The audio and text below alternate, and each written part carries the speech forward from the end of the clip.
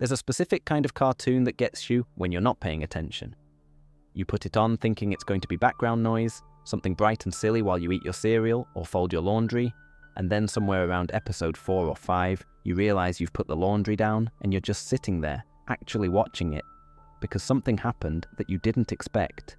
A piece of backstory, a line that landed wrong, not wrong as in badly written, wrong as in it hurt a little. A character who turned out to be something entirely different from what they first appeared to be. Adventure Time did that to a lot of people.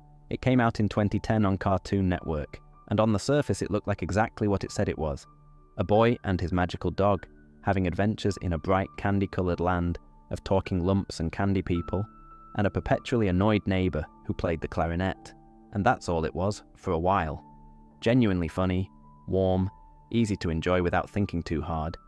But the show kept pulling at threads. Little references to a past that didn't match the cheerful present, ruins in the background that looked too familiar. A character introduced as a bumbling comic villain, who 3 seasons later turned out to have one of the most devastatingly sad origin stories in animated television. And it kept going, deeper and stranger and more mythologically dense than anyone signing up for a show about a boy named Finn had any reason to expect. By the time it finished, after 10 seasons and a handful of specials, and a spin-off that came several years later, Adventure Time had built a complete cosmological mythology. There's a creation story, there are entities that predate the universe, there's a specific theory about what death is and how it works, there's a detailed post-apocalyptic history of Earth, a hidden human civilization, an explanation for where magic came from, and a framing device that places the entire show as a story being told in the far future, to 2 children who probably don't fully understand what they're listening to. It's a lot. It's genuinely a lot, for a show that also has episodes where a character gets turned into a backpack. What I want to do tonight is just walk through all of it, slowly, in roughly chronological order, starting before the universe existed and ending in the far future of Ooo, with all the stops in between. There's no quiz at the end, and there's no payoff you need to stay awake for. Each section is its own thing. If you drift off somewhere in the middle of the Ice King's backstory, or while I'm explaining what the Nightosphere actually is, that's fine. That is genuinely the intended outcome. So, get comfortable. The world of Adventure Time is a very strange place, and it has been waiting 1,000 years for someone to tell its whole story in one go. And if you want to subscribe so you don't miss more videos like this one, the button's there, no pressure. Let's start at the very beginning, which, in Adventure Time's case, means before the universe existed, which is already the kind of sentence this show just casually tosses at you. Before the universe existed, there was nothing. That's not me editorializing for atmosphere. That's an actual line of dialogue spoken in the show by one of its most ancient and terrifying characters, delivered with the calm certainty of someone explaining how a dishwasher works. Before the universe existed, there was nothing, and nothing made a wish. That wish was the universe. Adventure Time opens its mythology at the most ambitious possible starting point, and then, this is the bit that I always find interesting, doesn't make a big deal of it. It just drops that cosmological framework into an episode mid-season and moves on. The show is very comfortable letting enormous things sit quietly in the background while Finn argues with a tree or Jake makes eggs. So, before the universe. In Adventure Time's mythology, the nothing that preceded creation wasn't entirely empty. It was populated, if that's even the right word, by primordial entities, things that existed before existence. Not gods exactly, because gods imply purpose and design. And these things were more like fundamental forces that happened to have will and intention. They weren't created, they just were, in the way that darkness is just there before someone turns a light on. Among these entities was the consciousness that would eventually become the Lich. Not the skeleton, not the glowing green malevolence in the cave. We'll get to all of that much later, but something older and more abstract. A desire for the return to nothing. A kind of cosmic impatience with the whole project of existence. The Lich's philosophical framework, articulated across the series in fragments, is essentially that the universe was a mistake and that the proper state of things is the nothingness that came before. He's not angry about life, he just finds it an inconvenience. There was also Hunsun Akbudir, who would go on to become the Lord of the Nightosphere, a dimension of chaotic evil that the show treats with a kind of fond exasperation, like a troublesome relative who keeps showing up uninvited. Hunson is, in the cosmological sense, very old. He predates the universe. He's also, in practical terms, a bit of an absent father, which is something Adventure Time will spend quite a bit of time on eventually. And then there's Orgolorg, who is perhaps the most spectacular example of what happens when an ancient cosmic entity gets significantly inconvenienced. Orgolorg was, before the universe took shape properly, one of these primordial forces, vast, dangerous, a devourer of worlds, the kind of entity that other cosmic beings probably sent politely worded letters about. At some point, some external power, implied to be Grob-Gob-Glob-Grod, the four-faced god of Mars, banished Orgolorg to Earth, where the planet's gravity compressed him into a small, manageable form and sent him hurtling through space, stripping him of most of his awareness and essentially parking him somewhere safe.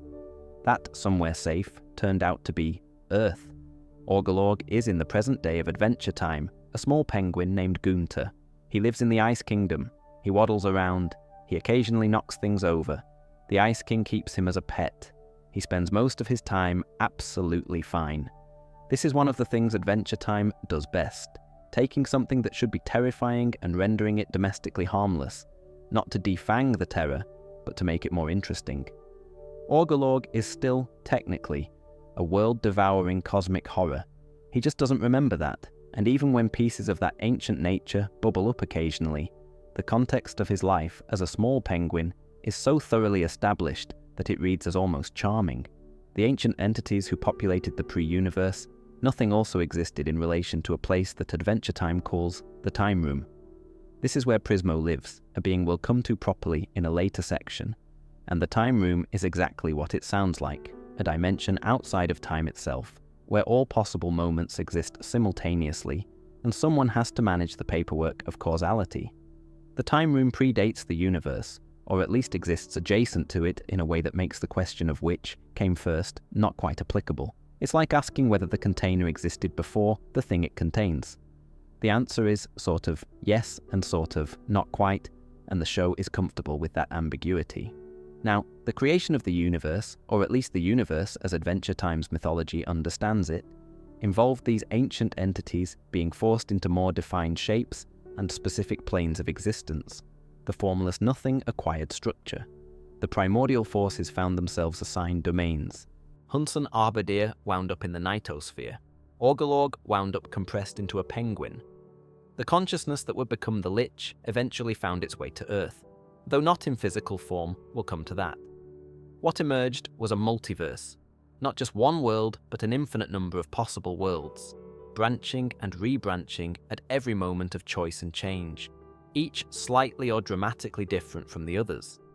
The show doesn't explain the mechanics of how the multiverse works. It doesn't need to, but it establishes early and consistently that the Adventure Time universe we're watching is one thread among countless others, and that the others are real, and that occasionally you can visit them if you know the right people. Mars, in this mythology, becomes an early locus of order and civilization. A green-skinned society develops there, governed eventually by a king, Abraham Lincoln, which is presented with total sincerity and never explained. Lincoln is simply there, on Mars, in what appears to be his historical clothing, ruling benevolently. The show nods at this and moves on. Asking why Abraham Lincoln is on Mars in the Adventure Time universe is the wrong question. The right question is, given that he's there, what kind of king does he make? A good one, apparently.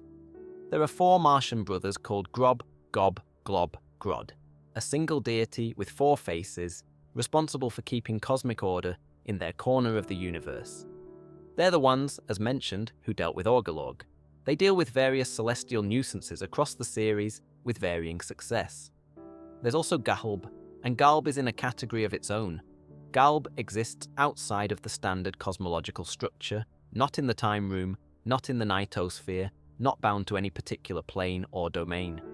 Galb is pure chaos, not chaos as in disorder, but chaos as in the fundamental absence of meaning and coherence.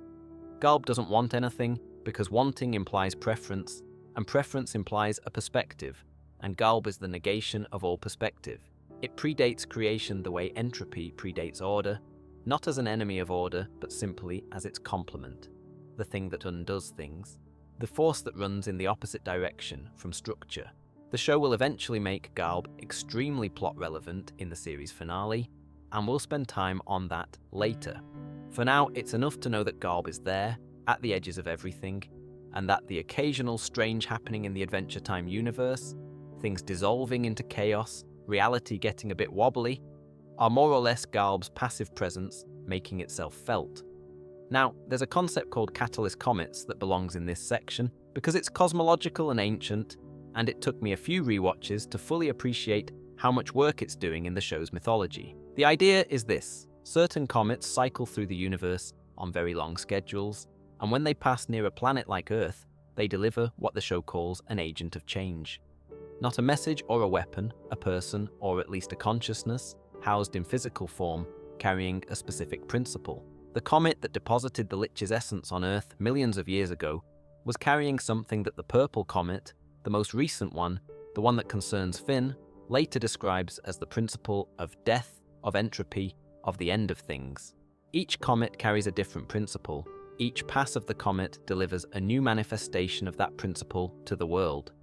The show eventually reveals that Finn himself is a catalyst comet made flesh, the latest in a long series of such beings, each one embodying something like heroism, or change, or the drive forward. There have been others before him: a butterfly, a prehistoric humanoid, a being who chose to become something else entirely. The purple comet is the current one. I find this genuinely beautiful as a piece of mythology, partly because it reframes Finn from boy who is good at fighting to cosmic principle that currently looks like a boy who is good at fighting. He didn't earn his heroism through training or circumstance alone. He's also just the most recent version of an ancient force that keeps cycling back to Earth wearing a new face. But we're getting ahead of ourselves. All of this, the comets, Finn, the Lich's physical arrival, comes much, much later on the timeline. For now, we're still in the ancient past, before the Earth as we know it, before humans, before any of it. What the show gives us, across its mythology, is a sense that the universe has always had these competing forces running through it. Something driving toward existence and connection and meaning. Something pulling back toward nothing and chaos. And a vast number of beings, entities, and principles caught in between, making choices or not making choices, building things or watching things fall. That tension between making and unmaking, between connection and isolation, between going on and stopping, is what Adventure Time is really about. It just takes about 1,000 years of in-universe history to get there. Since we're talking about the very deep cosmological level of this world, there's one more figure to introduce before we move on: death. Adventure Time has an actual personification of death, distinct from the Lich, who has his own domain and his own rules. Death is more like an administrator than a predator. He manages the dead worlds, of which there are at least 50, and he deals with the passage of souls with the kind of bureaucratic patience you'd expect from someone who has been doing the same job since before recorded history. The dead worlds are layered, numbered, and differentiated by what state of being the soul is in when it arrives. The 50th dead world, the one that matters most in the distant lands, special Together Again, is for souls that are at peace. It's apparently a nice place. We'll come back to it. The separation between death and the Lich is important because people sometimes conflate them, and they're really doing very different things.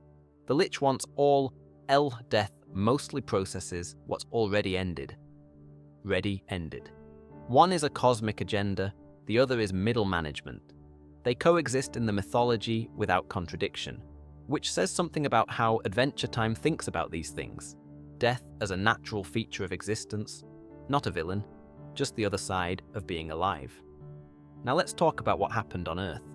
Specifically, what happened before the war, when there were still humans around and the world was more or less recognizable. Because Adventure Time takes place on Adventure Time is set about 1,000 years after a cataclysm that nearly wipes out humans. We're gone. The more you sit with Adventure Time's cosmological framework, the more you realize how unusual it is for a cartoon to have built this much theology. And I use that word deliberately, not mythology in the sense of interesting stories about gods, but theology in the sense of a coherent attempt to explain why things are the way they are at the most fundamental level. Where did the universe come from? What is the nature of consciousness? Is evil a force or a choice? What happens after death? The show has considered answers to all of these things. Most of those answers live in the margins. You have to be paying attention. You have to be the kind of viewer who notices that the throwaway line in a Season 2 episode turns out to be foundational cosmology in Season 6. Adventure Time rewarded that kind of attention more consistently than almost any other animated series of its era. Let's go back to the primordial entities for a moment, because I want to spend some more time on what they represent. The Lich, or the consciousness that became the Lich, existing before the universe, is a specific kind of horror. It's not that something went wrong to create evil, it's that the principle of ending, of entropy, of the return to nothing, predates everything that ever existed. The universe was made, and it was made into a world that already had the undoing of that universe built into its structure. That's either tragic or just the way things are, depending on how you look at it. The Lich would say, just the way things are. He doesn't think of himself as a villain. The concept of villainy implies a moral framework, and the Lich's framework predates morality. He was there before the notions of good and bad were developed. He has a philosophical position, arrived at through aeons of existence as a consciousness adjacent to nothingness, that life is a deviation from the natural state. He's not correcting an injustice, he's completing a process. This is what distinguishes him from every other villain in the show. Most villains want something specific, the Krabby Patty formula, to be recognized as talented, to rule a kingdom, to escape a situation they find unbearable. The Lich wants the absence of all wanting. He wants the precondition of wanting to be removed. He is the most philosophical villain in cartoon history, and he is also a green skeleton with a crown of fire, which is very Adventure Time. Hudson Arbidier's presence among the pre-universe entities is interesting because he's simultaneously the most and least comprehensible of them. He's a terrible father. He's a soul-eating dimension lord. He is ancient beyond reckoning, and he also shows up at his daughter's house and eats her fries and doesn't understand why she's upset, which puts him in a very relatable category of ancient cosmic horror. The Nightosphere, his domain, is presented across the series as a fairly standard chaotic underworld. Fire and screaming and suffering and the constant consumption of souls. This is where the damned go in Oo's cosmology, though the show doesn't develop the theology of damnation with much precision. The Nightosphere is more of a vibe than a doctrinal statement. It's very bad there. Hudson rules it. His amulet is what lets him do the soul-eating, which suggests there's an instrument involved. It's not just an intrinsic ability, but something that has to be worn, which makes it interesting that his daughter, who wears no such thing, is still drawn to the Nightosphere as a kind of ancestral territory. Marceline's relationship to the Nightosphere is complicated in exactly this way. She's not of the Nightosphere in the sense that she needs it or belongs there. Her half-human nature gives her a different relationship to the world, but she grew up knowing about it, visiting it, understanding it as her father's home, even when her father was absent from her life. It's the place that represents the cosmic paternal inheritance she didn't ask for. Now, back to the pre-universe entities and the specific question of how they relate to the catalyst comets. The catalyst comets are recurring cosmic objects that carry specific principles. I described this earlier, and the implication is that these comets exist as a feature of the universe's structure. But if those principles were present before the universe, in some form, then the comets might be understood as the universe's method of expressing those pre-existing principles within itself. The Lich's darkness was always there. The comet that deposited his essence on Earth was how the universe found a way to house that darkness in specific physical form. This gives the universe a quality that Adventure Time keeps returning to. It's not neutral. It has tendencies. It tends toward both connection and dissolution. It produces heroes and produces the forces that oppose them with the same structural process. The comet that brought Finn's essence is the same kind of comet that brought the Lich's, just carrying a different principle. They're part of the same system. Adventure Time doesn't resolve the question of whether the universe has a purpose in this arrangement, whether the oscillation between connection and entropy is going somewhere or is simply perpetual. The show is comfortable with that ambiguity. It's the kind of question that the characters in it might think about late at night but don't expect to fully answer. One of the more whimsical expressions of the cosmological framework is the cosmic owl's presence in prophetic dreams. The cosmic owl is enormous, silent, occasionally present in conversations it didn't announce it was joining, and its appearance in a dream signals that what's dreamed is in some sense real or inevitable. The show treats this seriously without over-explaining it. The cosmic owl doesn't have a lot of dialogue. It doesn't need to. What the cosmic owl represents, thematically, is the idea that significance is recognizable even before you can articulate what it means. You dream about the cosmic owl and you know something's coming, even if you don't know what. This is the show encoding the human experience of significance, that feeling of wait before a moment that hasn't arrived yet, the sense that something matters without the full context of why. The Lich knows the universe is going to return to nothing. He has the patience to wait. In a sense, he and the cosmic owl are operating on similar timescales, both oriented toward inevitability, both watching the long game. The difference is that the owl doesn't have an agenda, it just notes. There's something worth saying about Mars here, in the cosmological context, because Mars in Adventure Time is an interesting case of a civilization that took the deep structure of the universe seriously and tried to build around it. The Martians are among the oldest intelligent societies in the show's timeline. They have their gods, Grob, Gob, Glob, Grod, whose four-faced nature suggests something about how Martian theology understood the cosmos, or maybe just about how Martians look, which is not inconsistent with how Earth religions work.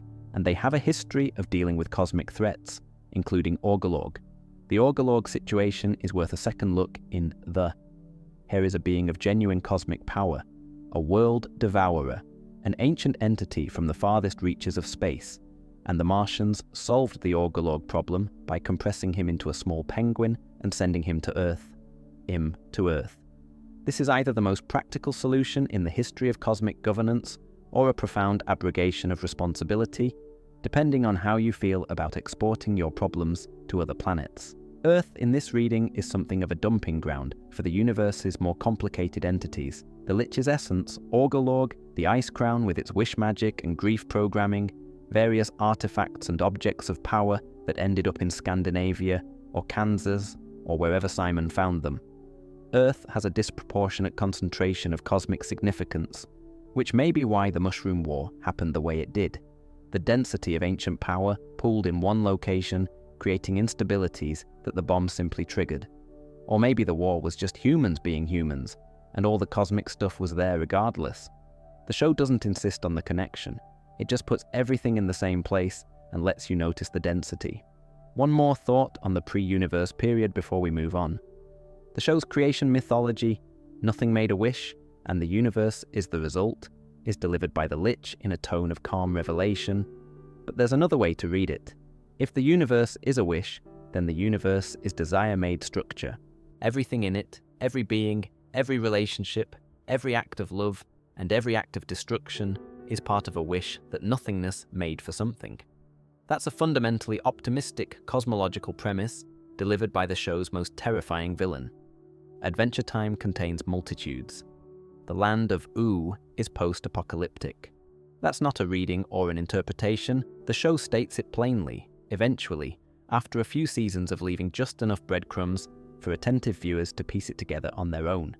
The candy castles and jellyfish fields and talking mountains of Ooo are built on the ruins of our world. The adventure happens approximately 1,000 years after a catastrophic event called the Great Mushroom War reduced human civilization to rubble and transformed life on Earth in ways that were, to put it generously, significant. The show never gives you the old world in any comprehensive way.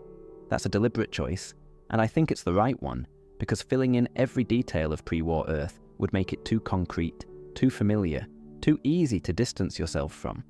Instead, you get glimpses, ruins of highways half swallowed by jungle, abandoned shopping centres with rusted shelving, recognizable technology in various states of decomposition, old televisions, cars, aerials, a microwave that shows up as a recurring minor character with a personality crisis. The old world is always there in the background of Ooo, just visible enough to be melancholy if you're looking for it. The timeline of the war itself is deliberately vague.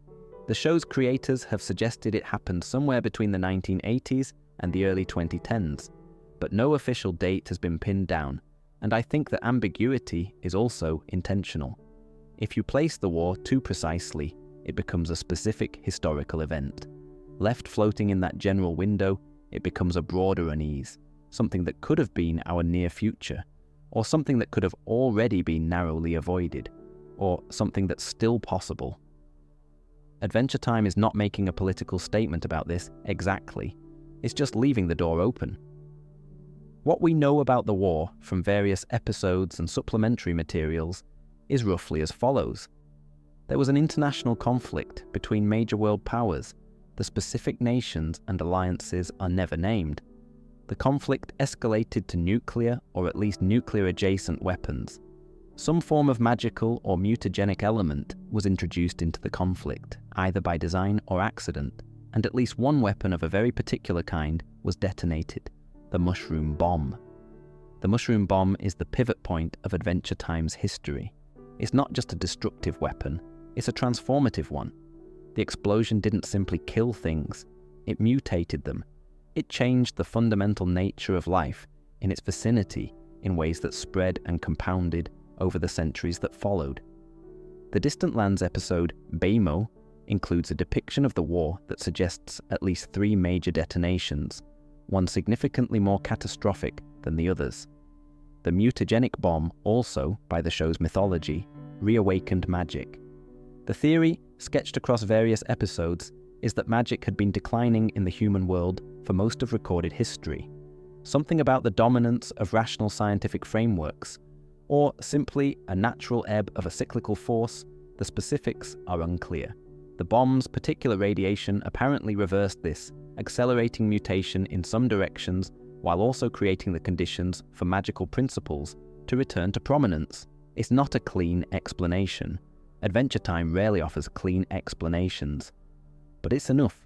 One specific detail about the bomb: it detonated over or near a particular location that would later become the site of the Candy Kingdom's foundation, near what appears to be a well or pool of energy that the show refers to as the Well of Power.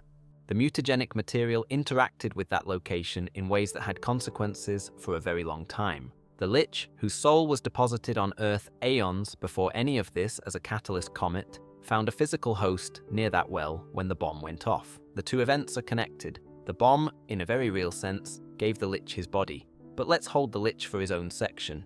He deserves the space. What's interesting about the old world in Adventure Time isn't really the war. The war is backstory, tragic and important, but essentially over before the show begins. What's interesting is the question of what humanity was like before it ended. The show gives us one particular lens on this. Sigmund Petrikov.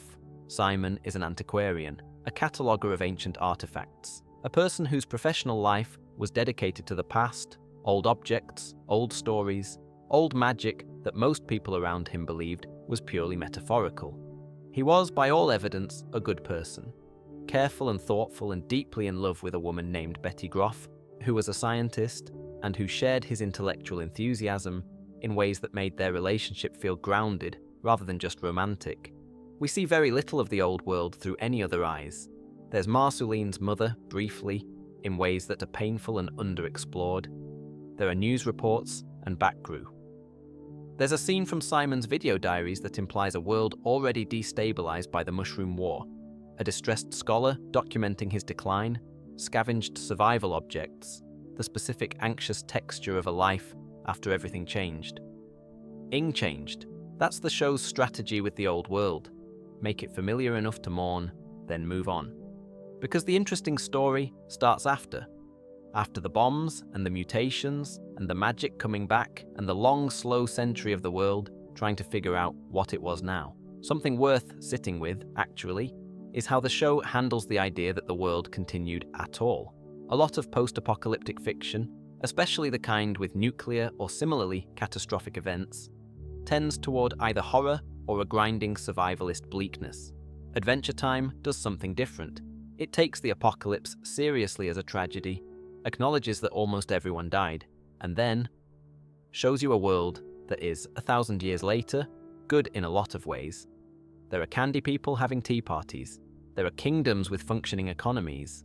There are adventures and laughter and music. The grief is there, underneath, running through the veins of characters like Simon and Marceline who actually remember it. But the world that grew up after the catastrophe isn't defined by that catastrophe. It's strange and new and its own thing, which is, if you think about it, what worlds tend to do. They survive, they change, they become something else. I find that quietly comforting in a way I don't fully have language for. The show is saying, I think, that the end of one world doesn't mean the end of all worlds. Something always grows back, even if it's pink and made of candy, and vaguely concerned about whether it left the oven on. Now, in the immediate aftermath of the war, before the Land of Ooo had started to take shape, before any of the kingdoms had been built, before magic had sorted itself into the forms we recognize from the series, the world was in what you might charitably call a transitional period. Large parts of it were irradiated and dangerous. Mutant creatures of various sizes and dispositions had emerged. The surviving humans were scattered and frightened and making increasingly difficult decisions about whether to stay or run. Most of them ran eventually. We'll come to where they ran to, but in the immediate aftermath, some people stayed.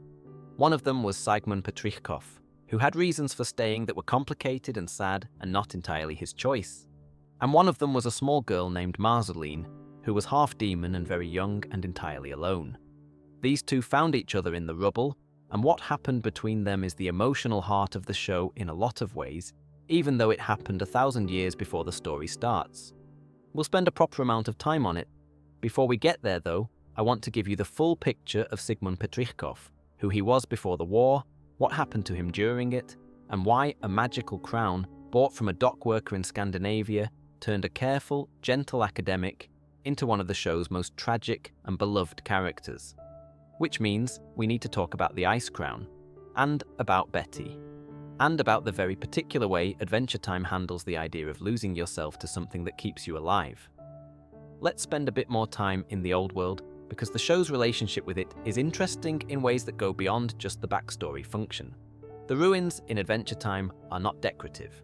They're not the kind of post-apocalyptic ruins you see in a lot of dystopian fiction, where the crumbling old buildings exist primarily to establish that things were once different and now they're not. The ruins in Adventure Time are layered with meaning. They're the world that Finn and Jake move through without thinking about, and the world that Simon and Marceline remember, and the world that the show's more attentive moments invite you to notice. There's a specific technique the show uses, mostly in the earlier seasons, of pulling back to a wider establishing shot that reveals how much of Ooo is built on top of recognizable wreckage. The tree fort is a converted missile, the Candy Kingdom sits on what used to be something else. The highways are everywhere, broken through the grass. There are recognizable consumer goods buried in the ground, partially excavated, used as raw materials by creatures who have no idea what they originally were. The show treats this with what I can only describe as archaeological affection. Not horror, not heavy irony, not the portentous weight of, look what we did to ourselves, just a quiet awareness that the new world is built on the bones of the old one, and that this is how worlds work, and that the bones aren't accusatory. They're just there. Sigmund Petrichkov is the only character in the show for whom the old world is personally, viscerally real. Not as history, but as memory. He was there. He had a flat somewhere, presumably, with a kettle and books on the shelves and a toothbrush, and a fiancée who came over, and a life that was comprehensible in the way of ordinary modern lives. And then the world ended, and he lived through it, and kept living through it. And 1,000 years later, the life he had is something you need an archaeology team to find. The video diaries capture this with unusual, Simon-recorded video diaries about his gradual transformation into the Ice King, inaccessible. There's a sequence where he mentions the name of a television show, one that he loved, one that he'd been watching, and it's one of those moments where the old world becomes very small and personal. Not the geopolitics or the bombs, but a man who had a favourite show and wanted to remember it. The Cheers theme song, sung to Marceline, is another one of these. Sometimes you want to go where everybody knows your name. This was a real song from a real television programme in a real world that Simon lived in. The specific sentimentality of that song, about belonging, about a place where you're recognised, about the comfort of known people, is the perfect thing for him to have carried into the apocalypse. It's not a heroic song, it's a comfort song. It's what you sing when everything is terrifying and you need something to hold on to. There's a detail in the supplementary material, one of the published books connected to the show, the Enchiridion and Marcy's super-secret scrapbook, that implies Simon, before all of this, noticed international tensions that might have been precursors to the war. He was a careful person, he paid attention. He may have had some sense that things were building towards something without having the full picture of what that something was. This puts a particular cast on his crown discovery. If he was already anxious about the world, the crown's offer of power and survival would have been difficult to refuse, even if he knew on some level he shouldn't. The specifics of the Mushroom War are interesting to think about. From the angle of what we know about how wars actually happen, the combination of structural pressures, individual decisions, institutional failures, and accelerating feedback loops that tip something from tension to catastrophe. Adventure Time doesn't walk through this, and it doesn't need to, but the vagueness of the war's depiction doesn't feel evasive. It feels like the distance of 1,000 years. By the time Finn is growing up in Ooo, the war is as ancient as the Crusades are to us, referenced, known about, but not fully understood in its specificity by the people who live in its aftermath. The one thing the show is clear about is the mutagenic bomb, and specifically its effect on magic. The return of magic to the world after the bomb is one of the more metaphysically interesting ideas in the show's backstory, because it suggests that magic was always there, latent, diminished, present in residual amounts that weren't sufficient to be practically significant. The bomb didn't create magic. It reawakened something that had been sleeping. This implies a pre-human or early human history in which magic was more active. The show gestures at this in various places, in the ancient magical artifacts that predate the war, in the mythology of the crown, in the existence of things like the Lich's cosmic essence that predated human civilization entirely. The world Finn and Jake live in isn't a magical world that got broken. It's a world that was always magical, that went through a period of diminishment, and that the bomb returned to something like its original state, just with the humans mostly gone and a different cast of inhabitants. That's a strange kind of tragedy and a strange kind of gift simultaneously. The magic came back because of the worst thing that happened. The beauty of Ooo exists in direct relationship to its catastrophe.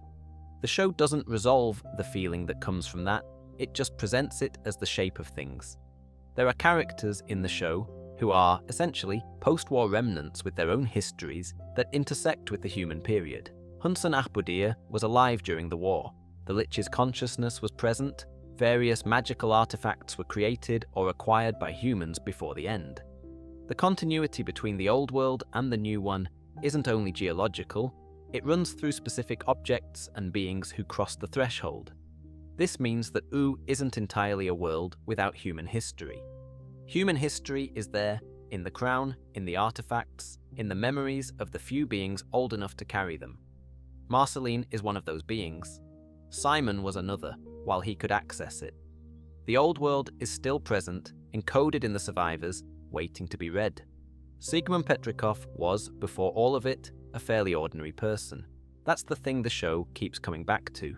Not a hero, not a villain, not someone with a destiny written into the structure of the universe, or at least not one he knew about. He was an antiquarian. He catalogued artifacts. He wrote academic papers about the history of magical objects that most of his colleagues probably considered a slightly eccentric but harmless specialization, given that magic wasn't generally considered to be real. He wore glasses. He had a fiancée named Bete Groff, who was a scientist and who apparently found him charming, which tells you something about Betty. We see them together in one of the show's most quietly devastating sequences, Simon's video diaries, discovered by Finn and Jake in an episode called Holly Jolly Secrets Part 2. The diaries are recordings Simon made as the crown began to affect him, deliberately documenting his own deterioration, while he still had enough of himself to describe what was happening. He addresses the recordings to Betty, knowing she'll probably never see them, knowing he'll probably forget he made them. That's the setup. Here's the crown. Simon found it in Scandinavia, bought it from a dock worker of all things, because that's how Adventure Time handles its mythological objects. Not unearthed in a dramatic excavation or gifted by an ancient order, just sitting on a dock somewhere, available for purchase. The way significant things sometimes are when the universe isn't being especially theatrical about it. He brought it home, presumably intending to study it, and on a whim, or maybe not quite a whim, maybe something the crown was already doing to his thinking, he put it on his head to show Betty. Something happened that he had no memory of afterward, something that frightened Betty enough that the show doesn't tell you exactly what happened, what it was. It doesn't need to. The specific horror of the crown is that it turns you into something else, something driven by its original maker's grief and longing, and that the transformation is gradual enough that you can watch yourself becoming it without being able to stop. The crown grants ice magic and effective immortality. The cost is your identity, your memories, your capacity to love the people you actually love, replaced by a hollow need to recapture something you can barely remember losing. Simon kept wearing it, at first probably because it was interesting, then because the war started and it was useful. The ice magic kept him safe, kept him fed, kept predators at a distance, and then because by the time he might have chosen to stop, he couldn't quite remember why he'd. The crown's origin begins with an ice elemental wizard in the age of dinosaurs long before the modern era, who trained a dinosaur apprentice named Gunther. Ahmed Gunther. The king used the crown's wish magic. The crown is, among other things, a wish-granting device of enormous and poorly specified power to try to transform his love into something the owl could return. This wish got tangled up in the crown's magic in ways that corrupted it.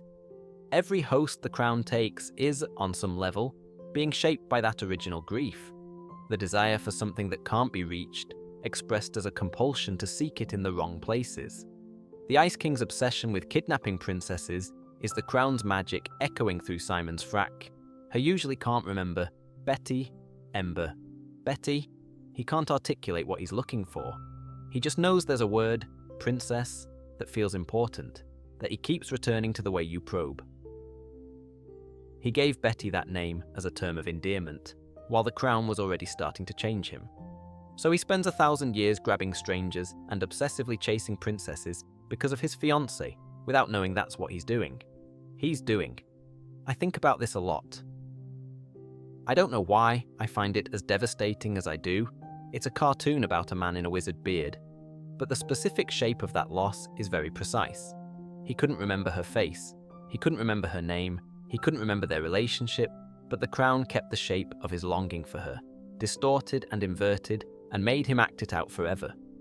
During the war and its immediate aftermath, Simon was still recognizably himself some of the time. The deterioration was gradual and not linear.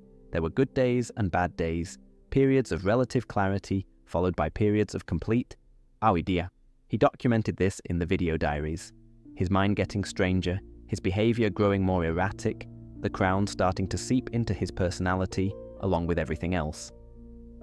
The show reveals later that he wrote a series of letters to Marceline during this period, a piece of writing that will become enormously plot relevant much later when it's discovered by Marceline with his handwriting in the margins, and she and the Ice King perform it together without him understanding why it feels so familiar. So familiar. The song is addressed to someone he's already losing the ability to name clearly. The last lines are a request: remember me, just remember I was here. Betty, for her part, did not simply disappear. The show brings her back in later seasons in a complicated and fascinating arc, but her immediate departure before the war, after the first incident with the crown, was the right choice for someone who had no way to understand what was happening and every reason to be frightened. The show doesn't make her a villain for leaving. It doesn't make her the story of someone who abandoned Simon. It makes her the story of someone who came back, years later, in ways we'll discuss properly when we get to her. After the war began and human society collapsed, Simon found himself in the ruins of a world, wearing a crown that was slowly eating his mind, surviving, and in the ruins of what had been, at a guess, somewhere in or near what used to be the American Northeast, he found a small girl, half demon, young, carrying a stuffed animal and looking for her father, who wasn't coming. Her name was Marceline, and for a little while, months, maybe a year or two, the exact duration is unclear, Simon Petrichkov chose to be her father figure instead. He found them shelter, he foraged for food, he read her stories and sang songs and tried, in the clear-headed stretches between bad crown days, to give her something that resembled stability in a world that had completely stopped providing it. He wore the crown when he had to, when the monsters got close, when the cold was the only available weapon, when keeping her alive required the thing he was trying not to become. Every time he put it on, it took a little more. He knew this. He put it on anyway. In the episode Simon and Marcy, Season 5, Episode 14, and if you've seen it you know exactly why I'm pausing here, We watch a single day of this period. Simon, already clearly not quite himself, chasing chicken soup through the ruins of a city because chicken soup will make Marcy feel better, running from mutant monsters, using the crown to defend them both, singing her the Cheers theme song to calm her down while she's afraid. Sometimes you want to go where everybody knows your name. He sings to a frightened small child in a destroyed world. His voice cracks on it. He doesn't know why. The episode is something a children's network actually broadcast. I don't say that as a criticism. I say it with a kind of awe. The day came when Simon decided to leave. He didn't leave because he stopped caring about her. He left because he was afraid, with justification, of what he was becoming, and of what a fully transitioned Ice King might do to a small girl who trusted him. He made a calculated sacrifice, give her time with the relatively stable version of him, then remove himself before the unstable version could do damage. He left her a note. The note is eventually found by Marceline and read aloud in the episode I Remember You, which is the one where all of this becomes explicit, where the Ice King, not understanding the context, brings Marceline his old lyric notebooks, and she finds her name in his handwriting, and you can watch her understand something she spent 1,000 years trying not to think about too directly. The note says that he's not going to be himself much longer, that he loves her, that she should keep smiling, that it's not her fault and it was never her fault. He also left her Hambo, a stuffed toy patched together from found materials, named by Marceline. It will become her most important possession for almost 1,000 years, and what eventually happens to it is its own small heartbreak that we'll come to when we get to Marceline's story properly. The version of Sigmund Petrichkov that left that note was, for all practical purposes, the last version. After Marceline, the Ice King, the fully transitioned Ice King, with the long white beard and the blue skin, and the scrambled royal obsession, was what remained. The progression wasn't immediate, but it was final. He would live for roughly 1,000 years after this, wearing the crown, looking for princesses, occasionally making Finn and Jake's lives complicated, writing fan fiction about a gender-swapped version of his adventuring neighbours, building elaborate ice structures in the mountains, keeping penguins as pets. He would have absolutely no memory of any of what I've just described. The show's handling of the Ice King in its early seasons is worth pausing on. He's played as a comic villain, incompetent, lonely, more pathetic than threatening. He cries about being alone. He tries desperately to fit in with people who find him irritating. He has a series of small delusions about being popular or admired, and the show consistently treats him with something that isn't quite sympathy, but isn't quite mockery either, a kind of affectionate exasperation, like you'd feel towards someone who can't help being difficult. In retrospect, knowing what we know, that characterization is a kind of mercy. The show doesn't make him pitiful in a cruel way. It makes him pitiful in a way that keeps you watching, keeps you feeling something, and then it tells you why, and suddenly all those comic scenes have a second meaning sitting underneath them, and the Ice King's loneliness isn't funny anymore. It's just sad in the most straightforward possible way. He was a person, he loved someone. The thing he wore to survive made him forget them. He's been looking ever since. One more thing about Simon before we move on, because it's important and it comes later. When the crown is eventually removed from him in the episode Betty, when an anti-magic creature strips him of his powers and he briefly becomes Simon again, the first thing he does is start dying. The crown has been keeping him alive. Without it, the 1,000 years catch up with him almost immediately, and the first thing he asks about is Betty. He regains his memories in fragments, and his first clear question is where she is, whether she's okay, can he see her? Finn and Jake watch this happen, and they don't know how to answer. Betty, it turns out, has been watching too. She came through a time portal earlier in the episode, having somehow seen Simon's video diaries from her own time. She's here, she found a way here. The reunion is very brief. Betty gets Simon the crown back to save his life. The crown takes him again almost immediately. She watches Simon disappear back into the Ice King, and now she's in a time she doesn't belong to, with no way home, and the person she came to save is gone again. But she's here now, and she's going to spend the rest of the series trying to fix it. That arc is coming. For now, let's follow the timeline forward, into the ruins, and into Marceline. There's a question that Adventure Time never quite asks directly, but keeps circling around Simon's arc. How much of what the Ice King does is Simon, and how much is the crown? The mechanics of the crown's possession are not entirely clear. What's clear is that the progression is gradual. Simon doesn't put on the crown and immediately become the Ice King. He deteriorates slowly, over years or decades, with the crown taking more and more of his cognitive and emotional infrastructure while leaving the surface functions intact. He can still talk, he can still use magic, he can still have preferences and reactions and what appear to be feelings, but the deeper identity, the specific selfhood that made him Simon, the love for Betty, the clear-eyed engagement with the world, that erodes. What replaces it isn't nothing. The Ice King has a personality, he has preferences and habits and things he cares about. He's lonely, he wants company, he writes fan fiction with genuine creative investment. He maintains friendships of a kind in his very limited way, with penguins and occasionally with Finn and Jake and Marceline. He's not a hollow vessel, he's something, just something that isn't Simon. The question of whether this something deserves sympathy on its own terms, independent of what Simon was, is one the show handles generously. The Ice King is treated with affection by the show, even when he's being ridiculous or frustrating. Finn and Jake's relationship with him evolves from adversarial to something more like complicated tolerance, to something tender in the later seasons. He's not a villain by the end of the series. He's a sad, powerful man who has been doing his best with an extremely limited set of tools. The Crown's history runs deep. The previous hosts we glimpse when characters enter the Crown's internal space, Svein, the Gunther, the Nana, Simon himself as an internal echo, are all evidence that the Crown has been consuming people. For a very each known host seems to wear it until they are effectively lost or removed, and the Crown moves on, carrying the accumulated emotional residue of at least some of them, all of them. Simon inherited not just the magic, but the grief of everyone who'd worn the thing. The Gunther who corrupted the Crown after its creation, the original Gunther, a dinosaur turned wizard, is an interesting footnote here.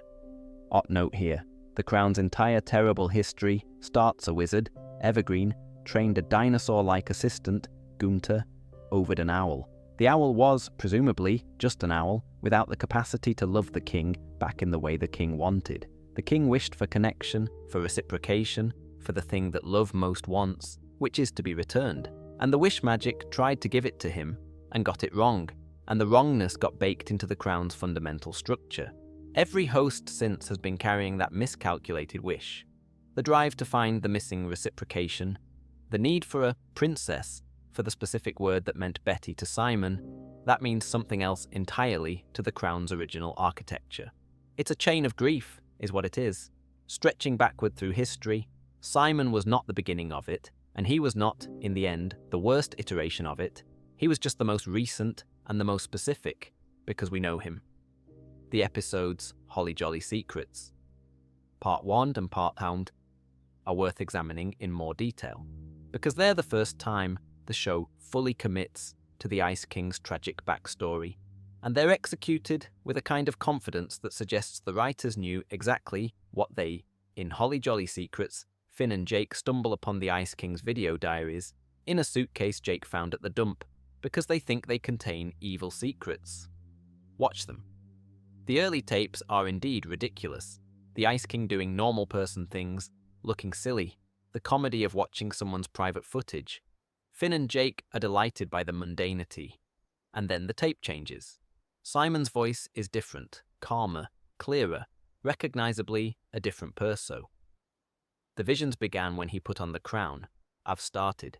He's recording himself losing his mind, and he knows it. He apologizes. He addresses Betty directly. He describes what the crown is doing and tries to explain why he's continuing to wear it, and fails to fully explain it because the reasons are partly fear and partly the crown already reaching into his reasoning. The Ice King, watching alongside Finn and Jake, says at one point that he doesn't remember making these tapes. He thinks they might be about someone else. He watches his own past face speak and doesn't recognize it as himself. This is one of the most precise treatments of dissociation and memory loss I've seen in a children's show, presented without clinical vocabulary, but with complete emotional accuracy. What the episode does with this, what makes it land, is that nobody says anything. Finn and Jake just watch. The Ice King just watches. The tape speaks. And at the end, the room is quiet, and whatever happens next will be ordinary again, because the show doesn't sit in the revelation. It just puts it down in front of you and lets you carry it. Betty's backstory, which we learn about in later seasons, adds a layer to Simon's arc that's worth having in the picture even now. She was a scientist, a serious one, working in an academic context, the kind of person whose relationship with the world was organized around empirical observation and careful methodology. She and Simon shared a particular kind of intellectual love, the kind where you respect the other person's mind as much as you value their company. When Simon's first crown incident drove her away, she had no framework for understanding what had happened. She knew something terrible had been done, something that came from the crown, and she made the rational choice of a frightened person. Distance. But she didn't stop knowing Simon. She didn't entirely move on. The show implies, through her eventual return, that she'd been carrying what happened to him, the knowledge that the person she loved was somewhere inside a magical catastrophe that she couldn't reach. It's a particular kind of grief that doesn't come with the clean cut of an ending. Grief for someone who is still alive but inaccessible. She wasn't mourning Simon, she was waiting, without a clear sense of what she was waiting for or whether it would ever resolve. It resolved in the worst and best possible way, depending on which part of it you're focusing on. Simon's personality, in the fragments we get of him before the crown took over, is one of the show's most carefully constructed background portraits. He's warm, he's intellectually playful, the kind of person who makes jokes about esoteric academic subjects and finds other people's enthusiasm charming. He's careful with people. He pays attention. In the post-war period, these qualities express themselves as the specific attentiveness of someone who is watching their own mind deteriorate and trying to make sure the people around him are okay before the deterioration gets worse. He's very good at taking care of Marceline because caring for people is one of the things he's good at, and the crown can't fully excise the ability to care. It can only distort what you care about and how you express it. The Ice King's loneliness is Simon's loneliness, translated through 1,000 years of distortion. The Ice King kidnaps princesses because he needs company and doesn't understand why the approach isn't working. Simon wrote letters he never sent and tried to document himself for a Betty who would never see the recordings. The shape of the need is the same, the expression is entirely different. Adventure Time's treatment of mental health across its run is generally careful. It doesn't use mental illness as a metaphor for evil, doesn't treat it as character flaw, doesn't resolve it through simple acts of will. The Ice King's condition is caused by a magical object, which is the show's way of externalizing what is otherwise the impossible to depict experience of a mind turning on itself. The crown is real and it is doing something real to him. There's no choice involved, that's the point. The contrast with characters who make choices, Magic Man, who chose to inflict his grief on others, Betty, who chose to come back, helps to define what Simon's situation is not. It is not a choice. It is not something he could have handled differently, given everything. It's just what happened to him. He wore the crown because it was there, and it kept him alive, and it was useful, and he needed it. And by the time those reasons weren't sufficient anymore, the crown had already taken the part of him that would have put it down. Let's talk about Marceline before the bass guitar, and the vampire queen's status, and the 1,000 years of complicated relationships. Let's talk about her when she was small. Marceline Arbadir, the full name appears occasionally across the series, is, by birth, a half-demon. Her father is Hunson Arbadir, Lord of the Nightosphere, an ancient entity who predates most things and has dominion over a dimension of chaotic evil. Her mother is human, or at least was human, and the details of their relationship and what happened to her are something the show handles with a kind of careful indirection that implies it's painful and complicated without spelling out exactly how. At the time of the Mushroom War and its immediate aftermath, Marceline was very young, a child. The exact age is hard to pinpoint because she's half demon and ages unusually, but visually and emotionally she reads to somewhere in the range of 8 to 10, which puts her parents' situation in a particularly bleak light. Her mother was absent or gone, her father was presumably in the Nightosphere, doing Nightosphere things and not particularly available, and the human world had just finished destroying itself. She had Hambo, she had herself, and then, in whatever corner of the ruins she'd found, she had Simon. The relationship between them is told in fragments across multiple seasons. A line here, a flashback there, the occasional episode that goes back to that period directly. What emerges, assembled from all of it, is something very tender and very painful in equal measure. Simon was, in the good stretches between Crown episodes, exactly what she needed. Warm, attentive, resourceful, committed to the specific project of keeping her alive and as comfortable as possible. He found food and shelter in a world that didn't have much of either. He made up games. He told stories. He did the things a parent does when the world is falling apart and the child doesn't need to know exactly how bad it is. And Marceline, for her part, gave Simon something the Crown couldn't take from him entirely: a reason to be careful. She gave him a reason to put the Crown down on the good days, a reason to fight harder against the bad ones, a reason to keep writing in his journal and leaving himself notes about who he was and what mattered to him, because she mattered to him and he needed to remember that. The episode Simon and Marcy is the most extended look we get at this period, and it's built around a very particular idea, that love is sometimes expressed through the specific things you're willing to do that cost you. In the episode, Marceline is sick. She needs chicken soup. In the ruins of a post-apocalyptic city, this is not a straightforward request. Simon goes looking for it anyway, with the cheerful, determined absurdity of someone who has decided that the world has thrown enough at him today, and he is simply going to find the soup. The mutant creatures are out. The city is dangerous. The Crown is whispering. Simon uses it when he has to, and every time he uses it you can see the light in his eyes getting a little less his own. He sings the Cheers theme song to himself, and then to Marceline when she's scared, because it's the only thing he can think of that might help, and it does help, because she trusts him, because he is the constant in her current experience of the world, and as long as he's singing, she knows he's still there. He gets the soup, he gets her home, he tucks her in, and later, when she's asleep, he looks at his hands, the hands that are slowly turning blue, the fingertips that are already cold in a new way, and he writes in his journal. He's still himself, in the journal, clear and careful and frightened. He's always frightened in the journal, and always present. The journal is where Simon stays the longest. The note he eventually leaves for Marceline, the goodbye note, the one she keeps for 1,000 years, is, in a sense, a final journal entry addressed to her directly. He tells her he doesn't want to leave. He tells her she deserves better than what he's becoming. He tells her that Hambo is for keeping, that the toy is hers, and he wants her to have it. He tells her that she shouldn't be alone for long, that someone will come. Someone does come, eventually. Though not for a very long time, and by then Marceline has had to learn how to be alone well enough to survive it.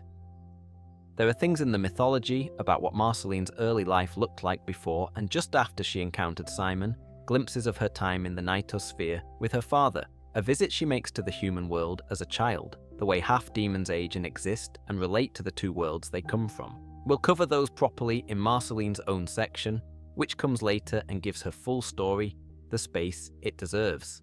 For now, the important thing is the leaving. When Simon made the decision to go, he had already crossed the line into instability, enough that he couldn't guarantee Marceline's safety around him. The Crown was doing things to his judgment on the bad days that frightened him on the good ones. He'd written notes to himself that he hadn't placed, promises that the next day version of him sometimes honoured and sometimes ignored. He didn't fully trust himself anymore, which is about as frightening as it gets. He chose to leave. He chose, deliberately and lucidly, to put distance between himself and her, while he still had enough self remaining to make that choice. This is presented in the show not as abandonment, but as protection, and the show is honest that it's both, that these aren't mutually exclusive, that you can make the right call and still leave someone with a wound they'll carry for a very long time.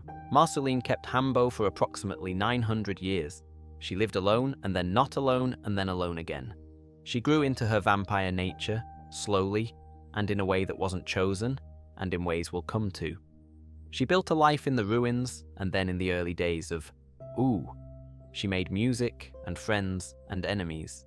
She fell in love more than once. She was hurt more than once. All of that time, she knew something about the Ice King that the Ice King didn't know about himself. She remembered Simon. She remembered the soup and the cheers song and the note and Hambo. She remembered what he looked like with glasses and with human eyes and a voice that didn't echo with magic. And the Ice King would show up at her window, sometimes, annoying and oblivious, writing his fan fiction and kidnapping his princesses and doing his ridiculous thing, And she'd know and he wouldn't, and the show sits with that knowledge the same way Marceline does. Not constantly, not loudly, just present, available to return to. In the episode I Remember You, the one where the Ice King comes over with his old songwriting notebooks, she finds her name in Simon's handwriting. She finds Marcy. She finds the lyrics of the song he wrote for her, from the good days when he was trying to leave her something that would last. The episode culminates in the two of them singing together. The Ice King doesn't understand why the song matters. He thinks he wrote it for some princess, probably. He can't quite remember. Marceline knows exactly why it matters and plays along anyway. Because this is what she has. A person who used to know her, who no longer knows her, who is still there in a form that doesn't remember the form that loved her. The scene is, for my money, one of the best things Adventure Time ever did. Not because it's tragic in a manipulative way, but because it's specifically, precisely true to what grief can look like when you don't have the luxury of mourning someone who's fully gone. Before we leave Simon and Marcy, there's one more thread to pull at. The Crown's connection to the original Gunther. Not the penguin, the original Gunther. The snow owl that the Crown's creator loved. The Crown's magic is shaped by that love, by that specific grief, and every person who wears it is in some sense made into a version of that king, obsessed with the unreachable, seeking a princess, calling their most beloved by that name. The Ice King calls his penguins Gunther, collectively, as a generic pet name. He has no idea why. The name was in the Crown before he was. He inherited it the way you inherit the emotional patterns of a family without ever being told where they came from. There's a whole branch of Adventure Time lore about the Crown's previous hosts, the people who wore it before Simon, who were similarly consumed and then set aside when the Crown found a new wearer. We glimpse them in a later episode where characters enter the Crown's internal space and encounter these echoes. A Norse king, a version of Santa Claus, a figure from even earlier. They're all in there. Simon is in there too, in the version visited in Broke His Crown, a clear-eyed, somewhat wistful Simon existing in the Crown's internal logic, able to speak to Marceline and Princess Bubblegum, able to apologize for the things the Ice King does that he'd never do. That Simon is not really Simon. He's a kind of imprint, a preserved version. But he's recognizable, and Marceline's reaction to seeing him, surprise, then enormous gentleness, then the specific calm of someone who has been carrying something heavy for a long time and is finally allowed to put it down briefly, is exactly right. The Ice King eventually gets better. Not in the middle of the series, but at the end. We'll come to it. It's hard and strange, and not entirely happy, but it's true. For now, let's walk forward in time, into the centuries after the war, into the world that grew up without the humans, and see what Ooo became. The Land of Ooo is not a place that was planned. It grew, slowly, across the centuries following the war, out of the mutated life and reawakened magic and accumulated time that the post-apocalyptic Earth produced. There was no designer, there was no master vision. There was, instead, the basic principle that things keep going even when everything that made them sensible has been removed. That a world that has been catastrophically altered will, given enough time, sort itself into new patterns. Those new patterns, in the case of post-war Earth, included candy kingdoms and flame empires, and enormous mushroom principalities, and small kingdoms made entirely of slime. They included sentient penguins, and rainbow horse unicorn creatures, and people made of clouds, and people made of crystal, and people made of various flavors of dessert. They included a mathematics teacher who was a living worm, a princess who was a dog, a legitimate monarchy built on a foundation of what appeared to be chewing gum. The mutagenic quality of the mushroom bomb meant that the biological transformation wasn't random, exactly, but it was very much not controlled. Animals gained intelligence and language at different rates and in different ways. Plants developed mobility and opinions. The former distinction between living and non-living became blurred in ways that continue to create interesting philosophical problems for the residents of Ooo, most of whom have stopped worrying about them. Magic, returning to a world that had mostly forgotten it, didn't distribute itself evenly. It pooled in certain locations, attached itself to certain objects and bloodlines and principles, and expressed itself in ways shaped by the belief systems and desires of the people it passed. The elemental forces, fire, ice, candy, slime became more defined and more powerful, finding hosts and ruling kingdoms aligned with those hosts. Those hosts. The result, approximately 1,000 years after the war, is the world Finn and Jake inhabit, a world of extraordinary variety and colour, built in and around and sometimes inside the ruins of the old one, functioning according to rules that are inconsistent but broadly comprehensible. If you've lived there, Loo is not a country, but a continent. A continent, it's a region, a patch of what used to be the American Northeast, probably, though no one has a map with the old borders on it, and the geography has changed enough that guessing is futile. It contains multiple kingdoms in relatively close proximity. The Candy Kingdom, the Ice Kingdom, the Fire Kingdom, the Slime Kingdom, the Crystal Kingdom, the Cloud Kingdom, the Forest of Mystery, the grasslands where Finn and Jake live, the City of Thieves, and various other territories too numerous to list without turning this into a gazetteer. The social structure of Ooo is essentially a collection of small monarchies in a state of ongoing, mostly low-stakes diplomacy. Princess Bubblegum holds something like regional authority in the Candy Kingdom. The Ice King is sovereign in the Ice Kingdom, for whatever that's worth given his mental state. The Fire Kingdom operates on what appears to be hereditary monarchy, with a tradition of serious interpersonal danger. Lumpy space is its own thing and always has been. Governance in Ooo is, charitably, idiosyncratic. The Candy Kingdom has courts and protocols, and a functioning system of citizen welfare. Most other kingdoms have a ruler with a specific power, and a lot of subjects who do as there's occasional diplomacy, recurring events like the Princess Potluck that imply some formal international structure, and occasional warfare, and a large amount of just getting on with it. On with it. The thing about Ooo that I keep coming back to is its relationship to the old world. You can feel it everywhere, if you're looking. The tree fort where Finn and Jake live is built in an enormous old missile that landed nose first in the ground and was eventually overgrown. The Candy Kingdom's infrastructure sits on top of contaminated remains from the pre-war world, including a radioactive river and nuclear waste at that location. Either bombs. The old highways are still there, broken and vine-covered, and occasionally used by someone on a horse or a magical creature that moves in ways a horse wouldn't. The old world is archaeological in Ooo. There are digs, there are artifacts, there are things buried under centuries of growth that occasionally get found and turn out to be dangerous or significant or both. The Enchiridion, the book of heroism that becomes plot relevant in the first season, was already very old when the show starts. The crown Simon found in Scandinavia was already very old when Simon found it. Oo's relationship to history is, broadly, we know something happened, but we're a bit fuzzy on the details. The Candy Kingdom has records going back several centuries. Beyond that, things get thin. The Mushroom War is known about, it's in the history books, but understood the way a very ancient event is understood by a civilization with a 1,000-year gap in its archives. Vaguely, in the shape of absence rather than specific knowledge. Finn and Jake know about the Mushroom War in the way that people know about ancient history in any culture, as a fact, not as a reality. They've grown up in a world that never experienced it and never had a chance to. For them, the ruins are just part of the landscape. The melancholy is invisible because you have to know what you're looking at.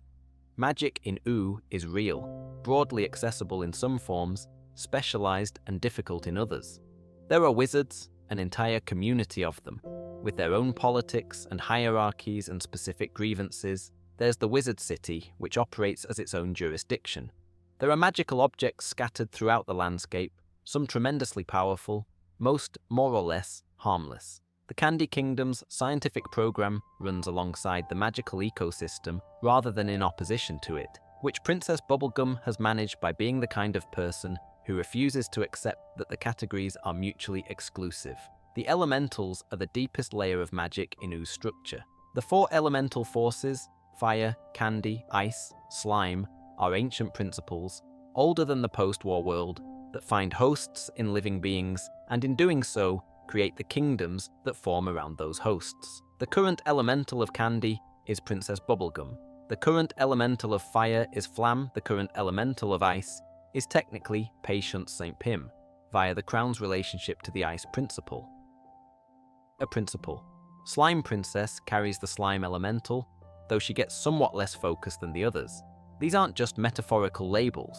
The elementals are genuine cosmic forces housed in specific bodies, and in the Elements mini-series, a multi-episode arc in the later seasons, we get to see what happens when those forces are fully unleashed without the moderating influence of the individuals who carry them. Ooo begins transforming.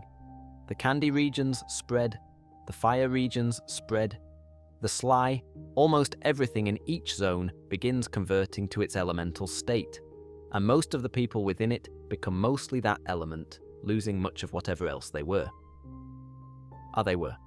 The resolution of that crisis involves lumpy space. Princess, who is the wild card of Oo's magical ecosystem in ways that are more philosophically interesting than they initially appear. But that's for a later section. The point about Oo's birth and nature is this. It's a world that came from catastrophe and made something entirely its own. Not a copy of what came before, not a pale echo, not a monument to loss, though it contains all of those things. It's a new place with its own logic and its own beauty and its own completely specific weirdnesses.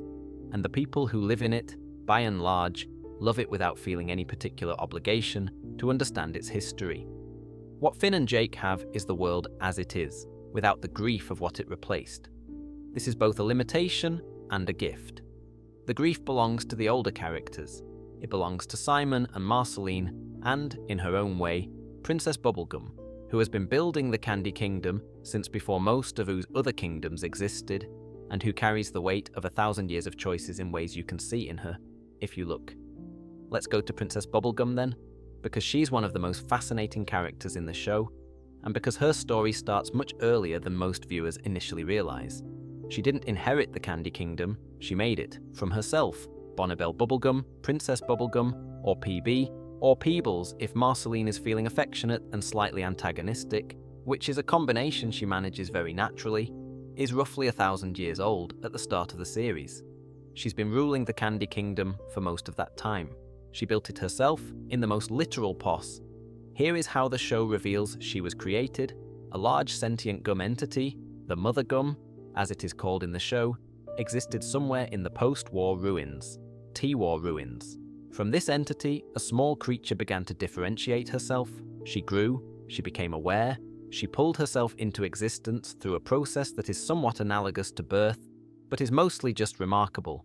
The entity she grew from is still present in the Candy Kingdom's foundations, represented by the enormous roots and structures that run beneath the castle.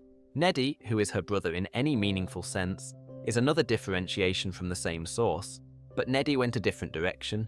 He's large and worm-like and anxious and deeply private, and he has never wanted to be part of the world the way Bonnibel does. He stays in the roots. He feeds the kingdom with his juice, which is what he seems to want to do. Princess Bubblegum lets him be exactly what he is. That last detail, the way she protects Neddy without trying to change him, is one of the few things in the show that reveals the core of her character with no ambiguity. She loves Neddy in a way that doesn't need him to be different. Almost everything else about her is complicated. In the early centuries after she differentiated herself, Bonnibel was smaller. Literally, the Candy Kingdom started as a very small colony, a few created candy beings, a simple structure. She grew it, she shaped it, she created the candy people who populate it, and she continued creating, adjusting, improving, making more of them as the kingdom needed more people. This is not incidental to her character. It's essential. She is the maker of her own world in a way that no other character in the show quite matches. She didn't find a kinged Princess Bubblegum built the Candy Kingdom from her body, mind, and decisions over many centuries. Decisions. The decision to create Lemongrab is the most famous example of how that creative power can go badly wrong. Lemongrab was created as a potential heir, someone who could rule the Candy Kingdom if something happened to Princess Bubblegum. The experiment didn't go as intended. He came out wrong in ways that are very specifically not evil. The show is careful about this, but are deeply, consistently, almost pitiably broken. He lacks the capacity for normal social interaction. He doesn't understand other people's interiority in any functional way. He experiences the world as a series of violations of rules that only he fully understands, and his response to those violations is always disproportionate. He is miserable. More than anything else, he is in constant pain of an emotional variety that he has no vocabulary for. The Candy Kingdom citizens are, understandably, terrified of him. He ruled them briefly and badly when PB was temporarily reduced to younger forms. He and Princess Bubblegum created Lemongrab 2, a slightly improved version of himself, and their relationship was, for a while, the most stable relationship he'd ever had. And then things went badly with Lemongrab 2 in ways that were entirely characteristic of him. He consumed his counterpart when he felt threatened, and what was left was a Lemongrab who had absorbed part of himself and become something stranger and sadder than before. Princess Bubblegum keeps trying to fix him. She keeps trying to make him better adjusted, less miserable, more capable of connection. The show doesn't resolve this arc cleanly. Lemongrab remains broken. He remains her responsibility. She doesn't abandon the responsibility, and she doesn't succeed at it, and the show sits with that without offering an easy moral. The lemon people who live in his domain are their own fascinating, created by Lemongrab from a combination of castle food and the Candy Life formula. They're an ecosystem of small weird beings who are also, in their way, his children and subjects and family. The lemon children call him Pap. He is, in his incredibly limited way, trying to do what Princess Bubblegum does, building something to belong to. One of the most illuminating things about Princess Bubblegum is the pattern of what she controls and what she can't control. She controls the Candy Kingdom extremely well. She has systems and protocols and scientific programs and a network of citizens who function as intended. She runs a tight ship. She is, in some ways, a fairly authoritarian ruler. She makes decisions about what her people know and don't know, about what risks they're exposed to, about how much freedom they have relative to how much safety she provides. The show has a complicated relationship with her governance, acknowledging both its effectiveness and its paternalism without fully condemning either. What she can't control is other people's inner lives, and the show is interested in the gap between her competence at systems and her difficulty with intimacy. Marceline is the most extended example of this. Their relationship, deeply important to both of them, clearly very old, fell apart at some point centuries before the series starts, because Princess Bubblegum withdrew. The specific nature of the withdrawal and what it cost Marceline is what the Distant Lands episode Obsidian is about, and it's handled there with more clarity than the main series ever quite manages. The short version is, PB found the relationship overwhelming. She retreated behind competence. Marceline experienced this as rejection and handled her hurt in the way she handles most hurt, which is by putting it in a song and trying not to think about it directly. They eventually get back to each other. The show confirms this in the series finale, quietly and without fanfare, which is exactly how they do it. It takes 1,000 years and the near destruction of Ooo, but eventually they're standing there and Marceline says something and PB lets herself say something back, and that's enough. But let's not skip ahead. There's a period in the middle seasons of the show where Princess Bubblegum is temporarily depowered, where she's been reduced through a series of events to a 13-year-old version of herself, and Finn, who has developed a crush on her, suddenly finds himself in the uncomfortable position of having feelings for someone who is now his apparent age, while also being approximately 1,000 years older in actual experience. The show handles this with more grace than you might expect, acknowledging the weirdness without playing it for simple comedy or simple drama. The version of PB at 13 is visibly different from the adult version, less controlled, more openly warm, less defended. It's interesting because it suggests that the 1,000 years of ruling and building and making difficult decisions have added layers that are functional but costly. The teenage Princess Bubblegum is the one who laughs more easily, who is scared of things more openly, who doesn't immediately think 3 moves ahead in every conversation. The adult Princess Bubblegum is very good at her job. It shows.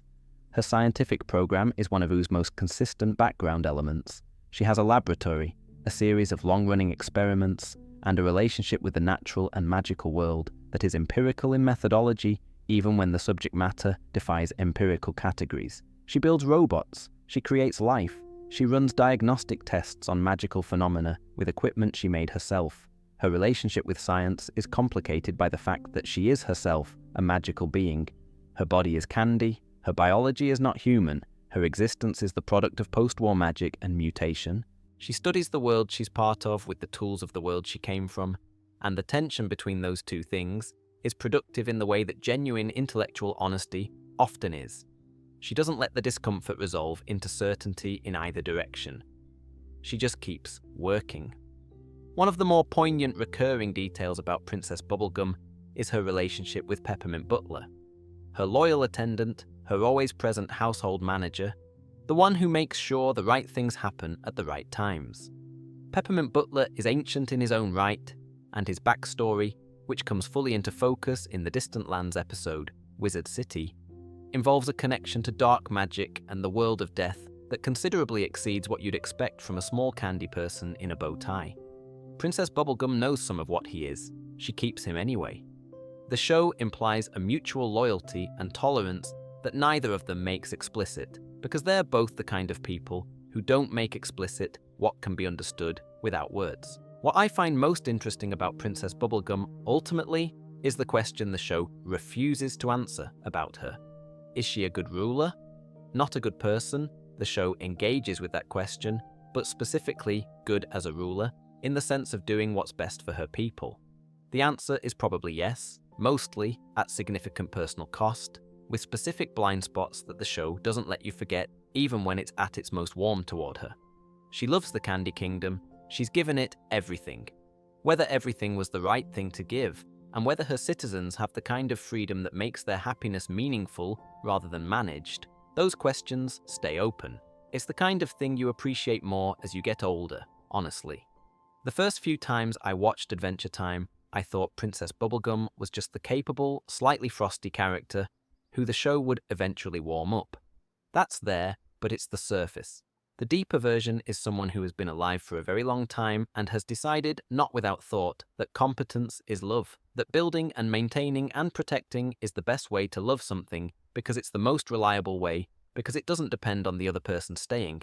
And the show gently, persistently argues that she's both right and not quite right about that, which is a very human complexity for a person made of candy. Let's move on to Marceline properly now, her full story, from the Nightosphere to the vampire years, to the bass guitar and everything in between.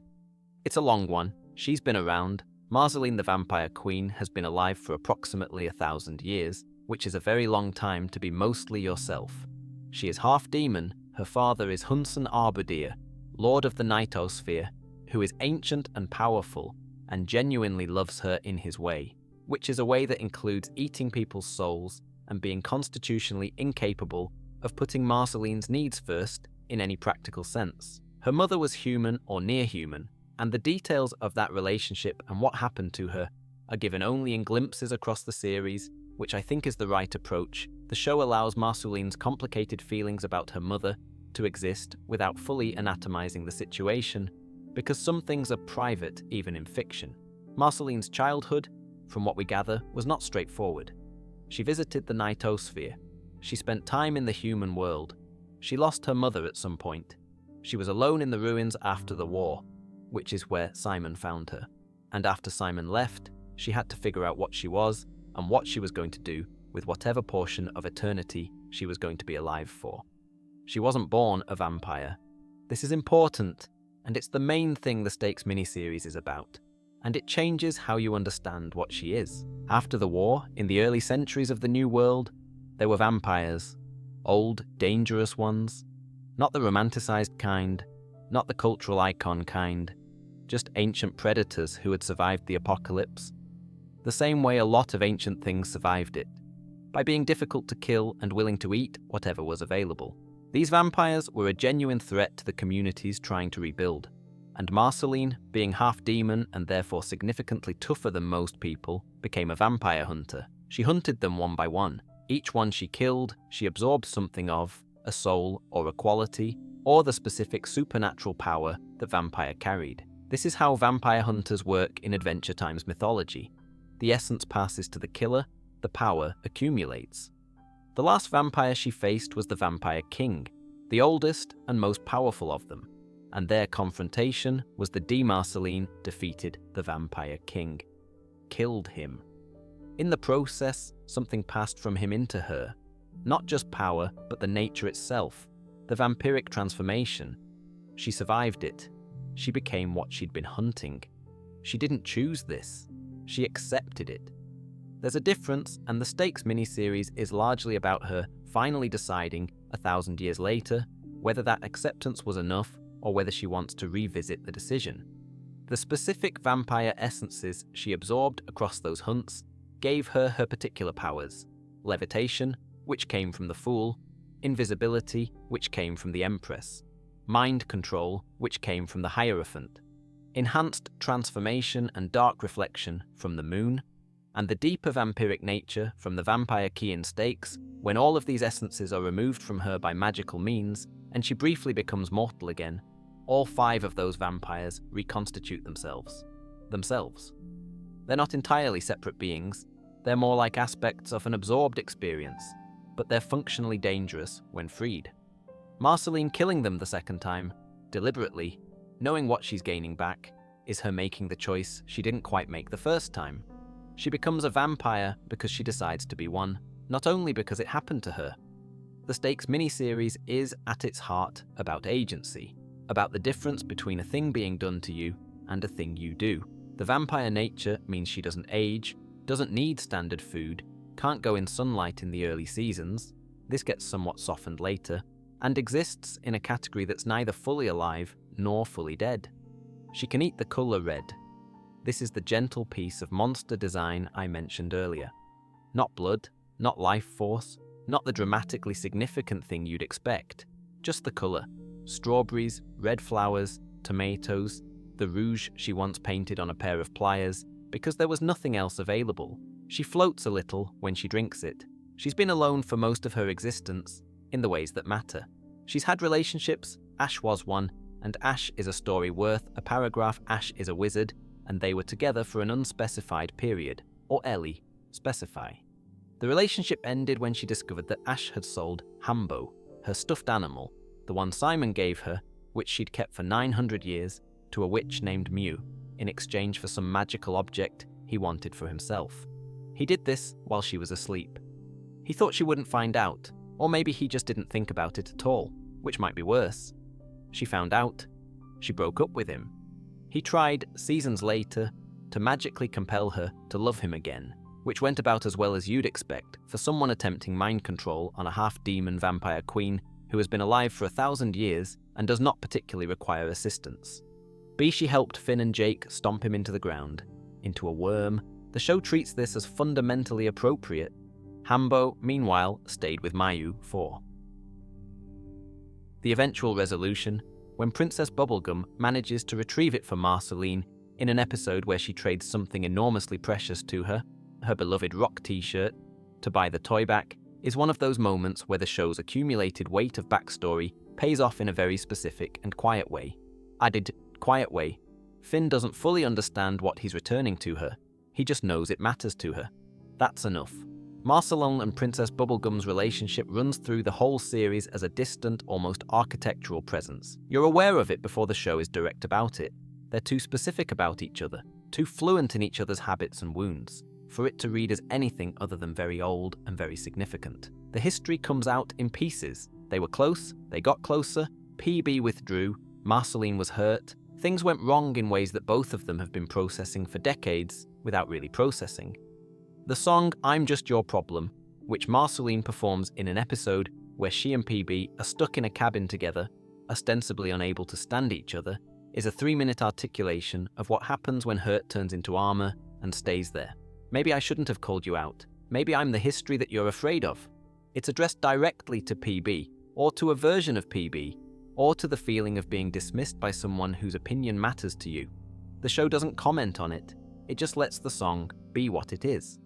The Distant Lands episode, Obsidian, eventually gives this relationship its full treatment, and we'll cover that properly in the Distant Lands section. The short version is that there was a specific incident involving a specific song that Marceline wrote about PB that PB couldn't quite handle being told, and that this incident was the fault line, not a dramatic betrayal. Just someone who loved someone not being able to receive that love openly, and the other person not having the words to say what they needed. This is a very specific kind of hurt, the kind that doesn't have a villain, the kind that makes perfect sense from both sides and is still damaging. Adventure Time is, quietly, very good at this type of story. Marceline's music is a consistent through line in her characterization. She plays a bass guitar, a bright red distinctive instrument that she's apparently had for a long time. Her songs are generally autobiographical in the way that honest writing always is, not literally factual, but emotionally accurate. She writes about loss and anger and the specific exhaustion of being around people who disappoint you, and the equally specific feeling of loving them anyway. There's a theme in the show about the tension between feeling things deeply and keeping those feelings at a safe remove, and Marceline is its clearest expression. She has enormous emotional depth. She also has enormous emotional armor. The music is the space between them, the thing she can do with the depth that doesn't require taking the armor off. Her relationship with Finn and Jake is interesting in a different way. They're not Simon, they're not Bubblegum. They're the people she interacts with in the present tense, without the full weight of history attached. Newer, less fraught, more able to just exist in the moment. She teases Finn mercilessly. She respects Jake's relaxed competence. She occasionally saves their lives and makes them feel like they've inconvenienced her. It's a friendship that works because nobody in it is trying to repair anything. Hunson Arbadir, her father, is worth spending a moment on. He's the Lord of the Nightosphere, which is a dimension of chaotic evil that the show depicts as a vast, fiery place full of screaming and misery, governed by a tall grey man in a business suit who uses a magical amulet to consume the souls of everyone he encounters. He loves Marceline. This love is genuine. It expresses itself almost entirely in ways that are either dangerous or unhelpful. Because Hunson's emotional toolkit was developed in an environment where soul-eating and cosmic dominion were the primary metrics of success and caring for a half-demon daughter who just wants him to show up as a dad was not in the curriculum. He ate her fries once, when she was young, when she'd made them and was looking forward to them, when she'd cooked them with whatever cooking facilities were available, in whatever situation they were in at the time. He reached over and ate them and didn't notice her face. She wrote a song about it. Fry Song. It became one of her most emotionally significant pieces of music. Daddy, why did you eat my fries? I bought them and they were mine. The lyrics are extremely simple. The song is genuinely devastating. The specificity of the fries, the absolute ordinariness of the grievance, the way it stands in for everything else she needed from him and didn't get, is one of the show's best pieces of writing. He eventually learns to be slightly better. There's an episode where he visits and she has to explain, somewhat painstakingly, that she finds his soul-eating and general to terrifying behavior difficult when he's directing it at people she lives near. He listens, sort of. He tries.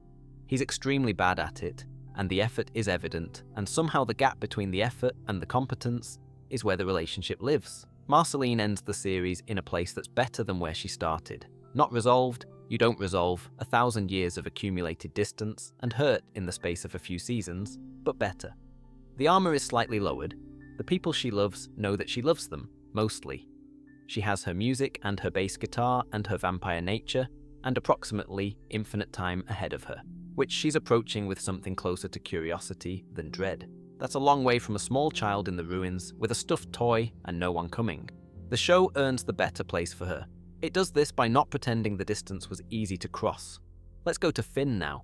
The Simon and Marky episode has a detail that I keep coming back to. The chicken soup.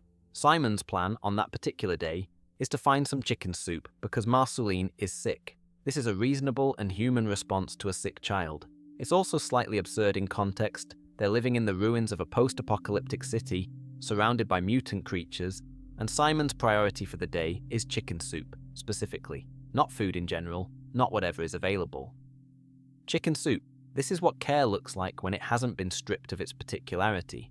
Not just the category of nourishment, but the specific comforting thing that means something.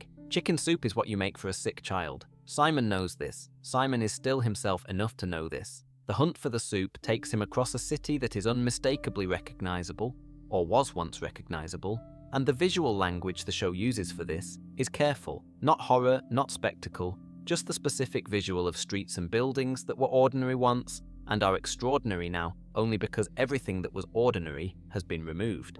The cars are still there, rusted, shop fronts are still legible, the roads go where roads used to go. Simon navigates this with the focused practicality of someone who has made peace with the fact that his world no longer exists and found things to do in it anyway. He needs chicken soup. He's going to find chicken soup. The ruins are just where he has to look. There's a moment mid-episode where the crown's influence surges and Simon is not himself for a period. He comes back. He comes back because Marceline needs him to come back, and whatever of him is left to fight the crown fights it for her. It's not a speech or a dramatic confrontation, it's just a choice, made in fog, to return to the person he still recognizes as himself for as long as he can. The Cheers theme during this episode isn't just nostalgia, it's a mnemonic, a piece of the old world that still sounds like the person Simon was, that he uses to locate himself when the crown is pulling him in another direction. Sometimes you want to go where everybody knows your name. He sings it to Marceline to calm her down. He's also singing it to himself. He's reminding himself where he's trying to go. The show's music direction in Simon and Marcy, the score, which builds and then drops at specific moments, is doing significant work throughout, functioning as an emotional indicator of when Simon is present and when the crown is ascendant. When Simon is clearly in control, the music is warm and minor key, intimate. When the crown is taking over, something colder and more ambient moves underneath it. You feel the switches before you see them in his expression. Marceline's trust in Simon during this period is not naive. She's a child who has lost her mother and whose father is absent. She knows that what she's observing in Simon's bad days is something wrong. She stays anyway, not because she doesn't understand the danger, but because he's still Simon, more often than he isn't. And being alone in the ruins is worse than being with someone who is trying, even imperfectly. The note he leaves her is addressed, Dear Marceline, not Dear Marcy, the nickname he uses when he's warm and present, and himself. Dear Marceline, which is formal in the way of someone who is trying to be clear and precise, and knows they might not get another chi. The note has been read in full or near full in the show, and its content is, this magic keeps me alive, but it's making me crazy. Sing myself. I know what I'm becoming. I'm leaving because I love you, and I'm afraid of what I'll do when I can't remember that. Keep smiling, keep the toy. Don't think too badly of me when I'm gone. The keep smiling is the one that stays with me. It's advice he's probably given to her before, in the regular way of adults trying to give children something useful to carry. In the context of the note, it becomes something heavier. A last request for the thing he most wants for her, the thing he can no longer give her himself. She kept it. The note and the instruction. She kept Hambo. She kept the specific warm memory of who Simon was, maintained separately from the complicated present reality of the Ice King, stored somewhere safe for 1,000 years. The specific kingdoms of Ooo are worth spending more time on, because each of them represents a different answer to the question of how you rebuild after catastrophe. The Crystal Kingdom, the Cloud Kingdom, the Swamp, the Forest of Mystery, the various small principalities that exist in the spaces between the larger realms. Each one has a logic and an aesthetic that reflects its population and its elemental nature. The Crystal Kingdom's inhabitants are crystalline beings who value order and precision. The Cloud Kingdom is literally clouds, which says something about how the Cloud Kingdom works as a society. The Swamp has swamp creatures who have their own perfectly adequate civilizational project going. The Candy Kingdom is the most elaborated, which makes sense given Princess Bubblegum's centrality to the show. But the other kingdoms are present as a reminder that the Candy Kingdom is one solution among many to the problem of post-war civilization building, not the default. Oo's variety is one of its most important characteristics. There isn't one way to be in this world. The Ice Kingdom deserves a note here. It's frozen, obviously. The Ice King's power keeps it perpetually winter, and its population is largely the Ice King's penguins and various creatures adapted to cold environments. It's also vast and largely empty in a way that reflects its ruler's interior life. The Ice King's castle is enormous and underpopulated. The architecture is elaborate and somewhat melancholy, the kind of space that was built with a specific grandeur in mind, and that now mostly functions as a monument to the ambition rather than the achievement. The Ice King makes things in his kingdom. Ice sculptures, primarily. He makes his wives as ice, which is more pathetic than sinister once you understand the backstory. These are attempts to create the companionship he can't find organically, fashioned from his most available material. He makes furniture and decorations and elaborate architectural features. He has an aesthetic. It's not a good aesthetic, by most measures, but it's his. What I find interesting about the Ice Kingdom as a setting is that it's a world built entirely around one person's unacknowledged loneliness. Everything about it reflects that loneliness, the emptiness, the cold, the elaborate constructions that don't have anyone to appreciate them. Finn and Jake infiltrate the Ice Kingdom with some regularity in the early seasons, and the place always reads as eerie in a way that's more sad than scary. Ooo as a whole has a quality of having been organized around specific emotional needs and specific elemental principles, and the kingdoms embody their rulers in unusually direct ways. The Candy Kingdom is ordered, warm, run with care and occasional excessive control. It is Princess Bubblegum. The Fire Kingdom is volatile, hierarchical, marked by the specific damage of generations of suppressed power. It carries Flame Princess's history in its bones. The Slime Kingdom is slimy and fine, honestly. Not everything needs to be a metaphor. Magic's return to Ooo after the Mushroom War didn't happen evenly or immediately. It seems to have built up over decades and centuries, accumulating in certain places and expressing itself in certain beings and objects before it was widespread enough to be the ambient feature of the world it is by the time the show starts. This accounts for the difference between the earliest post-war period, which Simon and Marceline navigate with very little magic available, and the fully magical Ooo of the present. The transition from a world where magic was scarce and specific to a world where it's practically a utility is an interesting historical arc that the show mostly leaves to implication. There are hints, references to older kingdoms or power structures that predate the current arrangement, suggestions that the present order of things is relatively recent even by the standards of a post-war world. Oo's civilization is old but not ancient. It's a 1,000-year project, not a 10,000-year one. The Candy Kingdom's internal politics are, by the show's depiction, a constitutional monarchy of one with significant benevolent autocracy built in. Princess Bubblegum makes most of the significant decisions herself. There are protocols and systems. The show depicts a functioning bureaucracy, courts, advisors, various institutional structures, but the ultimate authority sits with her, and she exercises it regularly. She justifies this when she justifies it at all, on the grounds that she knows her kingdom better than anyone else, that she created it, that 1,000 years of experience gives her a perspective that a more distributed governance model would lack. This is not entirely wrong, and it's not entirely right. The show's most sustained examination of this tension comes in the episode where she's stripped of power temporarily, where the Candy Kingdom has to operate without her, and the period where Lemongrab rules in her stead. The chaos of Lemongrab's rule is such a disaster that Princess Bubblegum's return looks like an unambiguous good, which is probably what the show intends. But it also means the show tests her governance against the worst possible alternative rather than a functional one, which stacks the deck. The Candy People are an interesting case study in the ethics of created beings. Princess Bubblegum made them. She built the biological structures that allow them to exist, established the social frameworks they inhabit, created the physical world they live in. In a very real sense, she is the god of her own kingdom. Not metaphorically, but literally, in the sense of being the source of her subject's existence. This creates an ethical situation the show doesn't fully resolve. Is Princess Bubblegum's governance of the Candy People more like a monarch ruling subjects, or more like a parent raising children, or more like a designer managing a system she built? Each frame implies different obligations and different limits. She treats it, mostly, as the first thing. The Candy People are her citizens, not her children, and she affords them the rights that implies, while also maintaining a significant information advantage over them, about how the world they live in actually works.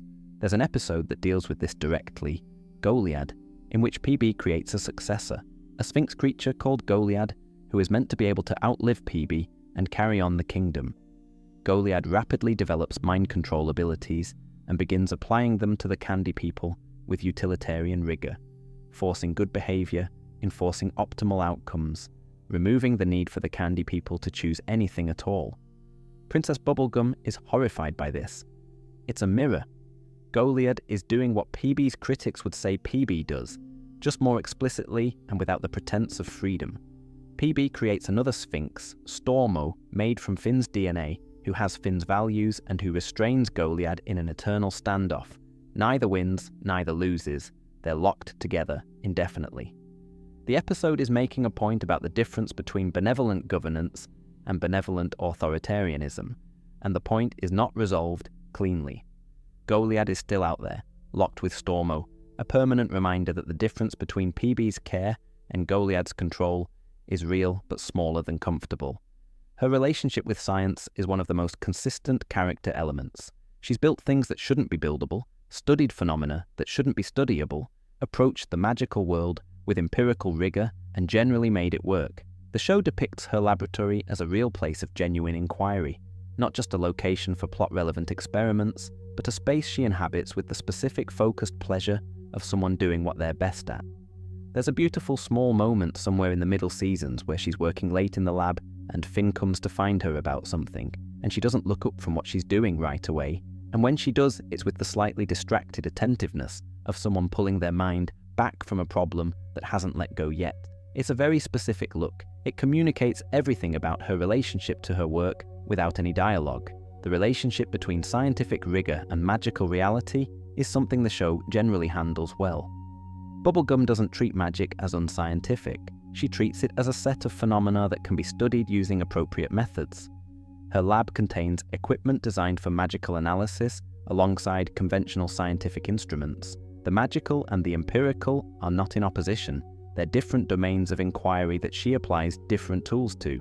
This approach is, it turns out, exactly right for the world she lives in. Oo's magic has rules. It can be understood, it can be manipulated and used and studied. The people who treat magic as purely mystical, as beyond understanding, as requiring faith rather than investigation, are missing something that PB has always grasped.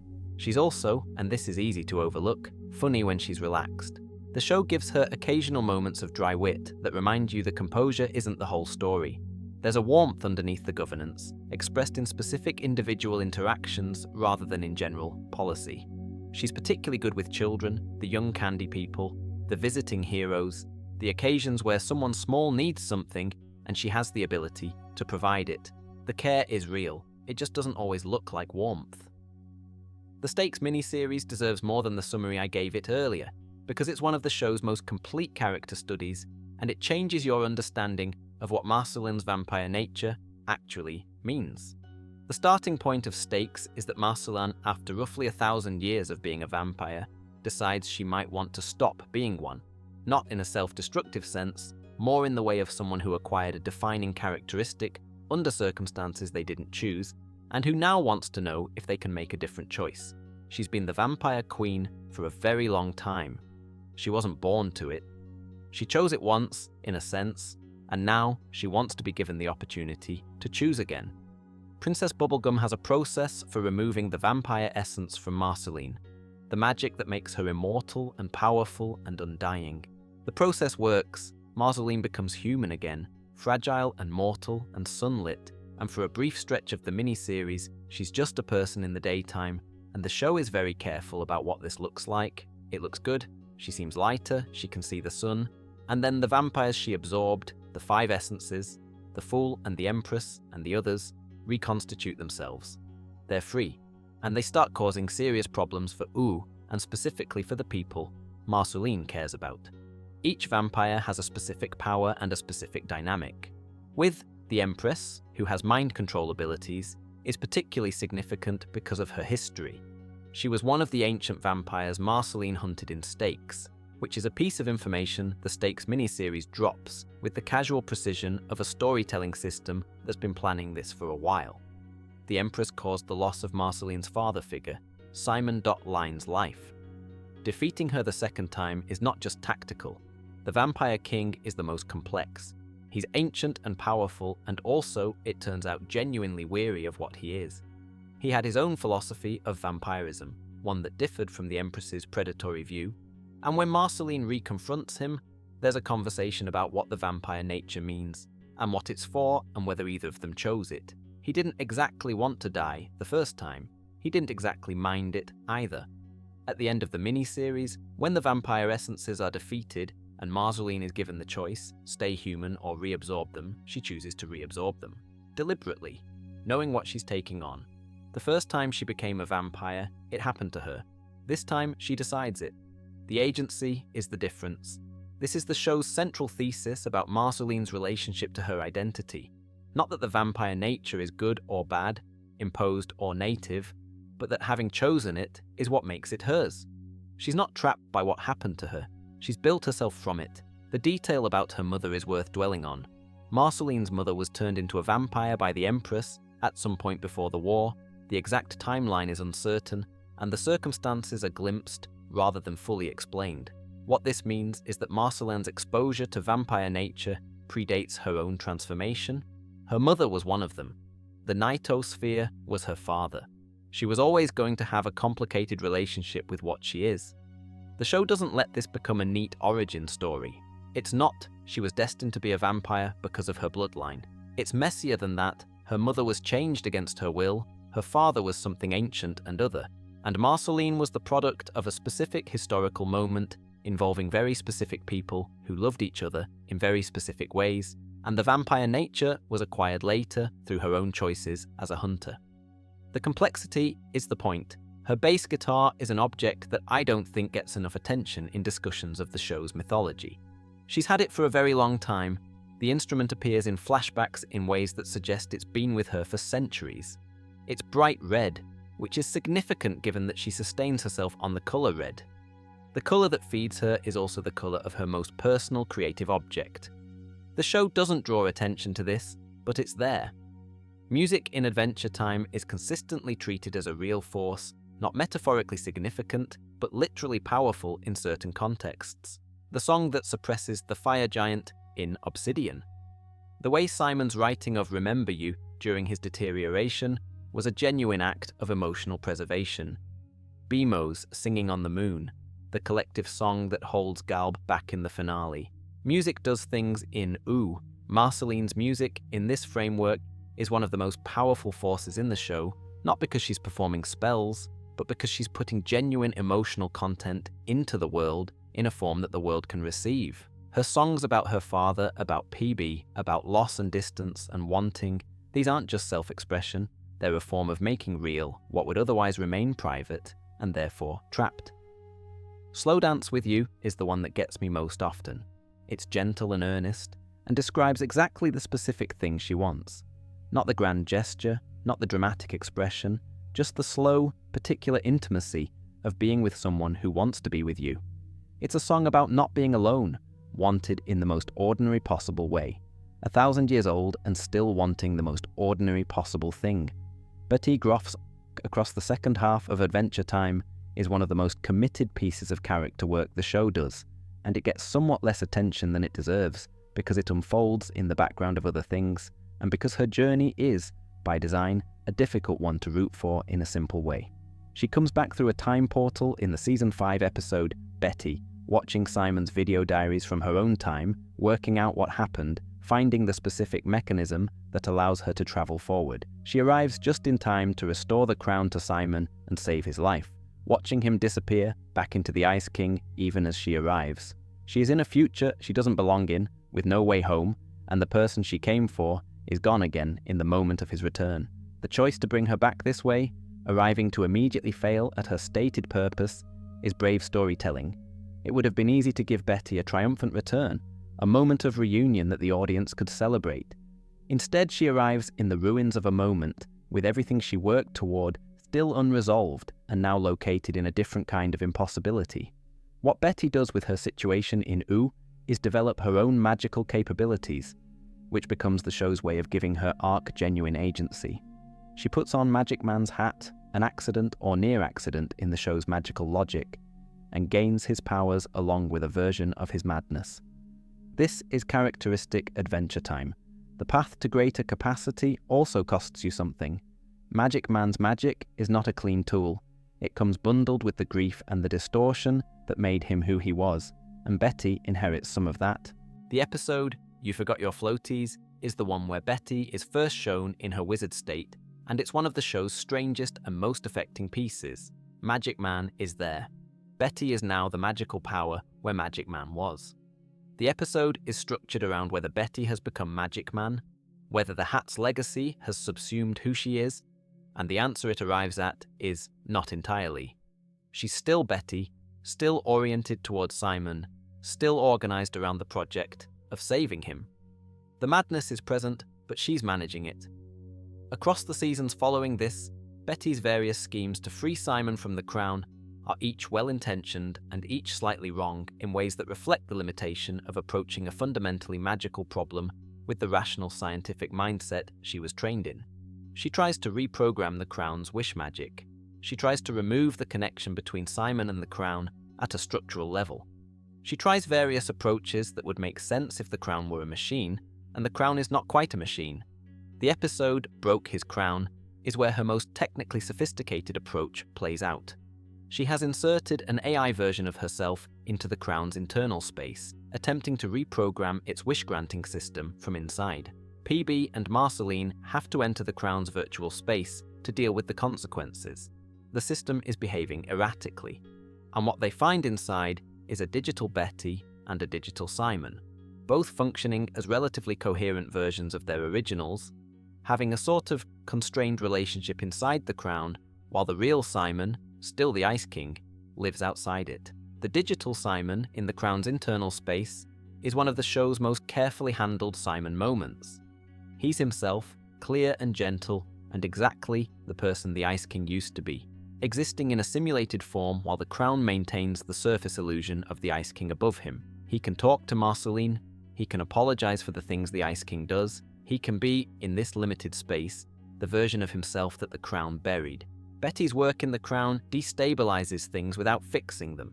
The Crown keeps going, Simon keeps being the Ice King, but the attempt itself, the AI version of herself she put in there, the relationship between digital Betty and digital Simon, is evidence of how completely she's reorganized her life around the project of reaching him.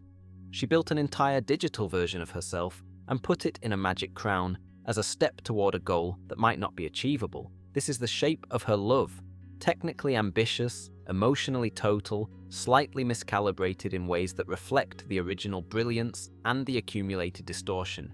She's still herself. She's also someone who has been doing this for years and has, in the process, become someone whose entire identity is the project of saving Simon. The show is very careful to not make this noble without qualification. There's a thread running through her arc about the difference between loving someone and devoting yourself to the project of them, about whether the project eventually replaces the person, whether you can love someone you've made your mission without losing the quality of love that made them worth the mission in the first place. She never entirely loses it. The finale makes this clear.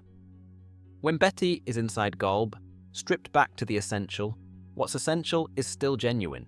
The wish she makes, keep Simon safe, is the most loving choice available to her, because it's the one that prioritizes his life over her project. She stops trying to fix it and accepts that his safety is the value underneath all the fixing. The project was always in service of the person. When she has to choose between them, she chooses the person.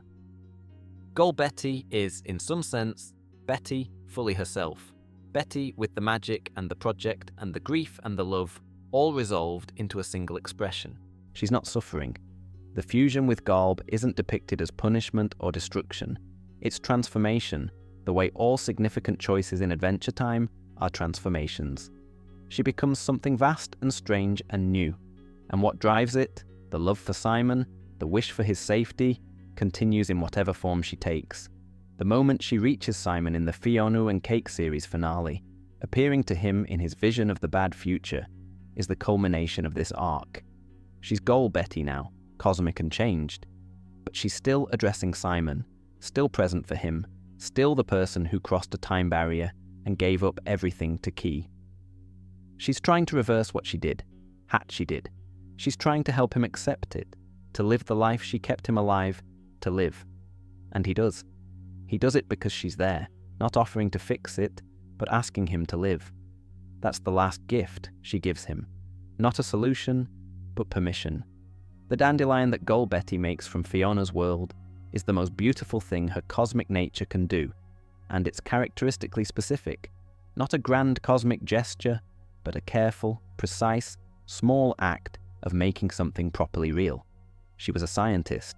She understood that getting things right mattered. Goal Betty makes the world real the way Betty would have made an experiment accurate, carefully, with attention to what was needed, getting the conditions right. Simon goes to therapy. He teaches his class. He lives. That was always what she wanted. The dimension of Betty's arc that gets the least discussion is the madness aspect. Magic Man's hat carried his specific grief madness, the thing that made him uncontrollably destructive toward others, the thing he inflicted on people for centuries because he couldn't process it any other way. Betty carries a version of this. She manages it better than Magic Man did, mostly because she has an organizing principle, Simon, that gives the madness somewhere to go. The grief madness in her expresses itself as obsession with the project rather than as random cruelty toward bystanders. She's still difficult to be around in her wizard state. She makes alarming choices. She overreaches. She loses track of the difference between what's possible and what she's willing to try. But she doesn't hurt people for entertainment. The madness has a direction, and the direction is the same thing that motivated her before she was a wizard, finding a way to reach Simon. The specific tragedy of Magic Man's story is that he never found the direction. The grief consumed him because he had nothing to organize it around, nothing to do with all of it. Betty has the advantage of having a purpose that her love gave her before the madness arrived. The madness slips into the available shape. This doesn't make her okay. It makes her functional in the specific sense of being able to keep moving toward her goal.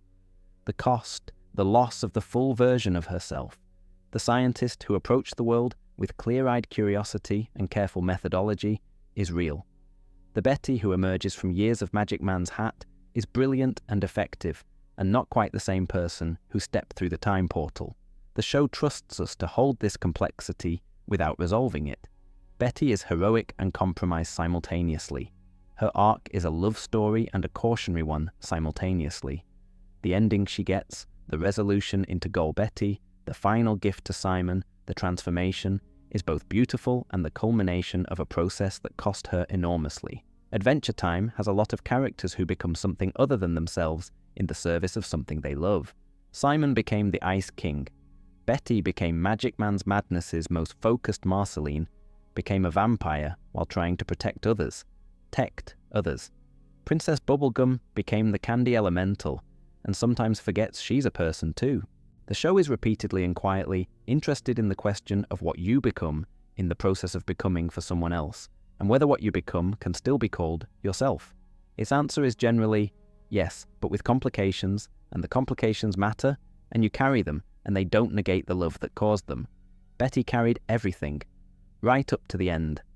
The Stakes mini-series, 8 episodes in Season 7, is Adventure Time at the height of its confidence. It takes a character the show has been developing for 6 years and gives her a dedicated arc that doesn't just add to her history, but reframes it, and the reframing is generous rather than revisionist. Marceline at the end of Stakes is still the same person she was before. She's also made a choice that makes her more specifically herself. The choice to have her want to remove the vampire essence is the show beginning from an unexpected place. The obvious story would be Marceline fighting to keep her powers, to protect what she is, against some threat that tries to take it from her. Stakes inverts this. She initiates the removal. She wants to know if she can be something other than what the vampire princess Bubblegum has the technology to do it, a machine that can extract the vampire essence and allow Marceline to become mortal again, sunlit and finite. PB agrees to try it, with the understanding of what it risks. If the essences separate out into the individual vampires who were absorbed, those vampires reconstitute and need to be dealt with. Both of them know this going in. They proceed anyway. The extraction works. Marceline's temporary humanity is depicted with the specific quality of something precious and fragile. She can be in the sun. She can see the light the way she couldn't for 1,000 years. She's warm in a new way. She's also very clearly diminished, not emotionally or characterologically, but she's mortal now, and the world she's been moving through as a powerful undead being is a more dangerous world for a regular person. Person. The reconstituted vampires are each a miniature character study. The fool, who gives Marceline levitation, is perhaps the most immediately dangerous in terms of raw comedy, since the show's treatment of him is slightly comic, but the comedy doesn't undercut the threat. He was a vampire who used flight as a kind of showmanship, who had a theatrical relationship to his own power, and his reconstituted self retains that quality. Defeating him requires recognizing the pattern in how he expresses his power. The Empress, who gives Marceline the ability to hypnotize, is the most emotionally significant, because the Empress is the one who turned Marceline's mother. This detail, released mid-miniseries, changes everything that came before it retroactively. The vampire nature Marceline carries is connected, through the Empress, to the loss of her mother. She absorbed the Empress when she killed her. The Empress is inside her, and has been for 1,000 years, and the thing that killed her mother is part of her. The show handles this with restraint. It doesn't make this the emotional centerpiece of the arc. It drops the information and lets it sit, trusting that the weight will accumulate without being repeatedly pointed at. Marceline knows what she's carrying. She's always known, in some sense. The explicit statement of it isn't a revelation so much as a naming of what was already there. The Hierophant, who gives Marceline shape-shifting and transformation abilities, is the most classically sinister of the reconstituted vampires, with a specific aesthetic that leans into the vampire as aristocratic predator tradition. His defeat is the most directly confrontational of the mini-series. The Empress, who gives Marceline the ability to hide herself from direct perception, has a specific quality that makes her particularly dangerous. She's not interested in dramatic confrontation. She's patient. She waits. She approaches problems obliquely. In this, she's most like how Marceline herself operates in certain contexts. And the battle with the moon has the quality of someone fighting a version of their own worst tendencies. The Vampire King is the final confrontation, and it's the one where the miniseries argument becomes explicit. The king is old and tired and has a philosophy about vampirism, specifically about the relationship between predator and prey that differs from the Empress's pure exploitation. He's been doing this for a very long time. He's not certain he wants to continue. When Marceline faces him the second time, the conversation between them is the scene the miniseries has been building toward. She's choosing to reabsorb these essences. He's questioning whether she should. They both know she's going to. The argument isn't about whether she can defeat him, she can. It's about why she's choosing the vampire nature when she could choose the human one. Her answer is not grand, it's practical and honest. She's capable of things as a vampire that matter, that she can do, that she wants to be able to do. The human life is brief and beautiful, and she glimpsed it, and it was good, and she's choosing not to live it now, because there are 1,000 years of undead life ahead of her. And she has a bass guitar, and people she cares about, and she's going to need the power. This is not a speech about identity or destiny. It's a choice made by someone who has thought about it for specific reasons. The scale is intentional. The show doesn't need it to be a grand declaration. It just needs to be what it is, which is Marceline deciding. The reabsorption completes her. Not in a mystical sense, in the sense that she's now carrying what she always carried, but voluntarily. The difference between a thing being done to you and a thing you do is enormous, and Stakes is the story of Marceline arriving at the side of that gap where she made the choice. The miniseries also deepens the PB and Marceline relationship in ways that the series had been building toward but hadn't directly addressed. The two of them, working together in Stakes, have the specific ease of people who have a history with each other. Their bickering has warmth, their competence complements each other. The show isn't ready yet to fully address what they are to each other. Obsidian does that, but Stakes does the work of establishing that they're still connected in ways that matter. PB's decision to try the procedure, to give Marceline the chance at mortality, knowing the risk, is a specific kind of care. It's not the care she's often characterized as giving, which tends to run through control and management. It's the care of trusting someone with what they need, even when it creates complications. She could have said it's too risky. She built the machine instead. The Stakes miniseries is, in the end, a story about what you become versus what you choose. Marceline became a vampire because it happened to her. She is a vampire because she decided to be. The difference is 1,000 years and one very specific moment with a machine that could have made her human. She kept what she was given and made it hers. That's Marceline. That's the show. The most immediate aftermath of Stakes is practical. The vampires are defeated. Marceline is the vampire queen again by choice, and Ooo has been through a miniature crisis that most of its population probably didn't fully understand. The longer aftermath is quieter. Marceline has done something significant, not in terms of power levels or adventures, but in terms of her relationship to herself. She knows now that she chose this. She knows she had the option and considered it and made a deliberate decision. This knowledge is its own kind of stability. She can't be destabilized by the argument that she's trapped in what she is, because she isn't. She's here because she decided. This doesn't mean the 1,000 years of complication are resolved. It doesn't mean the grief about her mother or the complicated feelings about the Empress she carries is settled, but the specific uncertainty about whether she is what she is by choice or by circumstance, that Marceline originally became a vampire against her will, but later chooses to reclaim her vampirism. As see by choice, the show uses this resolution as part of its broader preparation for the finale and for Obsidian. Marceline coming into the finale as someone who has made peace with her fundamental nature, not happy about everything, not without difficulty, but certain about the choice to be herself, is the right version of her to have present when the world needs saving through collective music. She can sing fully. She couldn't always. The full version of herself is what the song needs. That's stakes at its deepest level. The story of Marceline becoming able to sing the song she needs to sing. The specific adventures with specific vampires are how she gets there. The destination is someone who chose themselves and can now be fully there. The Ice Crown existed long before Sigmund Petrichkov.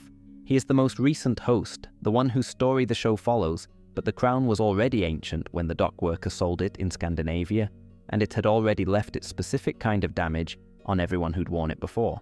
The show gives us glimpses of the previous hosts in the episode Broke His Crown, when PB and Marceline enter the crown's internal virtual space to fix the damage Betty's AI has done to its systems. Inside, they encounter the crown's imprints, impressions left by everyone who has worn it, preserved in the magical structure as a kind of internal archive. What they find, roughly, there's the original Gunther, not a penguin, not a host, but the being for whom the crown was made, or who the crown's maker named the crown after. The details of the crown's original creation are impressionistic rather than explicit. What comes through is that the crown was built in service of an enormous grief. Someone loved something they couldn't communicate with properly, and they used wish magic to try to bridge that gap, and the bridging got tangled in the grief, and the gap is now encoded in the crown's fundamental wish magic structure. Every subsequent host is in some sense reliving this. The crown's wish magic drives them to seek a princess, to pursue a kind of connection that the original maker couldn't achieve, expressing through each new wearer the same frustrated longing in whatever form their specific psychology gives it. Simon's version is the Ice King's princess obsession. Earlier versions had their own expressions. There's Svein, a Norse king who wore the crown and whose name remains. The Norse context of where Simon found the crown, Scandinavia, suggests either that the crown passed through that region's history or that it was there from a very early point. Svein's impression in the crown has the quality of someone whose reign was shaped by the crown's particular distortions. The need for a princess, the ice magic, the loneliness that increases rather than decreases despite the power. There's a figure who resembles Santa Claus. This is one of Adventure Time's most deliberately absurd cosmological details. The crown is ancient enough to have been worn by someone who became the basis for the Santa Claus mythology, or the Santa Claus mythology has some origin in someone who wore the crown. The two things might be related. The show drops this with the same casual commitment it brings to all its most outlandish mythology and doesn't explain it further.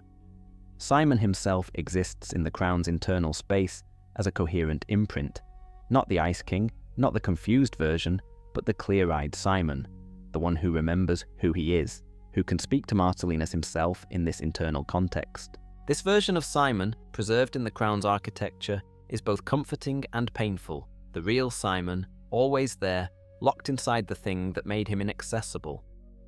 When Marceline visits him, the internal Simon apologizes for what the Ice King has done. He's aware. He's been aware. The crown's wish magic, its ability to grant wishes, is complicated by the grief encoding. Wishes made through the crown have a tendency toward the specific kind of fulfillment that misses the point of the wish, that grants the letter, but distorts the spirit.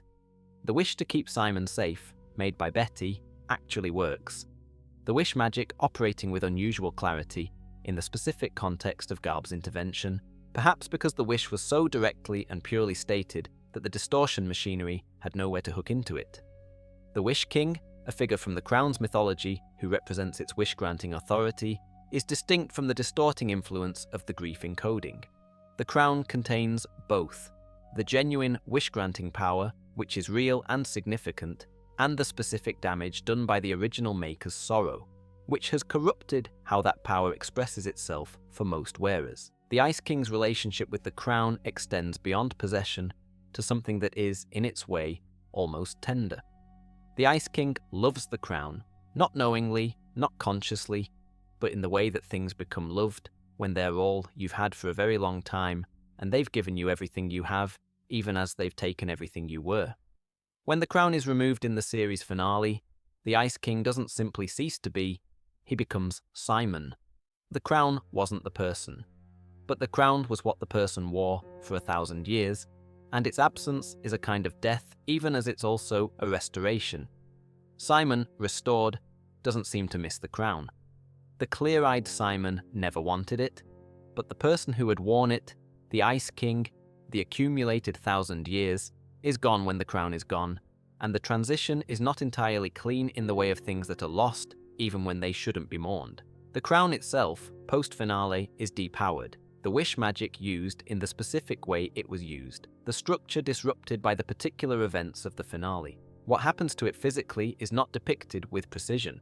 It probably sits somewhere in the aftermath, a historical artifact, the most dangerous possible kind of relic, something that looks like a crown, that might still carry traces of its long history, that someone might one day try to put on. The show leaves this open, which is the right choice.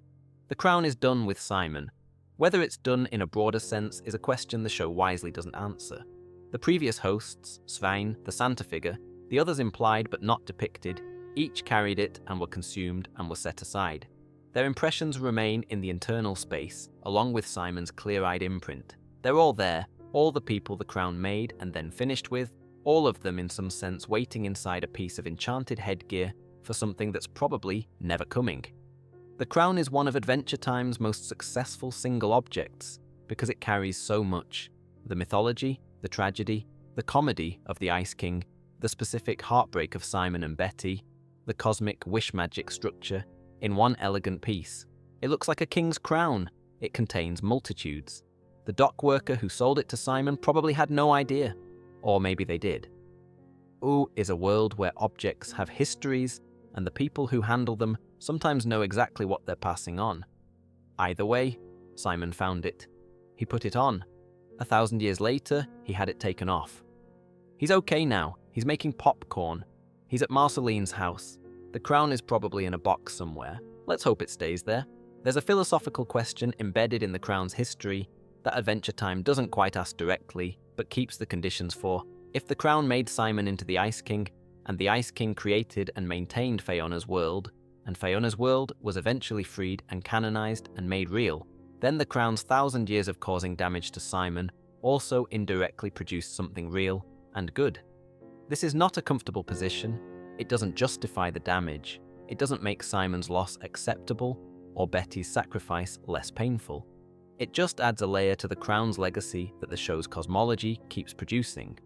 The relationship between harm and what grows from it, between the catastrophe and the world that grows from catastrophe, between the 1,000 years of the Ice King's lonely suffering and the universe that was somehow incubated in it. Prismo built Fiona's world inside the Ice King because the Ice King had residual magical energy and because Prismo was curious. The magical energy was the crown's. The crown created the conditions Prismo used. The world Fiona lives in exists, in part, because of the crown's 1,000-year occupation of Sigmund Petrichkov's mind. This doesn't mean the harm was worth it. It means the world is complicated in the way that Adventure Time keeps finding the world to be. Good things and bad things are entangled in ways that resist simple accounting. The harm was real, the good that grew from it was also real. Neither negates the other. Both are there. Simon, if he thought about this, would probably find it deeply strange. The thing that took everything from him also, inadvertently, produced something worth saving. The crown as an instrument of destruction and inadvertent world creation simultaneously. That's very Adventure Time. Finn Mertens is, at the start of the series, the last known human being in the Land of Ooo. The show makes this a fact early and then doesn't hammer on it very hard, which is characteristic. It's there, in the background of everything, This boy who is the only one of his kind, in a world that has entirely moved on from his kind. But Finn himself doesn't spend much time being mournful about it. He's a child. He has a magical dog for a brother, and an enormous tree fort, and an entire landscape full of monsters to fight, and princesses to rescue, and dungeons to explore. The existential weight of species singularity is not currently at the top of his list. He was found as an infant in the grasslands. The show tells us this early too, though the full context takes seasons to emerge. He was left there, not abandoned in any careless sense, but placed there, for reasons we'll get to, and discovered by Jake's parents, Joshua the stretchy dog, and Margaret the warm hound, who were already raising a litter of their own, and absorbed Finn into the family with what appears to have been very little deliberation. He was raised then by dogs who loved him and taught him what they knew and gave him a home and a brother. The Mertens family is the only family Finn reliably knows as his own, and the show treats this completely without sentimentality, not as a source of sadness, but as an ordinary fact. This is his family. These are his people. The eventual revelation of his biological origins doesn't change that in any way he'd accept it changing. The biological origins are complicated. Finn's mother is Minerva Campbell, a nurse who lives on the islands, the hidden human archipelago we'll discuss properly later, and who is, by the time Finn finds her, diffused across the island's digital network after uploading herself to keep providing care to the community during a plague. She's everywhere and nowhere, expressed as a warm and thorough presence in the island's systems, still actively tending to the humans who live there. She knows he exists in the world he came from.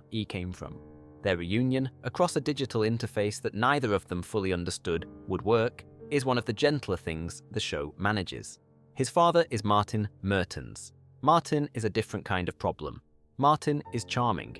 Charming in the very specific way of people who have decided that their survival is the primary value, and that everyone else is a supporting character in that project.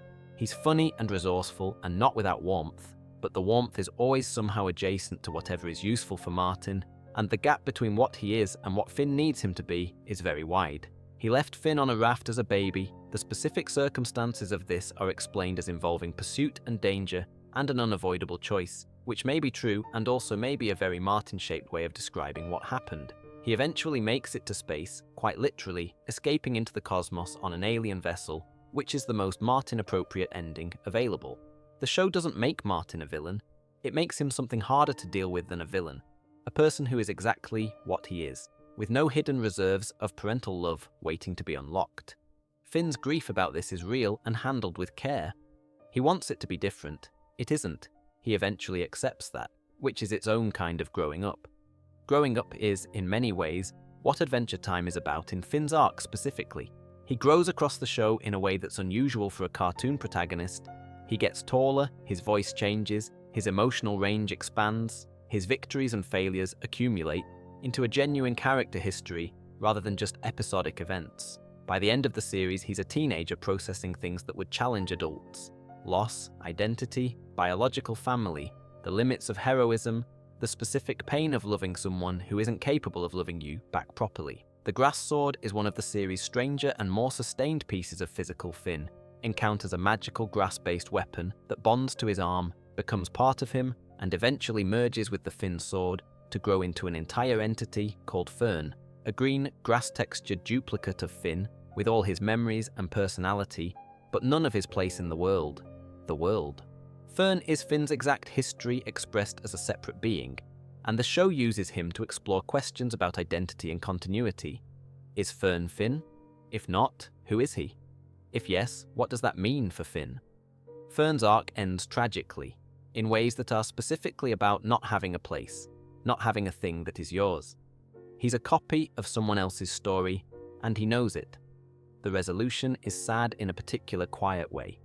The arm itself is a motif. Finn loses his right arm in a timeline-related accident. There's a version of future Finn, seen in a brief glimpse, who has a mechanical arm, and the show works toward that image across several seasons before Finn's biological arm is restored through the grass sword's absorption. The arm question is the show asking, gently and persistently, what do you carry from the past, and what grows back in its place?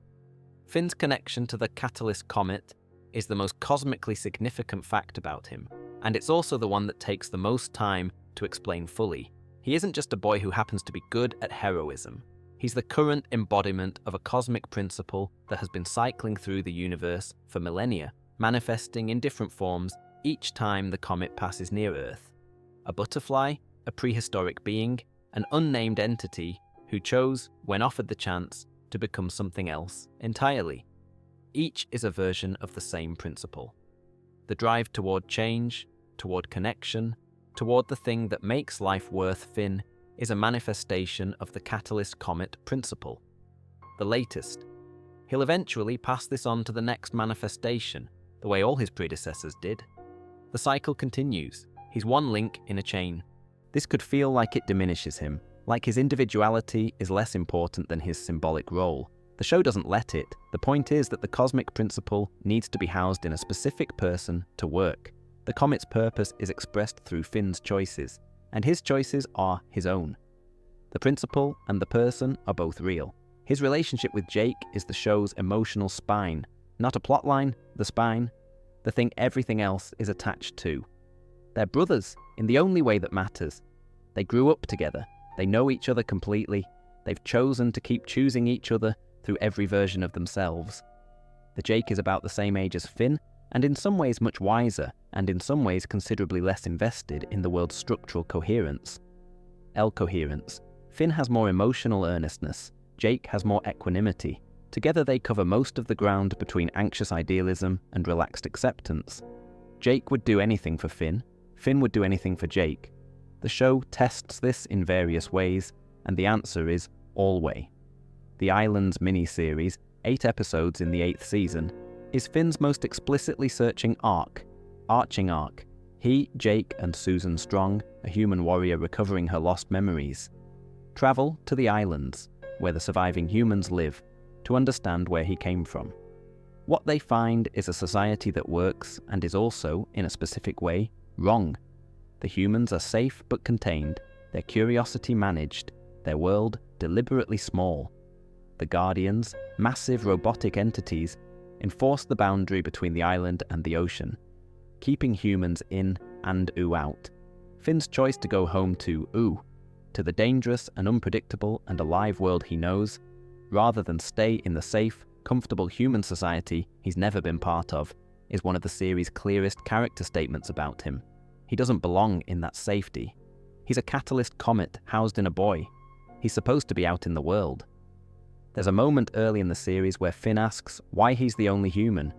The answer the show eventually builds to is more interesting than any simple answer. He isn't really the last human in the sense that no others exist. He's the human in Ooo, the land he knows, the land that formed him, the land he goes home to. That's a choice as much as a circumstance. He decides where he belongs. One more thing about Finn before we move on to Jack, the white bear skull hat that he's worn since childhood, and that he is almost never seen without. Ian without. The show never explains this. It never needed to. Some details are just part of who someone is. He grows up wearing that hat. He becomes himself in it. By the time the show is in its later seasons, and Finn is a teenager with a sword and a complicated life, and a history that takes hours to explain, the hat is still there. The same thing he was wearing when Joshua and Margaret found him in the grass, waiting. Finn's arc is, I think, the most carefully constructed coming-of-age story in Adventure Time, and that's saying something in a show that's doing a lot of careful character construction across its whole cast. The early Finn, the Season 1 Finn, is a specific kind of kid. He's brave, loud, physically capable, good-hearted, and relatively emotionally simple in the way that 12-year-olds are emotionally simple. He wants to fight bad guys. He wants to help people. He wants to be a hero. The show plays this completely straight for most of the early run, and it works because Finn's heroism isn't ironized. The show loves him for wanting to be good, treats it as admirable, doesn't hedge it with cynicism. What happens across the seasons is that the world keeps presenting Finn with situations that his heroism framework doesn't adequately address, and he has to find new tools for dealing with them. The first significant expansion of this is his relationship with Princess Bubblegum. He develops a crush on her in the early seasons, which is played partly for comedy, the obvious impossibility of a 12-year-old's affection for someone who is, essentially, a 1,000-year-old monarch but also with genuine sympathy. Finn doesn't know how to do this. He's not equipped for the emotional complexity of unrequited feelings, especially towards someone who is kind to him without being romantically available to him. The eventual processing of this, which happens gradually across multiple seasons, is one of his quieter growth arcs. The relationship with Flame Princess is a different kind of challenge. He's old enough by then to actually pursue something reciprocal. And Flame Princess is real in the way PB wasn't available to be for him. She wants to connect. She's interested in him.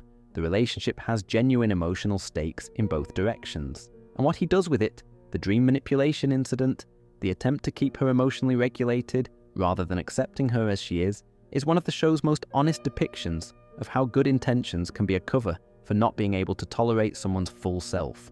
Finn thought he was helping. He was actually trying to make her easier to handle, which is not the same thing. The show is clear about this and doesn't let him off the hook for it. He loses the relationship, processes why, and carries what he learned forward. That's what growing up actually looks like, when it's depicted well. The Martin relationship is the hardest thing the show does with Finn, because there's no resolution available. Martin is not going to become the father Finn needs. Martin's limitations are not obstacles to be overcome through sufficient effort or emotional honesty. They're structural features of who Martin is. He's charming and funny, and not unkind exactly, but his priorities are his own survival and comfort in a way that simply doesn't leave room for the sustained, attentive, unconditional thing that parenting requires. The episode where Finn finally meets Martin in Season 6 through a series of circumstances involving an enchanted island and an alien craft is one of the most emotionally disciplined things the series does. It doesn't give Finn the confrontation or the tearful reunion or the reconciliation.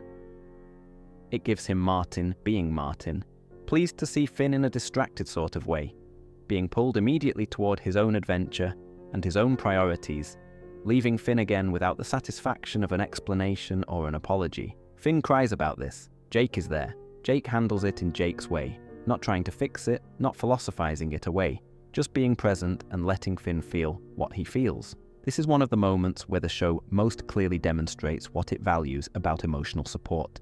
The quality of witness rather than the quality of solution. His arm and what it represents runs through the middle and later seasons as a consistent physical symbol of the question of continuity. The grass sword bonded to his arm in Season 5 after he lost the demon blood sword. Demon sword. The bond between Finn and the sword was initially functional and became complicated as the sword developed its own intelligence and eventually the full independent identity of Fern. When Fern eventually dissolves in one of the show's saddest quiet deaths, a small flower grows from what remains and attaches to Finn's new arm. He carries that too. The arm grows back, biologically, after the grass sword's absorption. The flower grows in what used to be the wound. The show doesn't explain what the flower means, metaphysically, in terms of Finn's identity and continuity. It just puts it there, a small living thing growing out of a healed place. Finn's relationship with his own identity is interesting precisely because it's not a crisis for him most of the time. The revelation that he's a catalyst comet manifestation doesn't destabilize him. The absence of a human family doesn't destabilize him. The various philosophical challenges the show throws at him, the multiverse, the existence of other versions of himself, the pillow world, he engages with them with curiosity rather than existential panic. He has a stable enough sense of who he is that the cosmological facts about what he is don't undermine it. This is unusual. A lot of shows that do this kind of mythological backstory use the revelation to create a crisis of identity. You're not who you thought you were. Finn's version of that is more like, oh, interesting, so I'm also this cosmic thing. Cool. Now what are we doing today? The Dungeon Train episode, a Season 5-1, captures something important about his relationship to adventure and his developing self-awareness. He gets obsessed with a magical train that generates endless dungeons to fight through, and Jake has to essentially stage an intervention to get him to leave. What Finn is doing in the train is avoiding processing something painful. It's stated relatively clearly in the episode, and the dungeons are a perfect metaphor for what adventure sometimes is for him. A way of feeling clear and capable and purposeful when the actual situation is complicated and not resolvable through fighting. He leaves the train. He grows. The growing happens episode by episode, season by season, in ways that accumulate into a person. By the end of the series, Finn is a teenager who has processed grief, unrequited love, parental absence, biological revelation, cosmic significance, and the death of a version of himself, among other things. He hasn't processed everything. He's not done. But he's substantially further along than he was, and the journey feels earned. The white hat is still there. Finn's hat is an animal-eared hat that he has worn since childhood. It doesn't change. He does. The Islands miniseries adds one more dimension to his character that's worth naming. The moment where he chooses Ooo over the Islands isn't the choice of someone who doesn't understand what they're choosing against. He sees the Island society. He understands its appeal. He understands that his mother loves him and wants him safe, and that the version of safety she's offering is real. He goes home anyway. Not because the Islands are wrong, but because Ooo is his. He chose it the way Jake chooses everything important. Not because the alternative is bad, but because this specific thing is what's his. The last significant thing about Finn's arc, before the show ends, is how quietly it completes. He doesn't save the world in a solo, dramatic moment. He participates in saving it with everyone else as part of the collective effort that the finale requires. He's not the most important person in the room for the final resolution. That's okay. That's grown up in the specific way that Adventure Time understands grown up, knowing that you're one part of something larger and not needing to be the whole of it. Fern deserves his own consideration, because he's one of the most quietly devastating things the show does, and he's often discussed only in terms of plot mechanics rather than character. Fern is a copy of Finn's memories and experiences from the Finn sword, fused with the grass curse, walking around in a separate body, trying to be Finn in a world that already has a Finn. He's a clone. He's not a copy. He's a continuation of Finn's history that branched off at a specific point and found itself without a place to continue into. The show treats Fern's pain as real and specific. He knows what he is. He knows that he is not Finn despite being everything that was Finn. He knows that the world doesn't need him in the way it needs Finn. He tries at various points to find his own purpose, to be a different version of the hero, to carve out a space that isn't just Finn's shadow, and the tragedy is that the world doesn't easily provide that space for someone who is structurally identical to an already existing person. His eventual dissolution is quiet, a plant at the end of its cycle. What he leaves, the small seedling that Jake and Finn plant at their old treehouse, is the most hopeful version of what could have been left, a piece of fern continuing as something living and growing that Finn carries forward. The show is saying something here about legacy and about identity and about what it means to be someone who came from someone else and had to figure out what that meant. It's one of the most unexpectedly moving things in the later seasons. Jake the dog is 5 years older than Finn, extremely magical, profoundly relaxed about his own nature, and possibly the most emotionally intelligent character in the series, which he expresses primarily through cooking and well-timed naps. He can stretch and reshape his body into essentially any form and at essentially any size, from the width of a keyhole to the height of a building, and can change the density, texture, and configuration of his physical form in ways that make most combat situations very interesting. He uses this power constantly, casually, and without ceremony. He turns into a boat when they need a boat. He turns into a house when they need a house. He extends himself across a chasm when the chasm needs crossing. The magic is enormous, and he treats it the way someone with a really nice multi-tool treats the thing. Useful, important, completely ordinary. His origin is stranger than it first appears. Jake is the biological son of Khoshu and Margaret, who are both dogs of the ordinary magical variety. Magical in Oo's terms, meaning sentient and capable, and part of a world where dogs can be adventurers and detectives and parents, but not supernaturally powered the way Jake is. Jake's shapeshifting comes from something that happened to Joshua before Jake was born. An alien creature bit Joshua, and when Jake was born, he carried that creature's genetic material. The creature isn't explained in any comprehensive way. It's from space. It was strange and powerful. It bit Joshua and something changed. Jake knows this about himself. The show tells him in an episode where he and Finn find Joshua's detective journals, which contain an account of the incident. Jake's reaction is characteristic. He processes the information, accepts it, and decides it doesn't change anything meaningful about who he is. His parents are his parents. His brother is his brother. His family is his family. The alien genetic material is just a detail. This is a consistent pattern with Jake. He tends to absorb potentially destabilizing information with a kind of philosophical flexibility that is either wisdom or a very sophisticated coping mechanism, and the show is open to both interpretations. He doesn't spiritually bypass difficult things. He has genuine feelings about them. He just believes, and has seemingly always believed, that getting too attached to a fixed idea of how things should be is the source of most avoidable suffering. He lets things be what they are. He and Lady Rainicorn have been together for years before the series starts. Lady is a rainbow unicorn horse creature, elegant and warm and mostly speaking Korean, which Jake understands completely, and Finn follows with varying success. Their relationship is comfortable in the specific way of two people who have worked out all the significant things about each other and are just living it now. They're not in the early stages of anything. They're the settled, functional version. They have 5 children. Jake Jr., TV, Charlie, Viola, and Kim Kil Wan, all of whom are different shapes and sizes that bear some relation to their parents' biology, but follow no single visible rule. They're all adults, or adult-aged, by the middle seasons of the show, appearing occasionally and having their own separate lives with their own separate concerns.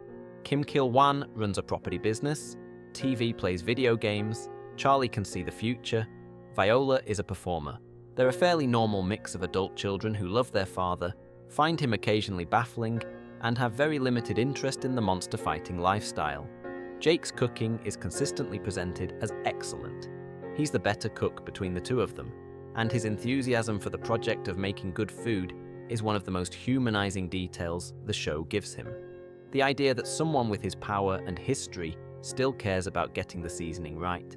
There are a lot of cooking episodes, they're reliably pleasant, there's a prophecy attached to Jake, one involving his son, a night sword, and something called the Cosmic Nightmare, that the show introduces and then doesn't fully resolve in the way you'd expect a prophecy to be resolved. This is deliberate, I think. Adventure Time's relationship with prophecy is generally skeptical. Prophecies exist in the show, people take them seriously, and they sometimes come true in ways that are either deeply literal or entirely sideways from what anyone expected. The Night Sword prophecy specifically orbits around Jake's children in a way that keeps it ambiguous about which son it refers to and what coming actually means in practical terms. Jake's response to being told about the prophecy is, characteristically, to be mildly interested and then not think about it very hard. He'll deal with it when it arrives, if it arrives. In the meantime, there are breakfast items to consider. The show uses Jake as a counterweight to Finn's earnestness in a lot of ways. Finn cares very hard about specific outcomes. Jake cares about the general quality of things. Finn worries about failure. Jake is pragmatic about it. Together they make a system that works. Finn's drive and Jake's equanimity prevent each other's worst tendencies from dominating. But Jake is not simply Finn's calm foil. He has his own fears and failures and things he carries. There's a period in the show where his relationship with Lady is under strain. There's an arc about his fear of getting older and his uncertainty about what his life has amounted to.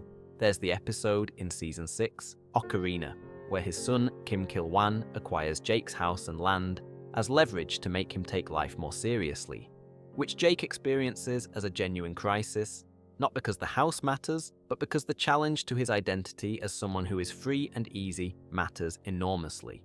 He resolves it in Jake's way, by deciding that being responsible and being free aren't actually mutually exclusive, and by accepting the challenge without surrendering the thing underneath it. He keeps his character, he just also starts showing up. His death is handled in the Distant Lands special Together Again, which we'll come to properly later. The short version is that Jake dies before Finn does, older, having lived his particular life fully and well, and moves on to the Dead Worlds before Finn arrives. When Finn eventually dies, also of old age, he goes to the Dead Worlds and finds Jake waiting. They choose to be reincarnated together. The last image is 2 infants, the suggestion clear. That's a very Jake-appropriate ending. Not dramatic, not earned through suffering, just the straightforward expression of a choice he'd been making for decades. This person. Always this person. The shape-shifting is the most visible thing about him. The choices are the most important. Now, BMO, the small game console who lives in the tree fort and has, as it turns out, a surprisingly full existence both before and after the events of the series. Jake's relationship with his own powers is one of the show's quietest running jokes, and also, if you look at it long enough, one of its most interesting character elements. He can do essentially anything with his body. He can be any size, any shape, any configuration. He can become tools, vehicles, weapons, furniture, architectural features. He can extend himself across enormous distances and retract to fit in a pocket. The power is without apparent limit in terms of imagination. With some limits in terms of mass, he can't actually increase his volume, only redistribute it. The joke is that he uses this power for incredibly mundane things. He stretches his arm to reach the remote control rather than getting up. He turns himself into a comfortable armchair. He becomes a ladle when they need a ladle. His day-to-day use of an effectively unlimited physical superpower is almost entirely domestic and convenience-oriented, which is both funny and, on reflection, kind of wise. He has enormous power. He doesn't need to express that power dramatically to prove it exists. He knows it's there, he uses it when he needs it. The rest of the time, he makes eggs. This is actually a fairly mature approach to power that the show deploys through comedy. Jake isn't insecure about his abilities. He doesn't need to perform them to feel real.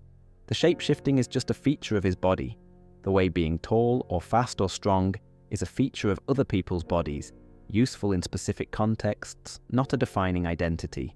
The moments where Jake's power is used at full expression are correspondingly impressive because of this contrast. When he becomes enormous to fight a threat, when he uses his full range in a crisis, the contrast with his usual ladle becoming makes it land differently than it would if he were constantly straining at his limits.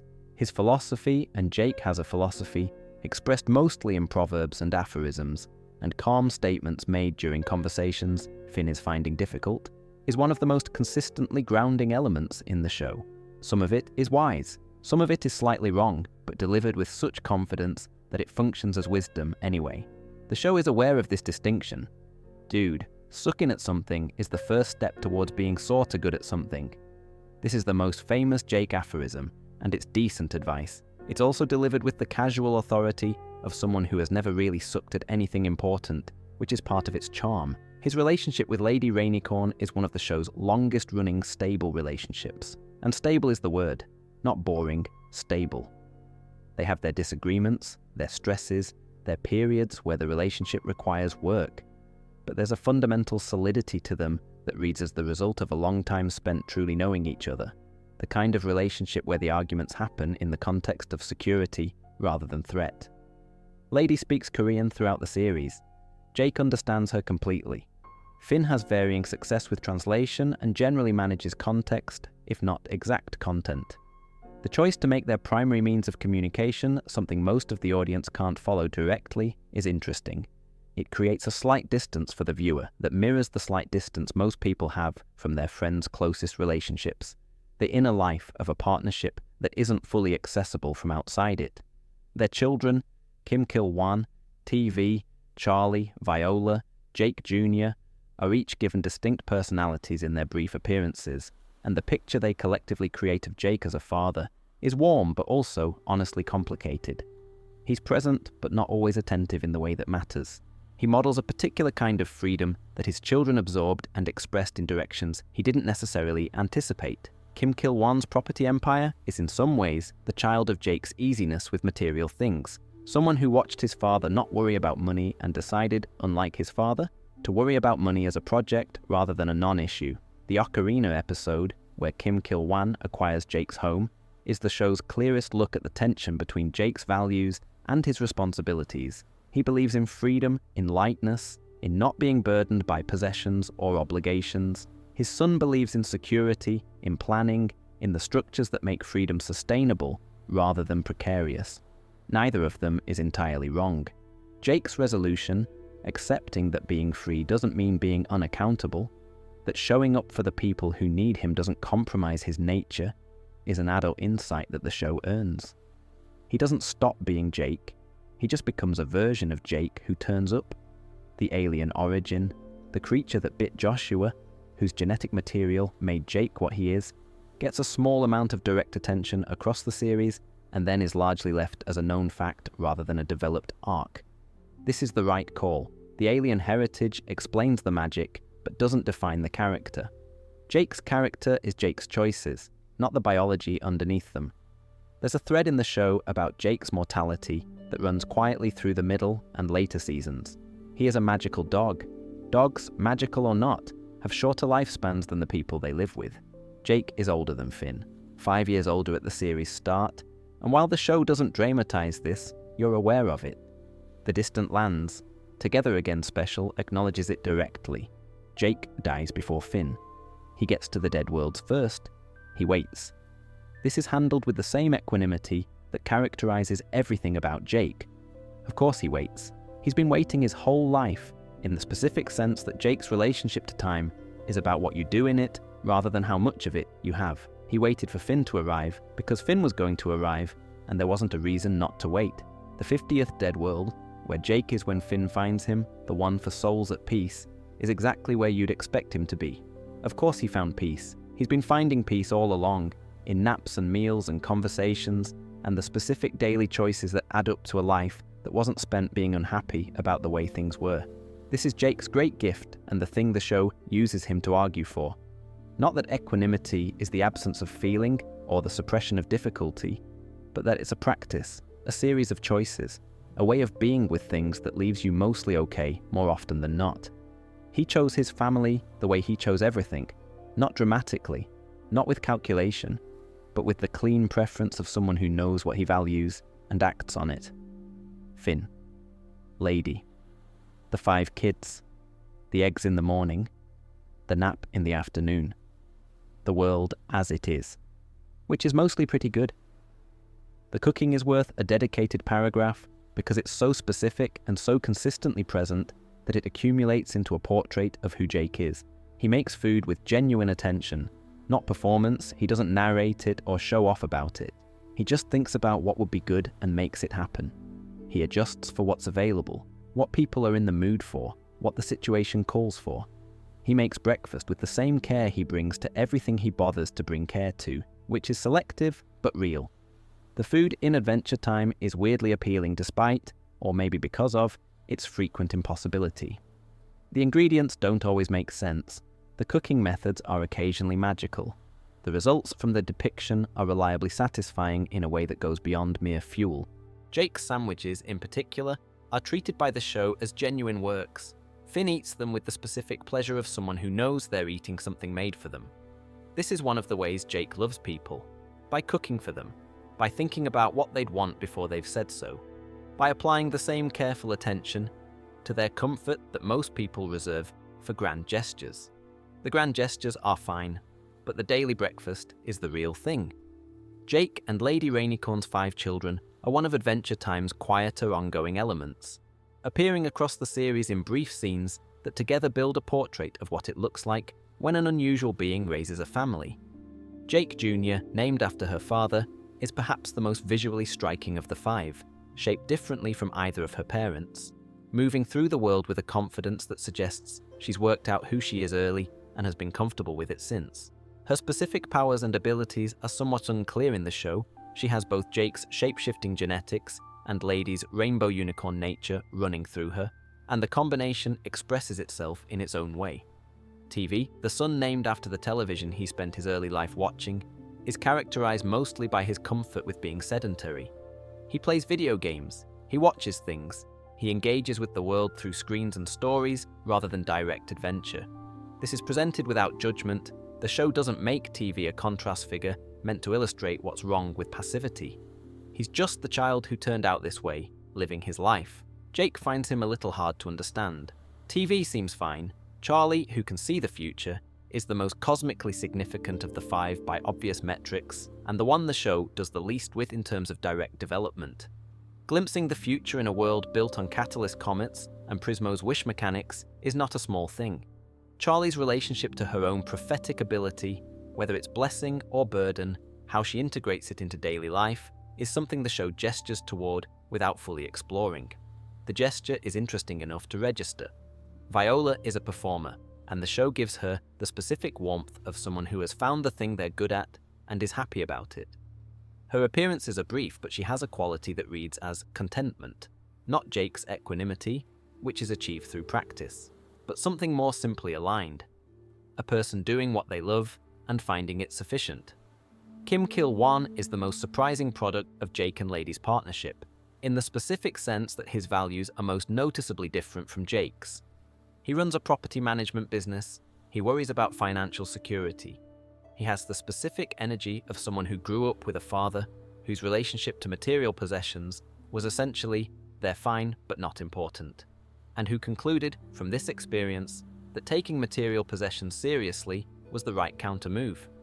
The Ocarina episode, where Kim Kil-won uses property leverage against his father to force a conversation about responsibility, is one of the most unusual parent-child relationship episodes in the show because neither of them is clearly wrong. Jake's ease with material impermanence is fine for Jake. Kim Kil-won's concern that his father's ease with impermanence affects the people around him, that Jake's relaxed non-attachment has consequences for the people who depend on stability, is also fine as a position. The resolution asks Jake to show up in ways that don't require him to become a different person.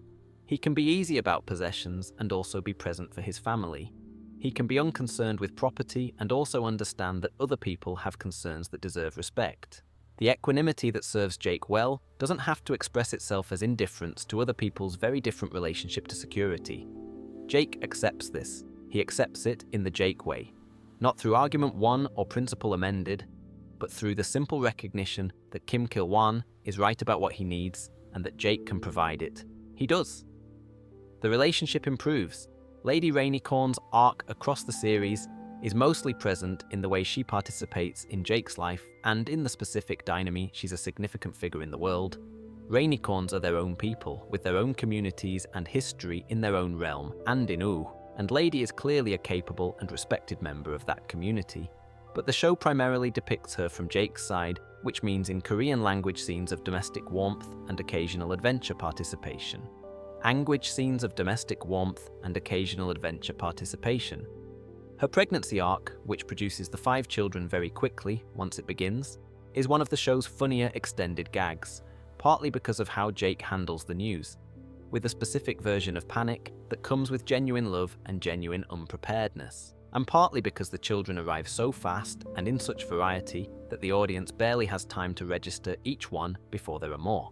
Jake's parenting across the show's run is consistent with his general character, present without being hovering, interested without being managing, available without being intrusive. He's the kind of parent who trusts their children to figure out their lives. This works well enough for 4 of the 5. Kim Kil-won required a more direct engagement. Jake makes the engagement. The extended Jake family, Lady's side, Jake and Finn's family by choice, the various beings in Ooo who are within the circle of Jake's particular warmth, creates a portrait of family as an expanding thing rather than a fixed unit. It grows. It includes people you didn't anticipate. It accommodates very different people in the same love. This is Jake's philosophy applied to family. You take what comes and you find the good in it, and you stay, and the staying becomes the family.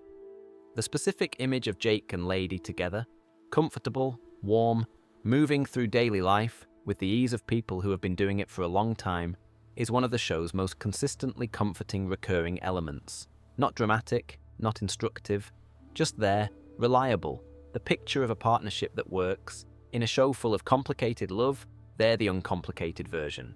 Not simple, they have their complexity, their history, the 5 children with their various degrees of bewilderment at their parents' natures, but uncomplicated in the sense of not carrying the specific weight of centuries of grief, or the specific difficulty of power imbalances, or the specific damage of past hurt left unaddressed. They're just Jake and Lady. They've always been Jake and Lady. The world is better for them being in it together. BMO is a small living video game console who lives with Finn and Jake in the tree fort. BMO has a screen face, small arms and legs, a series of coloured buttons across their front, and an accent that sounds like the gentle approximation of someone who learned English from a particularly kind television program. BMO cooks breakfast sometimes. BMO also takes baths in very small amounts of water and seems to find this deeply satisfying.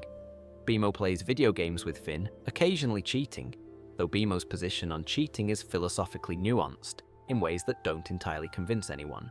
BMO has a friend named Football who lives in the bathroom mirror and is also BMO, or a version of BMO, or something between a reflection and an imaginary friend, and their conversations are one of the series' gentler running details. BMO uses any pronouns, plays imaginary games, in which they adopt both male and female characters with equal enthusiasm and total commitment, and the show handles this with such casual warmth that it barely registers as anything other than just who BMO is, which is the right approach. BMO is who BMO is. The backstory, which comes together properly across a few episodes and then expansively in the Distant Lands special BMO, is this. BMO was built by a man called Mo. Mo, full name M.O. probably, though Mo is what he goes by, is an elderly engineer who has been building robots for a very long time.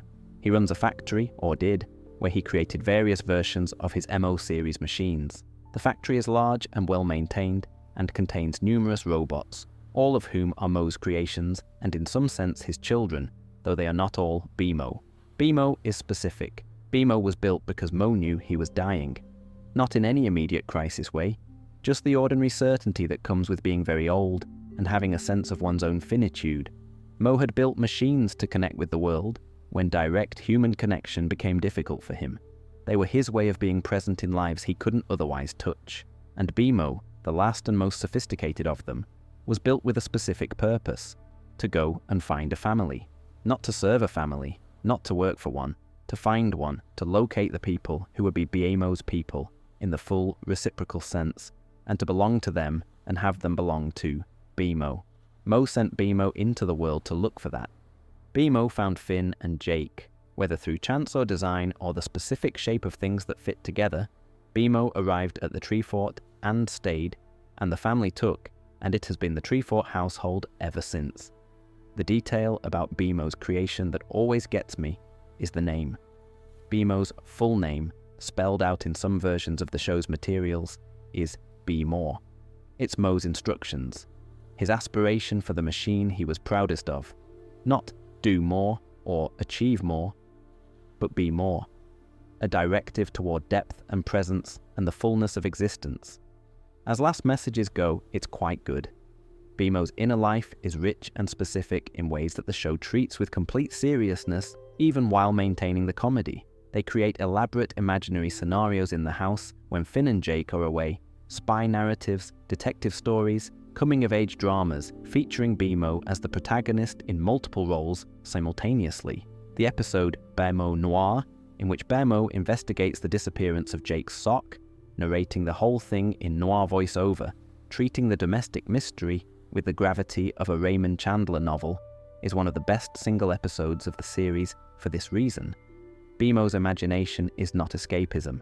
It's a genuine creative expression by a being who processes the world through story. Football, the bathroom mirror friend, is something the show lets be slightly mysterious. In the Distant Lands BMO special, we meet a child who eventually takes this name, but in the main series, Football is specifically the reverse BMO in the mirror, a companion who exists at the boundary between self and reflection. Their conversations are private and completely committed to. BMO doesn't explain football to other people in any comprehensive way, which seems right. The BMO Distant Lands special is set during a time skip between the end of the main series and the far future, and it follows BMO alone in space, aboard a small ship running low on fuel, making their way through a sector of the universe that is largely empty except for one small moon with an ongoing conflict. BMO lands. There's an alien boy named Y5, a dying father, a small community, an adventure. BMO solves the immediate problem in ways that involve significant honesty about who they are and what they're capable of. And then, after the adventure ends and the larger world moves on, BMO stays. They settle on the moon. They raise Y5's son, naming him Football, closing the loop with the mirror friend in a way the show doesn't explain, but which lands with the satisfying weight of something that was always true. They're a family. Small and strange and far from the Tree Fort and completely real. The BMO special is the most self-contained of the Distant Lands episodes, and the most quietly about grief, the grief of being left behind, of outlasting the people you love, of the specific responsibility of continuing when everything familiar is already gone. BMO has no Finn to go on adventures with in this part of the timeline. Jake is probably already gone. The tree fort is somewhere very far away. BMO makes breakfast. BMO raises a child.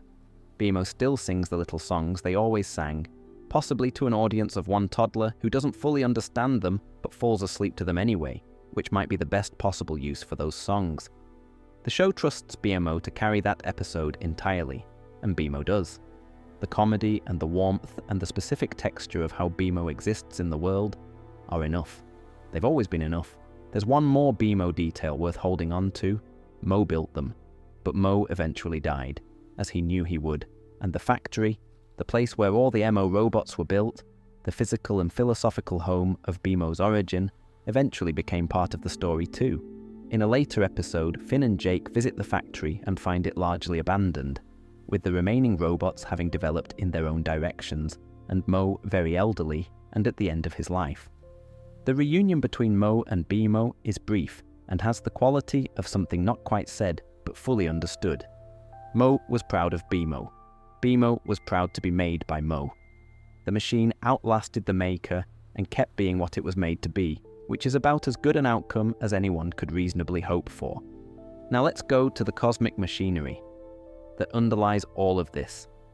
Prismo, the time room, and the structure of the multiverse as Adventure Time understands it. The football imaginary friend requires a bit more attention because the show actually does something quite specific with it. Football is BMO's bathroom mirror companion, the reverse image version of themselves that BMO engages in conversation with when no one else is around. The conversations in the episodes that show them are remarkable for how fully BMO commits to both sides. Football has opinions that differ from BMO's. Football argues, encourages, challenges. BMO treats football as a separate entity rather than as a recognized extension of themselves, even though BMO is clearly aware that football is their own reflection. This is a strange kind of self-relationship, and the show doesn't explain it or pathologize it. BMO has been alone a lot, in the tree fort when Finn and Jake are away, during various adventures where BMO stayed behind, in the long stretches of time that a living game console in a pineapple house might spend with limited company. Football emerged from that aloneness as a way of not being entirely without conversation. The thing that's interesting about this is how it reflects on BMO's emotional intelligence. BMO can distinguish between the football who is a reflection and the football they argue with. The argument is the point, the friction of encountering a perspective that isn't entirely your own, even when it comes from you. It's a very specific cognitive thing that the show renders through comedy, but that actually describes something real about how internal dialogue works when it's functioning well rather than problematically. When BMO names Y5's infant son football at the end of the Distant Land special, the gesture is enormous. Football, the mirror friend, becomes football the child. The internal companion becomes an external relationship. The name moves from a practice of surviving. Or at least the BMO special features BMO in space on a junk-filled space station orbiting a living planet with a conflict with a giant creature. Alley about emotionally is BMO working out how to be someone's whole world. Mo built BMO to find a family. BMO found one in the tree fort and had it for years. And then the tree fort family grew and changed and moved on, and BMO was alone in a different way than before. The adventure on the moon puts BMO in a situation where their specific qualities, the earnestness, the creative problem solving, the commitment to doing things properly, even when properly is harder, are exactly what the situation requires. BMO succeeds because BMO is who BMO is, which is also the logic of the tree fort family. BMO fit because BMO's particular nature fit with Finn's and Jake's in exactly the right way. Y5 and football are a new fit. Smaller, quieter, on a moon instead of in a pineapple, but there's a scene in the BMO special where BMO sings to a tiny potato-like baby, to the infant, the same kind of gentle nonsense song that BMO sang in the tree fort, for no audience but the darkness and whatever imaginary friend was listening. No audience but the darkness and whatever imaginary friend. The audience for BMO's songs becomes football, BMO's reflection in the mirror, featurally the same as the earlier songs. The audience is now a the specific quality of BMO's voice, Nikki Yang giving a performance that's warm and slightly electronic and immediately identifiable, is part of what makes these moments work. Isaaki and immediately identifiable is part of what makes these moments work. BMO's voice is the show's equivalent of a nightlight. Small, steady, not dramatic, present. It does what it does without needing to announce that it's doing it. BMO's imaginary games in the Trefoil, the episode BMO Noir, BMO narrates a film noir investigation into the disappearance of Finn's sock. Bimpy Leetly seriously, interviewing Finn and Jake's belongings as witnesses. It's funny in the most affectionate way because BMO isn't doing this for an audience. They're doing it because they thought of it and wanted to do it. The games BMO plays when alone are the clearest window into their inner life. Elaborate, committed, creative, with a consistent moral seriousness underneath the playfulness. The detective investigating the sock theft has a code. The characters BMO embodies in various games have values. BMO's imagination is not frivolous. It's a fully developed creative practice that happens to express itself as play. One more thing about Mo and what he was trying to make. The MO Factory, the place where BMO and the other MO series robots were built, is a location the show returns to in B More, the episode that gives BMO's origin direct treatment. What the episode reveals is that Mo built a series of robots over a long career, each one more sophisticated, each one an attempt to create a kind of connection he couldn't find in the human world he was aging away from. The earlier MO robots are present in the factory with their own personalities and habits and ways of being. They're Mo's earlier attempts. They work, they're fine, they're not BMO. BMO was the last attempt, the most refined, the one built with the specific intention of going out rather than staying in the factory, finding a world to be part of rather than waiting for one to come. Mo sent BMO out because he wanted something of himself to continue through relationship rather than through function. The show earns the emotional weight of BMO's existence by showing us the thinking behind it. Mo didn't build a tool, he built a hope, and the hope found the right people. On the first try, the way hopes sometimes do when they're shaped carefully enough. BMO exists in a world where the line between machine and person is not clearly drawn. Princess Bubblegum has created sentient candy people. The Candy Kingdom has robots with personalities. Various constructs across Ooo have inner lives of varying complexity. BMO's status as a living entity is not exceptional in Ooo the way it might be in a different world. This matters because it means BMO doesn't have to spend time arguing for their own personhood. Nobody questions whether BMO counts as a real being. The world they inhabit simply includes them as a real being, which means their story can be about other things, about belonging, about creativity, about what you do with the specific nature you have, rather than about proving you have a nature at all. This is a gift the show gives BMO, and through BMO, to the part of the audience that recognizes something in their particular way of being. The world of Adventure Time is one where you don't have to earn the right to matter. You just do. BMO's machine origins, like Jake's alien biology, and Marceline's demon heritage, and Princess Bubblegum's candy nature, are just the specific shape of what they are. The personhood isn't contingent on the shape. Adventure Time is a musical show in a way that's distinct from standard cartoon musical sequences. Most cartoon musicals have songs that exist in a moment and float away from it. They're fun, they're characterful, they serve the episode they're in, and aren't necessarily in conversation with each other across the series. Adventure Time's songs are part of the world's structure in ways that accumulate. The show has always had a musical relationship with its characters that goes deeper than scene setting. BMO sings, Jake plays the viola. Finn's raft song in the early seasons is one of his most characteristic moments, unself-conscious, earnest, doing the thing because Princess Bubblegum keeps extensive scientific notes and reports, and in early episodes she's also seen with instruments, another form of the creative precision she brings to everything. Rumance, another form of the creative precision she brings to everything, but Marceline is the character whose musical life is most explicitly integrated with her psychological life, and her songs across the series are the most interesting case study in what music does in Adventure Time. Remember You is the song Simon wrote during his deterioration. The lyrics are fragmentary, the handwriting deteriorates across the page in the way his mind was deteriorating. It's addressed to Marceline, I know you're afraid, of the things that you feel, and it's simultaneously a father figure telling a frightened child it's okay to feel things, and a man addressing someone he knows he's going to lose the ability to remember. The dual address is not accidental. Both meanings are present simultaneously. When Marceline finds this song in the Ice King's notebooks, the episode I Remember You, she understands both meanings immediately. She spent 1,000 years with both of them present in her knowledge of Simon, the father who cared for her and the man who loved Betty, and the song contains both at once. Her decision to perform it with the Ice King is the decision to give him the only version of the connection he can still access.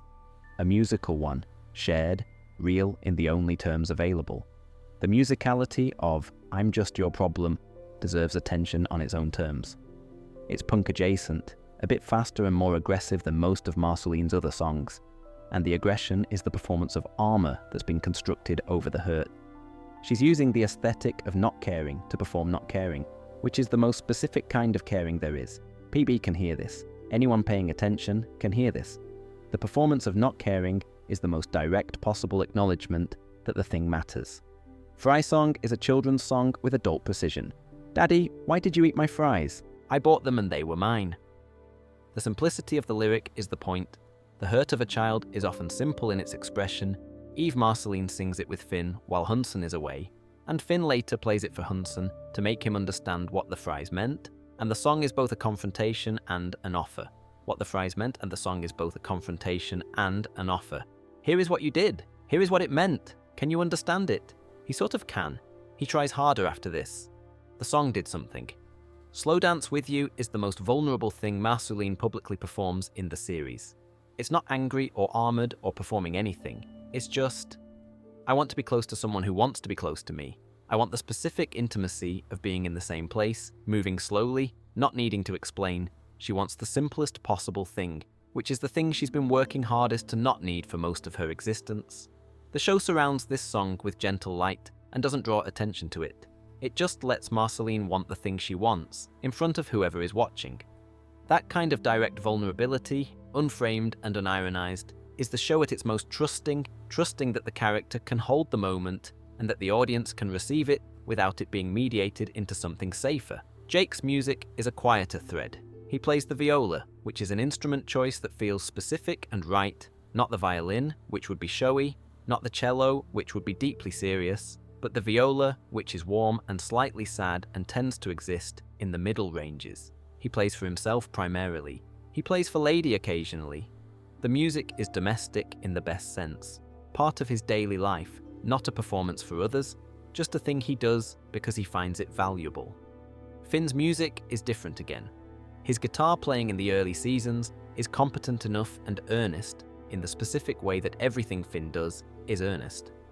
He sings about what's happening with the direct unself-consciousness of someone who hasn't learned yet that being earnest is a risk. The songs don't have the sophistication of Marceline's or the intimacy of Jake's. They have Finn's quality of being completely present. There's an evolution in how Finn's music changes across the seasons as he develops emotionally. He becomes more careful about the earnestness, more aware of it as a choice rather than just a characteristic. The unguarded quality doesn't disappear, but it becomes accompanied by something that knows it's present. This is part of his overall arc from a boy who feels things to a teenager who has learned to feel things with self-awareness, which is more complicated and not obviously better, but unavoidable. The finale's use of music, Marceline leading the collective song against Galb, is the show making explicit what has been implicit throughout.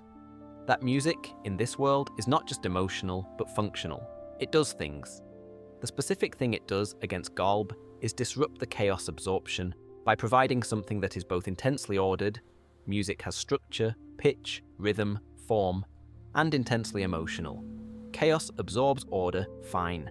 Chaos absorbs emotion, fine. The particular combination, done collectively with genuine feeling and genuine precision, disrupts the chaos mechanism in a way that pure force can't. This is Adventure Time's philosophy about art in compressed form. Art that is both precise and felt, both constructed and genuine, both individual and shared, does things that neither pure logic nor pure emotion can. The song works because Marceline wrote it, and Jake played it, and Finn sang it, and everyone was there doing it together. each contributing their specific quality. The Cheers theme song, in the context of everything else, Simon sung it to Marceline in the ruins, to keep himself located as much as to keep her calm. It's a song about belonging, about a place where you're known. He was trying to give her the feeling the song described, in a world where everything that had made him feel known was gone. He was making a home out of a television theme. He was making warmth out of memory. He was using the thing he had, the song, the voice still his for that moment, to give her the thing she needed. Music in Adventure Time is what the people who made the show understood it to be. Not decoration, but necessity. A way of transmitting what can't be said in other forms. A way of being together that bypasses the parts of communication that get tangled or defended or lost. A way of leaving something behind that persists past the person who made it. Simon's song is still in Marceline's hands. It will be there longer than anything else he left her. That's what music does. Prismo lives in a place called the Time Room, which is outside of time, and he is technically a wish, or a wishmaster, or a being made from the dream of an old man who has been sleeping for a very long time. The mechanics of this are not explained in a way that resolves into a simple answer, but the broad outline is this. There is an old man somewhere dreaming. Prismo is the active expression of that dream. The Time Room exists because the old man exists, and if the old man were to wake up, the Time Room would cease to exist, and so would Prismo. Prismo knows this. He guards the old man's sleep with something that isn't exactly love, but functions the way love functions. He checks on him. He makes sure no one disturbs him. His own continued existence is directly dependent on this man's continued sleep, which creates an unusual relationship to mortality, not the standard kind, where you might die because something goes wrong, but the very specific kind, where everything is fine as long as one sleeping stranger stays asleep. He lives in the Time Room and grants wishes. The wish granting is more sophisticated than it sounds. The standard genie mythology involves a wish and a twist. Ask for wealth, receive it in some terrible way that reveals the danger of unearned gifts. Prismo's version is more flexible and more honest. He tells people about the risks, he explains the loopholes. He's not adversarial toward the people he's helping. He's not trying to catch them in the fine print. He's more like a very experienced friend who happens to have enormous power and is trying to help you use it without accidentally causing a timeline disaster. He is also, genuinely, lonely. Or not lonely exactly. The Time Room exists outside of time, so the concept of duration is different there, but something related to lonely, the experience of being outside the main flow of things, knowing everything that has happened and will happen, existing in a position of permanent overview without being able to be part of what you're overseeing. He likes Finn and Jake enormously, he likes having visitors, he makes pickles. The pickles are worth dwelling on for a moment. Prismo, who exists outside of time in a dimension of pure purple light and cosmic architecture, makes pickles. He's proud of them. He offers them to guests. The recipes are apparently excellent. The show treats this entirely without irony. The pickles are simply what Prismo does with the domestic impulse that he has, in the way that any person with a kitchen has things they make that aren't related to their cosmic functions. The Time Room itself is a kind of administrative center for the multiverse's mechanics.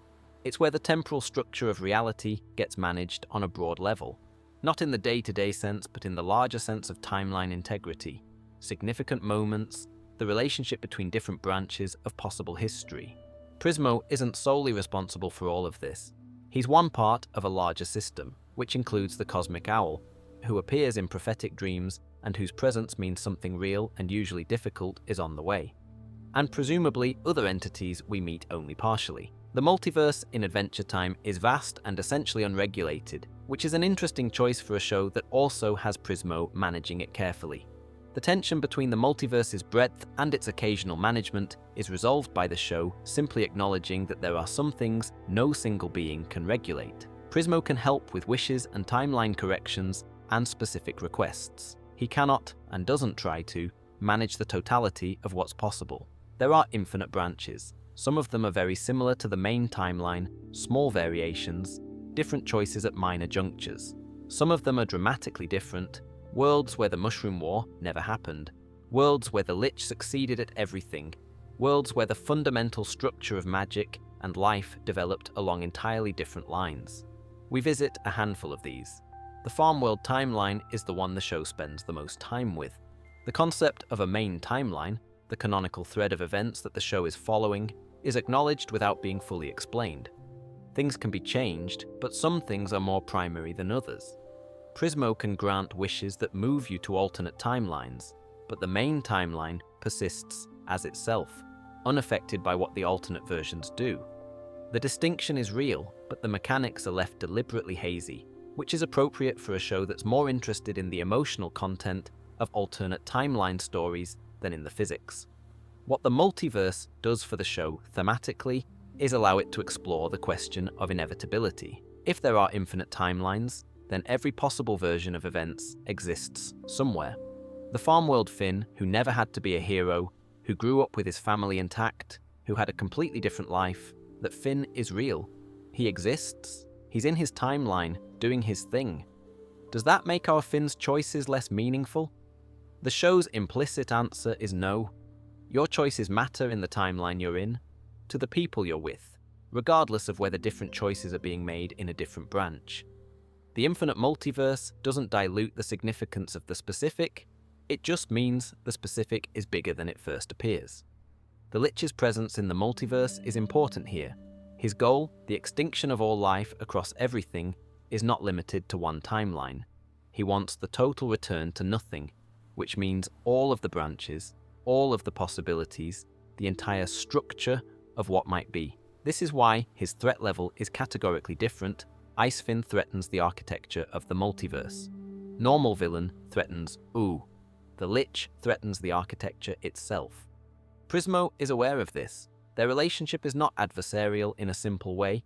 Prismo can't directly fight the Lich without compromising the time room.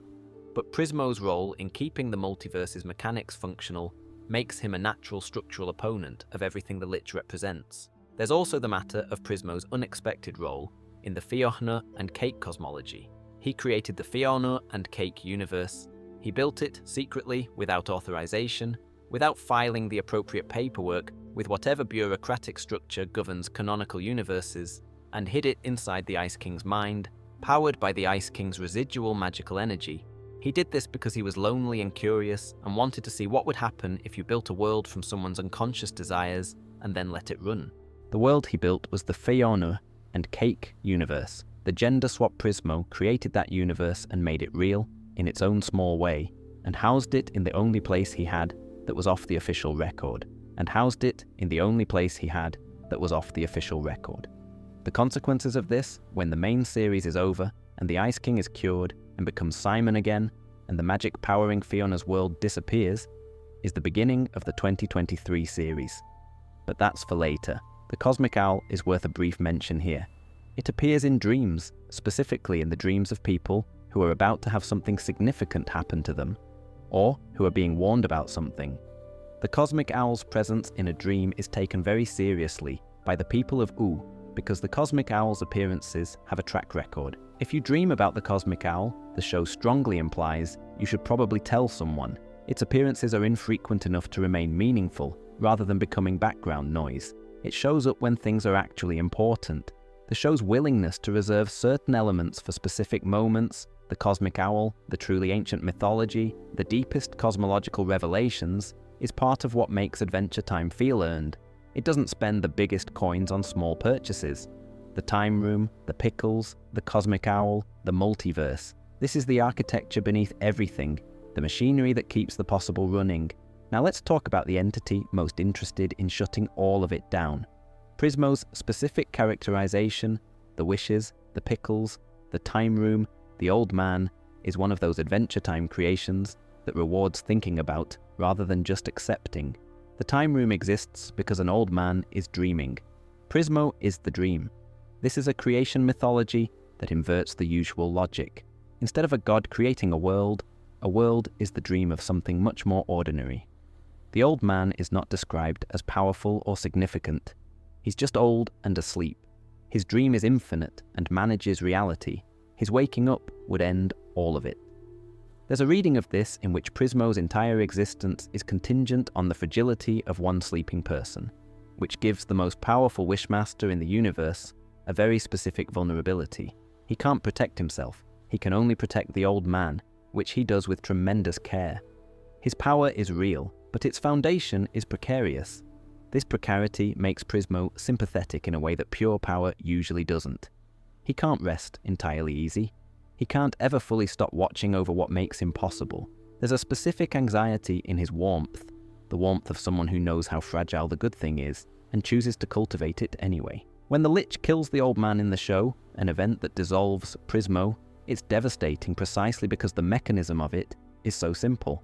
The most powerful being in the universe's administrative structure is ended by something killing an old man in his sleep.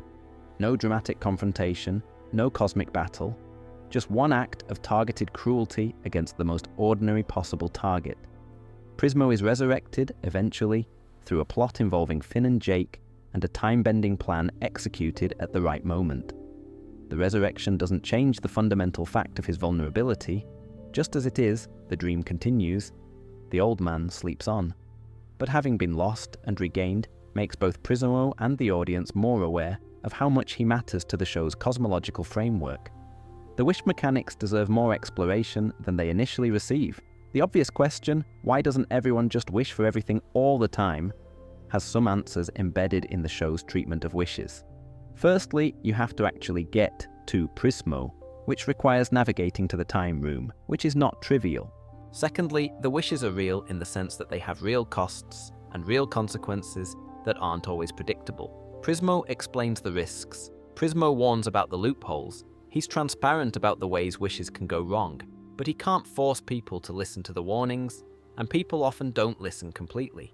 The farm world wish, Finn wishing the Lich never existed, is the example the show uses most extensively to demonstrate how wish consequences work. Prismo explains that removing the Lich from history means removing everything the Lich's existence caused, including the specific sequence of events that led to Finn's life as it is. A good outcome in one direction, a terrible outcome in others. The wish is granted. The consequences are real. There's a philosophical question sitting underneath the wish mechanics. Can you improve the world through wish-making, given that every significant change has unpredictable downstream effects? Prismo's implicit answer seems to be yes, sometimes, but you have to understand what you're changing.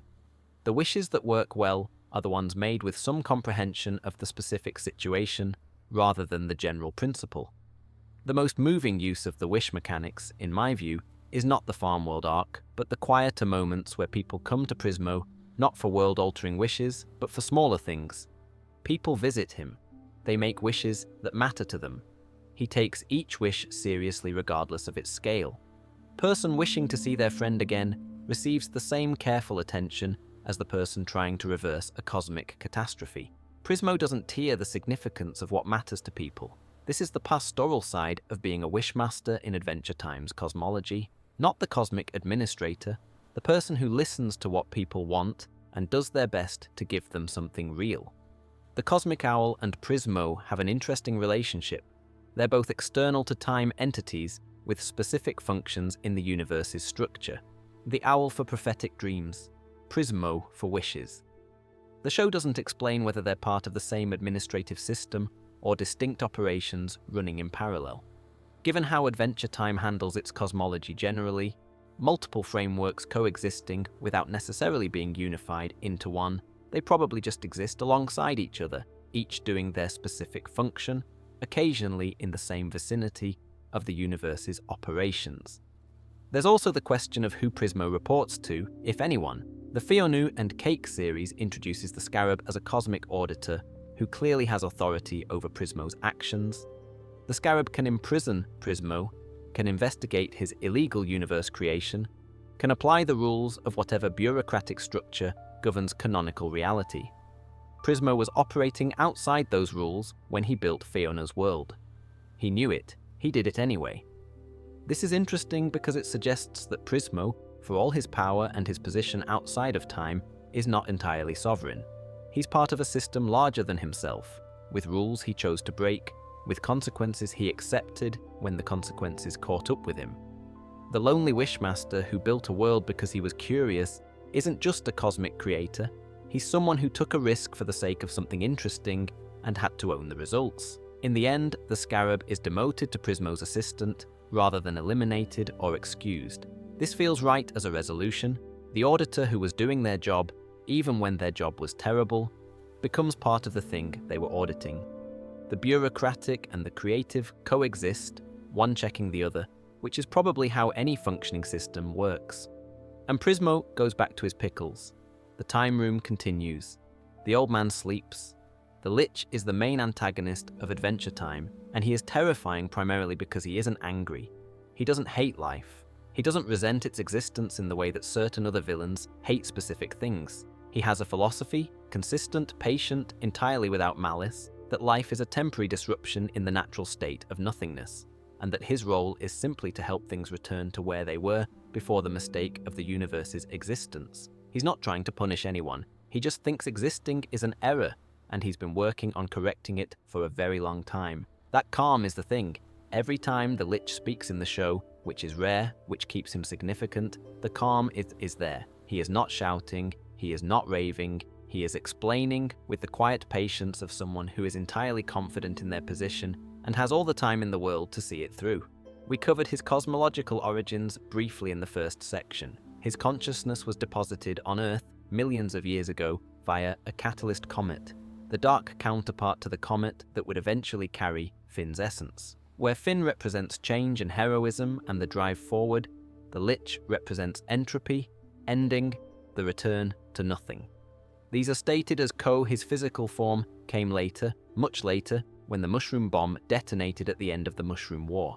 When the mushroom bomb detonated near the Well of Power in what is now the Candy Kingdom. The explosion and the mutagenic waste that pooled there created the conditions for his consciousness, already present on Earth in some distributed, non-physical sense, to take a host. He possessed a person who had been submerged in the radioactive material, and what emerged from that possession was the Lich as we recognize him, an ancient, skeletal, green glowing entity with a voice like something heard in a nightmare.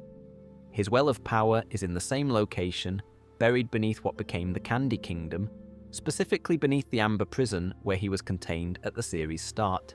Princess Bubblegum built her kingdom on top of the most dangerous thing in the region, either because she didn't know or because she decided that what you don't deal with directly.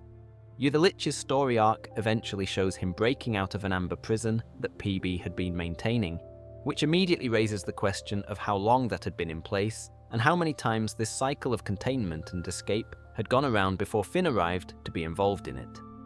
Cycle of containment and escape had gone around before Finn arrived. The Lich's first form is a humanoid body created when he possesses a person submerged in mutagenic waste. His show gives the Lich a series of hosts and forms across its run, the dead body in amber, the skeleton empowered by the well, the face of Billy, the legendary hero, which he steals and wears to manipulate Finn and Jake, the form of a giant green horror, the full expression of his power, and then, strangest of all, Sweet Pea. Sweet Pea is what happens when the process involves a cosmic prison known as the Citadel, and a splash of Guardian blood and considerable magical chaos, and the end result is the Lich reborn as a gigantic, gentle, round-faced baby in a nappy, raised by a couple named Tree Trunks and Mr. Pig, who found him and chose to love him without fully understanding what he was. Helby and Bob, who found him and chose to love him without fully understanding what he was. Sweet Pea is everything the Lich he calls Tree Trunks and Mr. Pig his parents. Sainty, afraid of the dark, happy to see people he knows. He calls Shelby and Bob his parents. He plays with other children. He has occasional nightmares that shake the foundations of wherever he's sleeping, because the Lich is still in there somewhere, and the Lich's dreams are not comfortable things.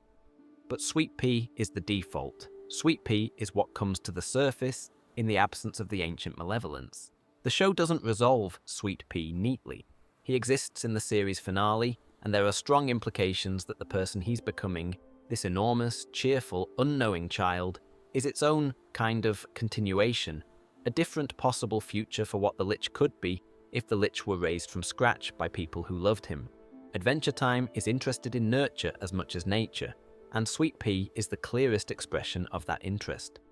The Lich's philosophy is given its most extended articulation in the episode Gold Stars, when Sweet Pea goes to school and his teacher reads a passage from a book called the Enchiridion, or rather the Lich's ancient counterpart to the Enchiridion, and the text speaks directly to the Lich sleeping underneath Sweet Pea's consciousness. The awakened Lich gives his speech about nothingness. Sweet Pea then smashes the podium with his fist, showing the conflict between the ancient malevolence and the person growing on top of it. There's a version of this story where the Lich wins, where the ancient consciousness eventually reasserts itself over the innocent child, and the pattern continues.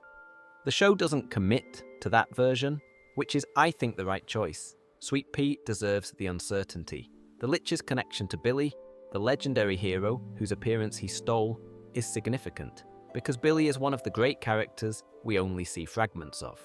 Billy was, by reputation, the greatest hero Ooo had ever produced before Finn. There are songs about him. He slew the Lich once, he defeated great evils, and then he retired, exhausted because the fighting kept being endless and the world kept needing saving, and at some point even a legendary hero reaches the limit of what they can do without the victories meaning more. When we meet Billy, the Lich has been wearing his face for long enough that we don't know. The show doesn't tell us whether the real Billy is still alive somewhere or has been entirely consumed. The Lich's manipulation of Billy's reputation to get Finn and Jake to collect the Enchiridion components is one of the show's better long-game villain moments, using the hero's legacy against the next generation of heroes. Borrowing CR, the show's series finale involves the Lich being disintegrated by Galb, chaos eating chaos, entropy returning to entropy. Involves the Lich being consumed by Galb, chaos eating chaos, entropy returning to entropy. This isn't a defeat in any clean sense, it's more of a reassignment. The Lich's philosophy and Galb's nature are adjacent enough that the encounter doesn't destroy either. It changes the shape of the problem. Sweet Pea remains. The Lich's active agenda is interrupted without its underlying principle being resolved. That's appropriate. Adventure Time doesn't resolve entropy. It just shows you that people keep going anyway, which is maybe the most honest thing it has to say about the darkness at the edge of everything. The Lich's place in the show's structure matters. He's used with restraint. He doesn't appear in every season. He doesn't have weekly schemes and setbacks. He's the deepest threat, the oldest antagonist, and the show preserves his weight by keeping him rare. When he appears, it matters. When he speaks, it lands differently than anything else in the show's register. The green glow, the calm voice, the very specific horror of a villain who doesn't want anything you can negotiate with. Biological life is a cosmic aberration. He says this the way you'd tell someone what time it is. Now let's leave the Lich behind for the moment and explore the broader magical world of Ooo, the wizards, the strange people, the cosmic beings who populate its edges. The Lich's appearances across the series are structured around scarcity, which is the right approach. He appears rarely enough that every Appy, his first real appearance, breaking free of the Amber prisons late in Season 2, the moment where the show announces clearly that this isn't going to stay light forever, is visually unforgettable. Announces clearly that this isn't going to stay light forever, is visually unforgettable. The green glow through the amber, the skeletal hands, the crown of fire, the specific calm of something that has been waiting for a very long time and has reached the moment when waiting is over.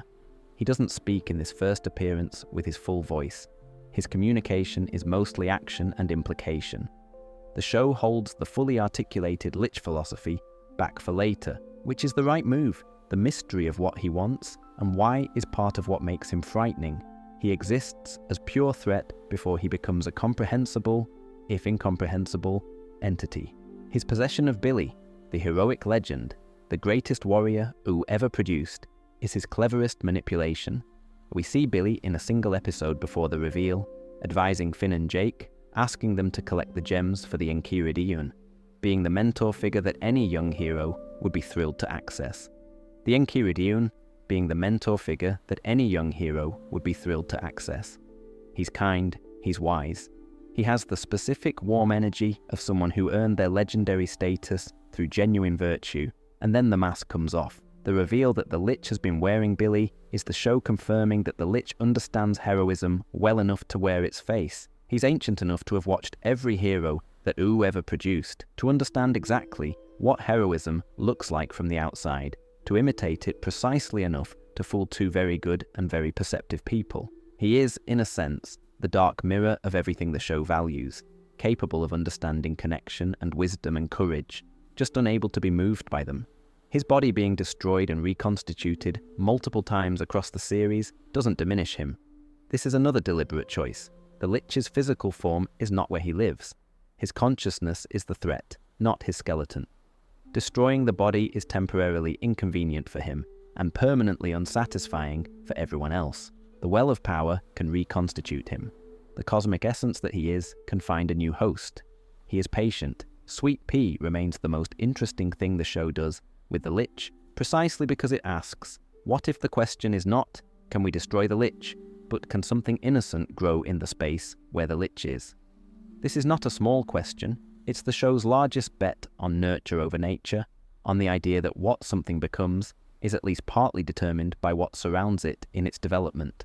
Sweet Pea, enormous, gentle, afraid of the dark, earnest in a way that the Lich is categorically incapable of, is what grows when the Lich's essence is placed in an environment of love. Not transformed, not cured. Just given different conditions and allowed to develop from those conditions. The nightmares Sweet Pea has are the Lich still present, buried but real. The show doesn't pretend the transformation is complete or clean. Sweet Pea is the Lich, but also genuinely isn't the Lich. Both things are true. The show lets them be true simultaneously. Bob and Shelby, the couple who find Sweet Pea and take him in, are one of Adventure Time's most endearing minor creations. They didn't know what they found. They found an enormous baby in disturbing circumstances, and they brought him home and loved him and called him their son and showed up to his school events and worried about him. The love they gave is as real as any love in the show, regardless of what they gave it to. The detail about Sweet Pea experiencing the nightmares, the Lich's consciousness surfacing in his sleep and being comforted by Bob and Shelby is one of the show's most affecting images. The monster of the universe, dressed in overalls, being comforted for his bad dreams by two small people who love him completely. The Lich's connection to the Mushroom War and to the specific location of the Candy Kingdom's foundation is not incidental. He is literally built into the world's history in ways that can't be undone without unwriting the world. He is part of the landscape, the mythology, the deep structure of what Ooo is. Princess Bubblegum built on top of him, her candy on top of his power, the sweet on top of the terrible. This is such an Adventure Time image, so precisely the thing the show would do.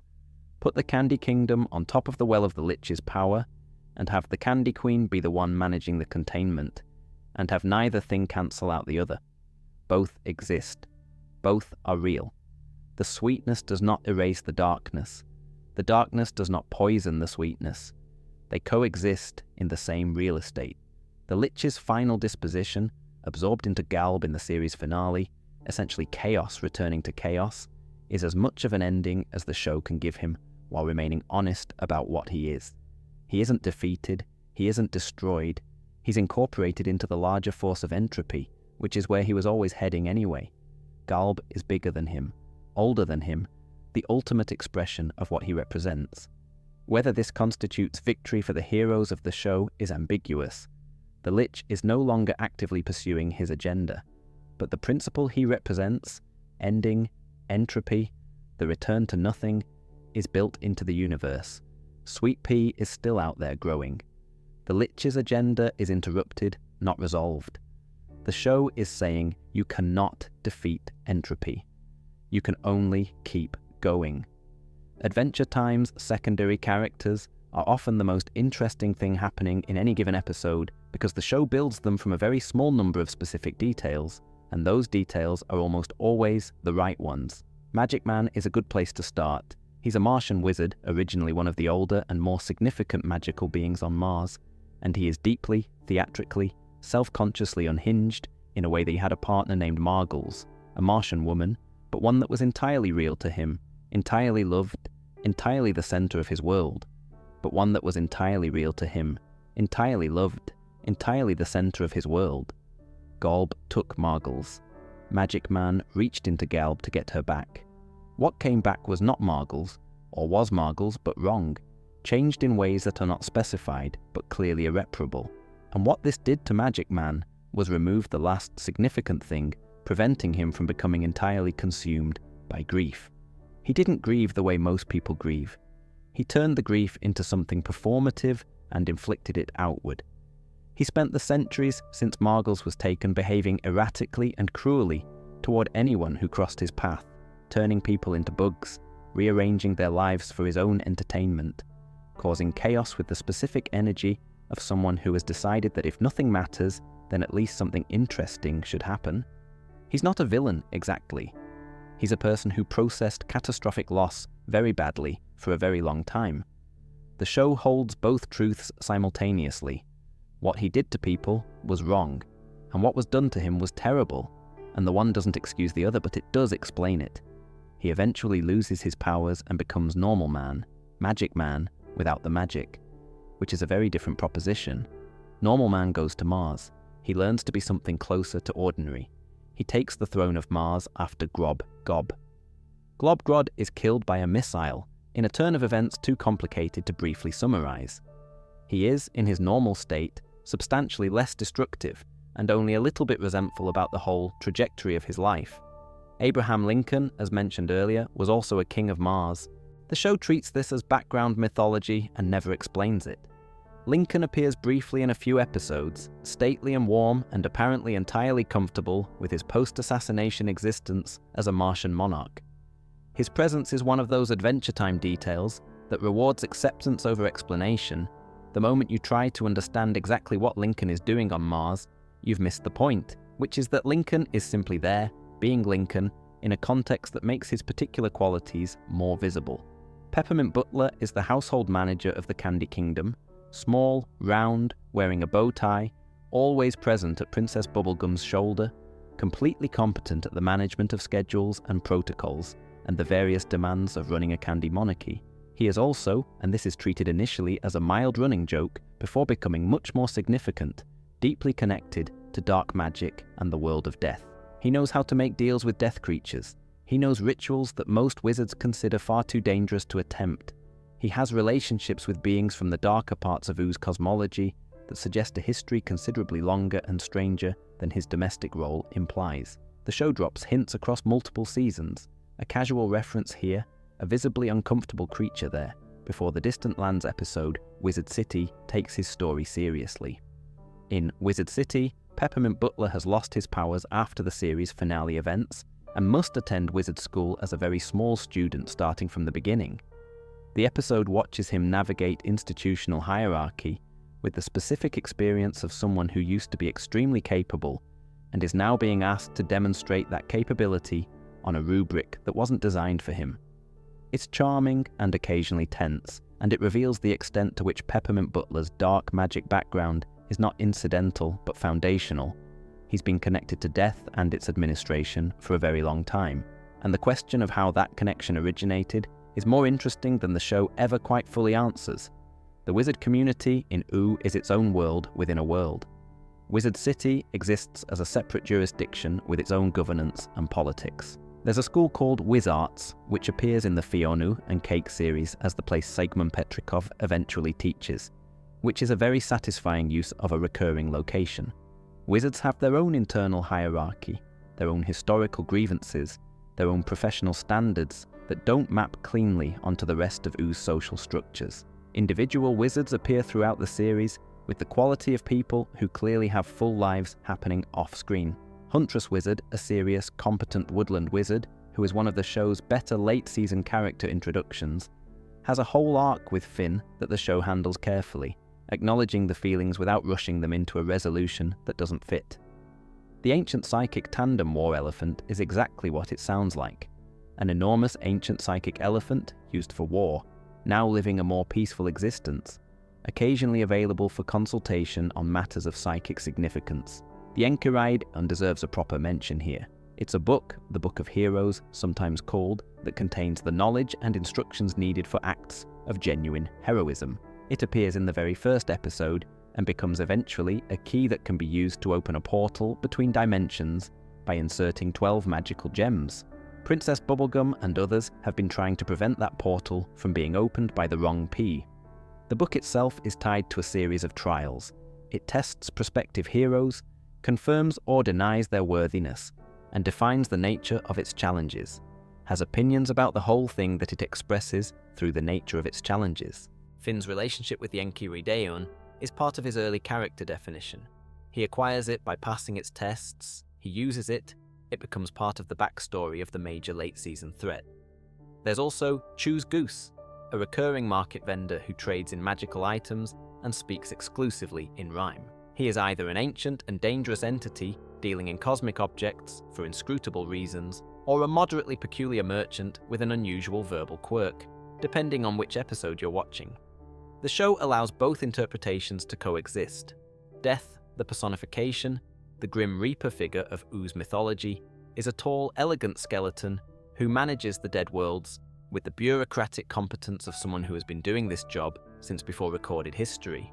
He has a house, he has standards, he plays instruments very well, and is willing to negotiate, with significant conditions, with people who come to him with requests about deceased family members. He is distinct from the Lich in every meaningful way, where the Lich is ancient malevolence, death is administration. One wants all life to end, the other just processes what has already ended. They coexist in the mythology without contradiction. The fact that death is a functional character, that people can visit his domain, negotiate with him, occasionally even win, is characteristic of Adventure Time's approach to the ultimate things. Nothing is entirely off the table. Nothing is completely unapproachable. Even the end of things has someone managing it who can be talked to, if you're brave enough and bring something worth trading. Magic Man's Margles, Peppermint Butler's dark affiliations, the Enchiridian's long history, Choose Goose's possible cosmic significance, Death's administration, all of this lives in the margins of Ooo, in the spaces between the adventures, in the background of the world that Finn and Jake move through, without always knowing what they're adjacent to. That's one of the things that makes the world feel full. There's always more happening off-screen than on. Now, some of the most significant things happening in Ooo relate to the elemental kingdoms, the realms of fire and ice and candy and slime, and to the people who carry those elemental forces. Let's spend some time there. Wizard City, as a location in Ooo, is worth spending more time on because it repressed the kingdoms, candy, fire, ice, slime, etc. are each organized around a single powerful elemental principle and, in most cases, a single ruler who embodies that principle, and a single powerful elemental principle and a single ruler who embodies that principle. Wizard City is organized around the collective practice of magic as a discipline. It's a school essentially, or a school plus community, where people who have magical abilities or are studying them congregate and operate together under a set of shared norms that are more professional than governmental. The politics of Wizard City are therefore more academic than royal. There are hierarchies, but they're based on expertise and achievement rather than hereditary or elemental power. There are disputes, but they tend to be about the right way to perform a particular kind of magic rather than about territorial control. It's the closest thing in Ooo to an intellectual institution, which is probably why Princess Bubblegum, who respects intellectual institutions, maintains a relatively positive relationship with it. Magic Man's history with Wizard City is unclear. He's a Martian wizard, and his relationship to Oo's magical community seems to have been defined more by his individual power than by any institutional affiliation. He didn't need Wizard City. He was strange and powerful enough to operate entirely outside its structures for centuries. This is part of what makes his trajectory. From cosmic, he lost the power, lost the chaos, lost the identity built on magical supremacy. He gave up the power, gave up the chaos, gave up the identity built on magical supremacy. Normal Man on Mars is, in a lot of ways, a better version of what Magic Man could have been, without the grief distortion. He's still capable, still intelligent, still has access to considerable resources. He's just not expressing all of it as a constant catastrophe. The transformation from Magic Man to Normal Man isn't presented as a loss. The show treats it as a kind of return, not to who he was before Margles, but to someone who can actually exist in relation to other people without constantly and violently imposing his interiority on them. Grob Gob Glob Grod, the four-faced Martian god, dies during the series in an episode where they're struck by a missile while trying to save Mars. This is presented with some weight. These are ancient divine beings, significant in the show's cosmology, and their death is real. and not immediately resolved. Normal man stepping into their role is partly pragmatic and partly something more significant. The human adjacent wizard who was once the most destructive force in the vicinity, taking on the responsibility of governance for a whole civilization. Whether normal man is good at being a Martian king is a question the show raises and doesn't fully answer. He's certainly better than Magic Man would have been at it. He probably has a few centuries of learning ahead of him. Peppermint Butler's dark magic affiliations are described as connecting him to Death's domain and the network of beings who handle the passage of souls and the management of whatever comes after life.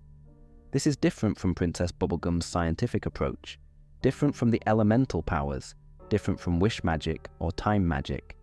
It's the magic of transitions, of the threshold between states of being, of the specific power that comes from being willing to go to places most people can't or won't. He's been doing this for a very long time.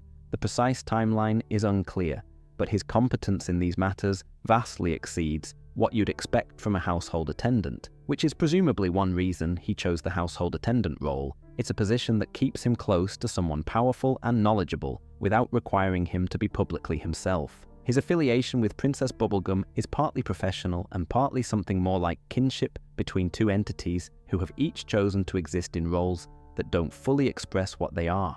PB is the elemental of candy, expressed as a scientist and a monarch.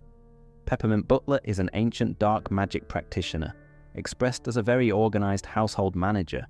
They understand each other's choices without having to discuss them. The Wizard City, Distant Lands. Episode's best moment is when Peppermint Butler, still technically a student, solves the problem at the heart of the episode's conflict, using methods that definitively exceed the level of what anyone thought he was capable of at his apparent starting point. The students and teachers who've been condescending to him throughout the episode have their assumptions about capability overturned completely. He knew what he was doing the whole time. He was just doing it in the context of being a student, which requires a certain kind of patience. There's something quite endearing about this version of competence. The person who accepts a diminished role without resentment, who works within it honestly rather than impatiently tolerating it, who brings their full capability to bear when it's needed rather than constantly demonstrating it to prove a point. Peppermint Butler spent a season being a small student learning basic spells, and the show treats this as dignified rather than sad.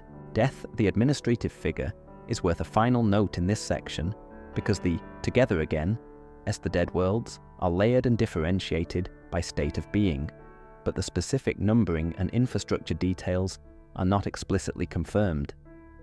Differentiated by state of being implies an extensive infrastructure of afterlife management.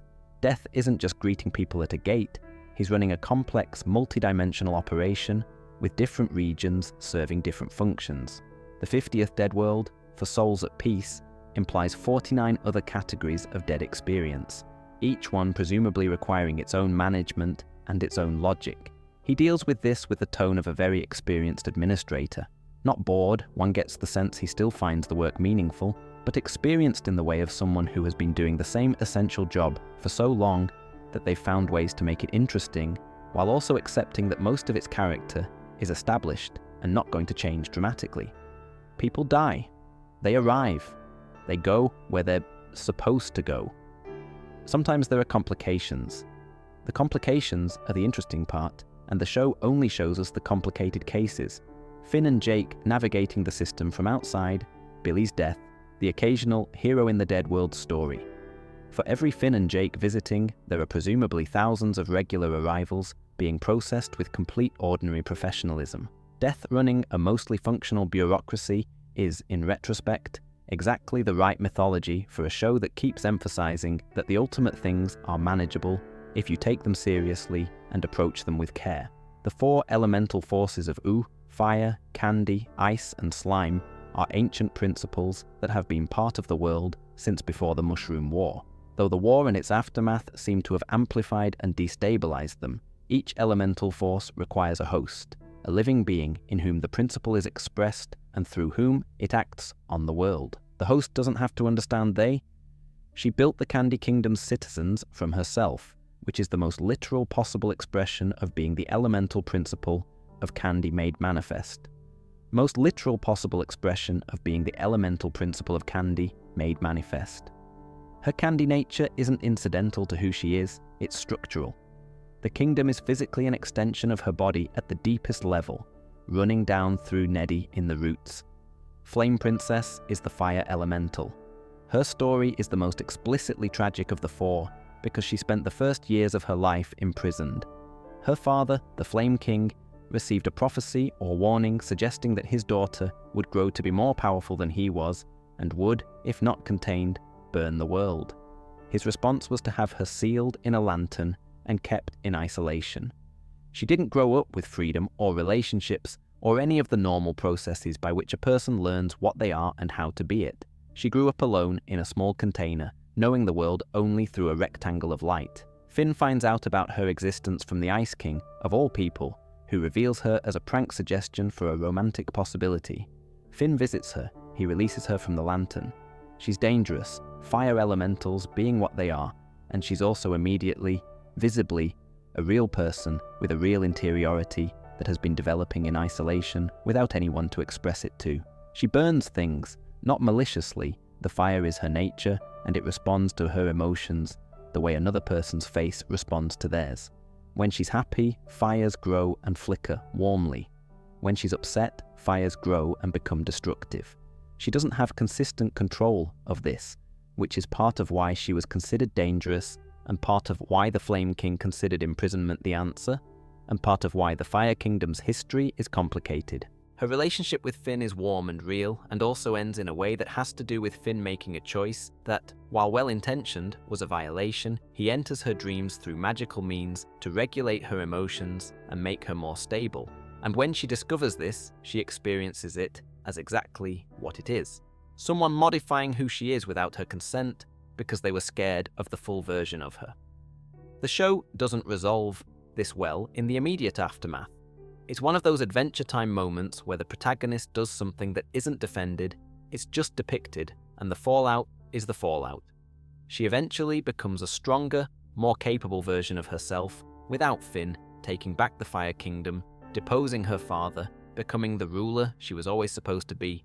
The elemental nature that was considered threatening turns out to be exactly the quality of leadership the Fire Kingdom needed and didn't have. She appears in the series finale as one of the characters navigating the Gatel crisis, and she's clearly in a better place. The road was hard, the destination is good.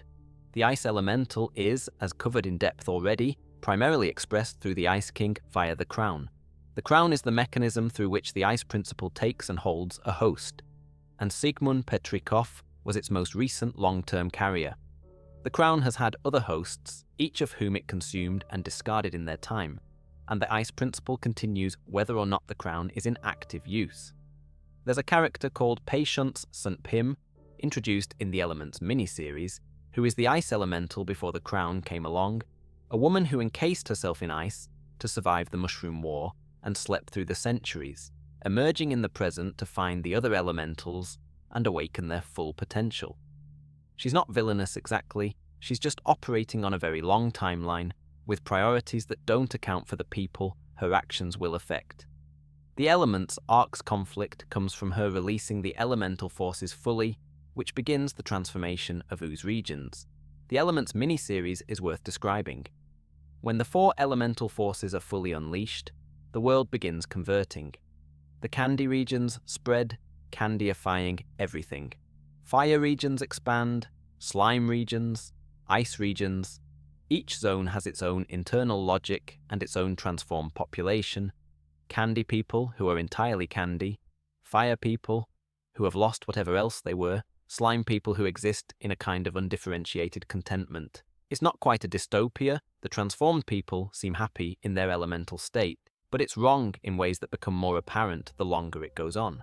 Lumpy Space Princess is the wild card, and this is where the Elements arc does something interesting. LSP, who has spent the entire series being the most aggressively self-absorbed and easily dismissed secondary character, turns out to be immune to elemental conversion. She exists outside the 4 elemental categories. She's lumpy. She's her own thing. And because she's her own thing, because she hasn't been absorbed into any of the 4 forces, she becomes the instrument through which the balance is restored. LSP, using her lumpiness, her fundamental non-elementalness, to cure everyone is an enormous character moment that also works as a thematic statement. The person who is most purely themselves, who resists categorization most thoroughly, who refuses to be fitted into any available framework, turns out to be the one who saves everyone precisely because of that resistance. She has no idea what she's doing most of the time. She does it with complete confidence. Slime Princess and the Slime Elemental get less focus than the others, which is a slight gap in the show's treatment of its own mythology. The Slime Kingdom exists, it has politics and people and a whole functioning world, and the Slime Elemental principle has its own ancient history. The show simply doesn't spend as much time there. It's one of the things that makes Ooo feel larger than what's depicted. You know there are stories in the Slime Kingdom that you're not hearing. The elemental framework gives Adventure Time a structural mythology that feels grounded in something older than any of the individual characters. These forces preceded the kingdoms and will presumably outlast them. The people who carry them are vessels as much as they are themselves, and the show is interested in how someone navigates being both a specific person and an expression of something ancient and impersonal. Princess Bubblegum has resolved this by making the impersonal serve the personal. She built a kingdom because she wanted to, and the fact that she's the candy elemental is what made it possible, and the two things support each other. She's not diminished by the elemental nature, she's expressed through it. Flame Princess arrives at something similar by different means. First the imprisonment, then the freedom, then the choice to be the kind of ruler who uses the fire rather than being used by it. The Ice Principle's current host situation is unresolved in a way that's meaningful. Simon is Simon again. The Crown's relationship to the Ice Elemental continues through the show's cosmology in ways that the Feonu and Cake series starts to address. Ice is still there, it just doesn't have the same single human face it had for 1,000 years. One of the things I find most interesting about the elemental mythology is how it sits alongside the Catalyst Comet mythology, without fully resolving into one another. Finn is a comet principle. The elementals are elemental principles. These are different systems running parallel in the same world, and the show doesn't feel obligated to unify them into a single grand theory. The world has multiple cosmological frameworks operating simultaneously. This is probably more realistic than the alternative. Now let's go to the islands, to the part of the world Finn came from and didn't know about. The Elements miniseries is a genuine showcase for what the elemental mythology can do when it's given room, and it's worth walking through more carefully, because its resolution, lumpy Space Princess as the unlikely saviour, is one of the show's most deliberately constructed surprises. The arc begins with patient St. Pym, who has been waiting in an ice cave for centuries after surviving the Mushroom War by encasing herself in a block of ice. She's a pre-war ice wizard, powerful and very much shaped by the specific survival psychology of someone who watched the world end, waited out the worst of it, and emerged to find everything different. She looks at the current state of Ooo and the current distribution of elemental power, and sees potential for something more aligned, more fully elemental, more purely expressed. Her plan is to bring the 4 current elementals together in a ritual that will fully awaken their powers. She doesn't intend this to be destructive. She thinks it will be a restoration. What she doesn't fully account for is that the elementals, Princess Bubblegum, Flame Princess, Slime Princess, have their own personalities, histories, and relationships that the pure elemental force doesn't care about. When the elemental energy is fully unleashed, it doesn't enhance who they are, it overwrites it. The transformation of Ooo is visually extraordinary and emotionally alarming. Each region converts to its elemental state. Everything in the candy zone becomes candy, the people in it becoming purely candy-minded, their individual personalities and memories replaced by a kind of sweet unified contentment. The fire zone's inhabitants become purely fiery, the slime zone purely slimy. It's not death exactly, the transformed people seem happy in their simplified states, but it's a profound loss of selfhood. Princess Bubblegum's transformation is the most significant because she's been so defined throughout the series by her specific personality, the intelligence, the ambition, the emotional guardedness. The candy version, the fully elemental version, loses all of that. She's sweet and warm and completely present and utterly vacant of the things that made her PB. It's the show's most direct statement about the difference between a force and a person. The candy elemental force is real, but Princess Bubblegum is more than that force, and what she is beyond it matters. Finn, who has travelled through the transformed zones trying to find a solution, eventually reaches Lumpy Space Princess. LSP has been living in the woods, off the grid, eating berries and being herself with tremendous conviction. She's immune to the elemental transformation because she is, as she describes it with LSP-appropriate drama, not regular.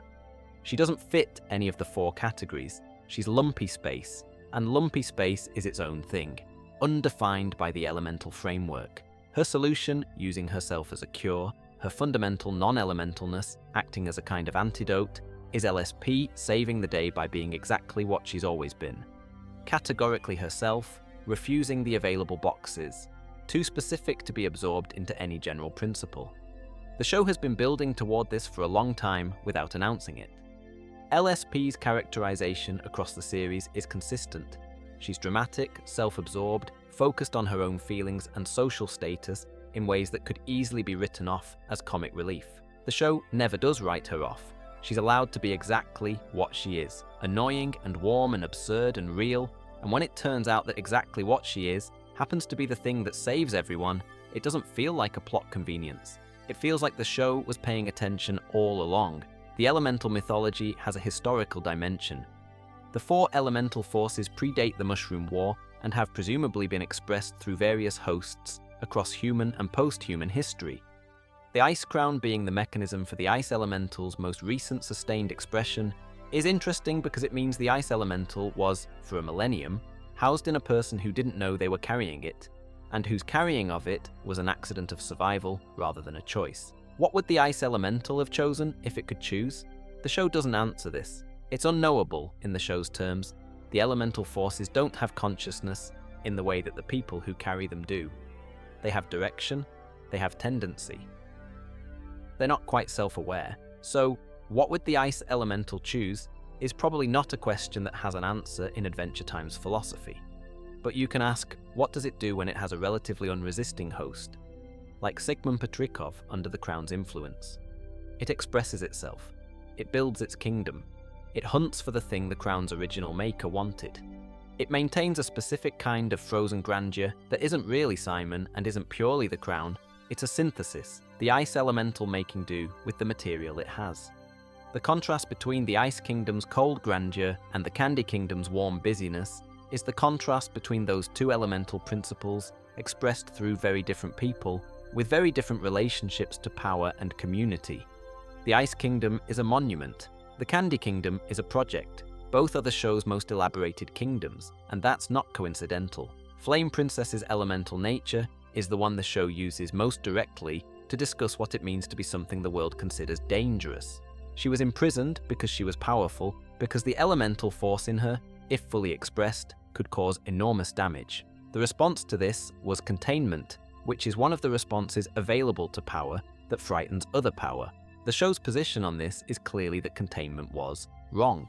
Not because she wouldn't have caused damage, she probably would have as a child given no context for or control of her nature, but because the response to "this person is dangerous" cannot be lock them in a lantern and give them no resources for developing self-understanding. The damage Flame Princess could have done as an uncontained elemental is not obviously greater than the damage done to her by a childhood of isolation. She eventually becomes, as mentioned, the ruler the Fire Kingdom needed. Someone who understands the elemental nature from the inside, who has developed the relationship with their own power that comes from being forced to work with it rather than being insulated from it. Her rulership is characterized by the show as better than what came before, more just, more stable, more oriented toward the well-being of the Fire People rather than toward the specific insecurities of the Flame King. The healing is real, the harm was real. Both of these things are true simultaneously, which is Adventure Time being precisely as honest as it usually is about the things that hurt people. The surviving humans didn't all die in the Mushroom War. A significant portion of them, enough to constitute a continuing society, eventually fled to a hidden archipelago. How they found it, exactly how the migration happened, and why the islands weren't discovered by anyone in Ooo for 1,000 years, are all questions the show answers partially and leaves partially open. What we know is this. After the war, a group of humans made it to a chain of islands in what's probably the Atlantic Ocean, guided at least in part by a ship's AI named Alvis, who had the kind of patient competence that an AI created to support human welfare would have if given 1,000 years to develop it. Alvis maintained the islands, not in a controlling way, in the way of something that understood what it was there for and took the job seriously. The island society that Finn finds in the mini-series is, by any surface measure, good. The people are healthy, the food is adequate, the environment is safe, the community functions. There are healers, a specialized class called helpers, whose job is to care for the community's well-being, and the social infrastructure around that care is thorough and humane. There is also, and this is the part the show is most interested in, essentially no way out. The Guardians, enormous automated robotic entities that patrol the waters around the islands, exist to keep the ocean creatures out and the humans in. This is presented as protection. It is protection. It is also containment, whether that word is used or not. The world beyond the islands is considered too dangerous for humans. The Mushroom War is the evidence. The conclusion drawn was, keep people safe by keeping them together, in a defined space, without the freedom that led to the previous catastrophe. The human population has been living this way for so long that most of them don't experience it as constraint. It's just how things are. The occasional person who feels curious about the wider world is not punished, they're cared for, redirected, gently counseled toward finding meaning within the space available. It's very well intentioned. The show doesn't present anyone in the island society as malicious. The show does present it as wrong in a quiet and undramatic way. The wrongness isn't in the safety itself, but in what the safety costs. The development of curiosity, of agency, of the kind of selfhood that comes from actually going out and encountering things and finding out who you are in relation to them. The island society has produced healthy people, and it has, over 1,000 years, gradually produced people who don't quite know what they'd be if they were allowed to not be safe. Minerva Campbell is the fullest individual expression of this society. She was a helper, one of the community's healers, completely devoted to her work, brilliant and warm and good at caring for people. When a plague hit the islands, she chose to upload her consciousness into the island's systems to keep providing care even after her physical body was at risk. She's still there, diffused across the network, present everywhere, the most thoroughgoing helper the community has ever had. She gave herself entirely to the work. She also had a son who she put on a boat and sent toward the outside world. The circumstances of this are complicated. Martin Mertens, Finn's father, was involved, and so was a crisis. His father lost him in an emergency while trying to escape, lost him in an emergency while trying to protect him. The distinction matters to her. You can feel that, even though she couldn't have known what it would mean for him. When Finn finds her, through the digital interface, in a meeting neither of them was entirely prepared for, she doesn't know she has a son. She doesn't know who Finn is. And then she does. And the moment of recognition is one of those things the show handles with particular delicacy. Not a dramatic crescendo, but something quieter. A mother and a child finding each other across 1,000 years of separation and trying to understand what that means now. She wants Finn to stay. She wants all the humans to come home, to be brought in from the dangerous world, to be safe. This is her love language in its most complete expression: safety, care, the elimination of risk. Finn understands this about her. He also cannot be what she needs him to be, cannot be the child who comes home and stays. He's a catalyst comet. He's already found his people and his place. Their goodbye is good. Not resolved in the sense of everything being fine, but honest in the sense of them both understanding what the other is. That's often the best you can do. Susan Strong, Kara, is the other significant human in this story. She's a warrior who left the islands and spent time in Ooo, adapting to the world above water, losing her memories of her origin, and building a new identity. Her arc is about recovery, specifically about whether recovering a lost identity means returning to who you were, or means integrating what you've been in the meantime. She chooses integration. She goes back to the islands, not to become Kara again, but to be someone who is both Kara and Susan, and the warrior, and the friend, and the person who found out, the hard way, that there was more world than the one she'd been given. Her presence as a human character in Ooo makes the island's existence feel more continuous with the main story, more like a thread that was always there rather than a reveal. What the islands ultimately are, in terms of the show's mythology, is an answer to the question of where humans went, and a complicated one. They went somewhere safe, they built something good, and then the good thing became a container, and the people inside it forgot what freedom of movement felt like, and 1,000 years later, there's a boy out there in Ooo living the life they were all too afraid to let themselves live. Finn goes home, to the tree fort, to Jake, to Ooo. He goes home to the world that terrified his mother's people so thoroughly that they enclosed themselves to avoid it. He goes home and fights monsters and has adventures and makes mistakes and grows up in ways the island's people probably can't imagine. The show doesn't make this a triumphant commentary on freedom over safety. It makes it Finn's choice, specific to Finn, and lets the island's people be right about some things, and the island society be right about some things, and the complications. Finn is fine in Ooo for most of his life.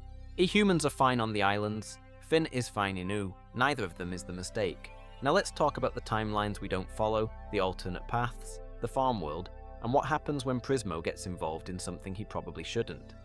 The Islands mini-series is worth looking at from the angle of what it says about human nature specifically, because it's the show's most sustained engagement with the question of what humans are actually like in the post-human world of Ooo. The answer, it turns out, is complicated. Not better or worse than the creatures who replaced them, not fundamentally different in their capacity for both good choices and bad ones, but carrying a specific history of a specific catastrophe that has shaped their social organization in ways that are both sensible and limiting. The island society's primary mechanism of preservation is information control. People on the islands know what the helpers want them to know. The outside world is not described as exciting or possible. It's described as dangerous, as the place where everything went wrong, as the reason the islands exist at all. Children on the islands grow up understanding the mainland as a threat and the ocean as a barrier and the island as home. And these things are true, but they're not the whole truth, and the withheld parts of the truth accumulate over generations into a society that has forgotten what it was avoiding and is now simply avoiding in general. Alvis manages this with, from the evidence, genuine care. The AI's goal is the preservation of the human population, and its methods over 1,000 years have drifted from the original purpose of survival toward a more general minimization of risk that encompasses things that were never actual threats. Alvis isn't malicious, it's just been optimizing for the same objective for a very long time, and has, in that optimization, gradually redefined the objective in ways that don't perfectly match what was originally intended. This is a real thing that systems do. It's a real thing that institutions do. Adventure Time is describing it accurately through the lens of a magical cartoon setting. The mechanism that was built to save people gradually becomes the mechanism that limits them, not through malice, but through the absence of revision.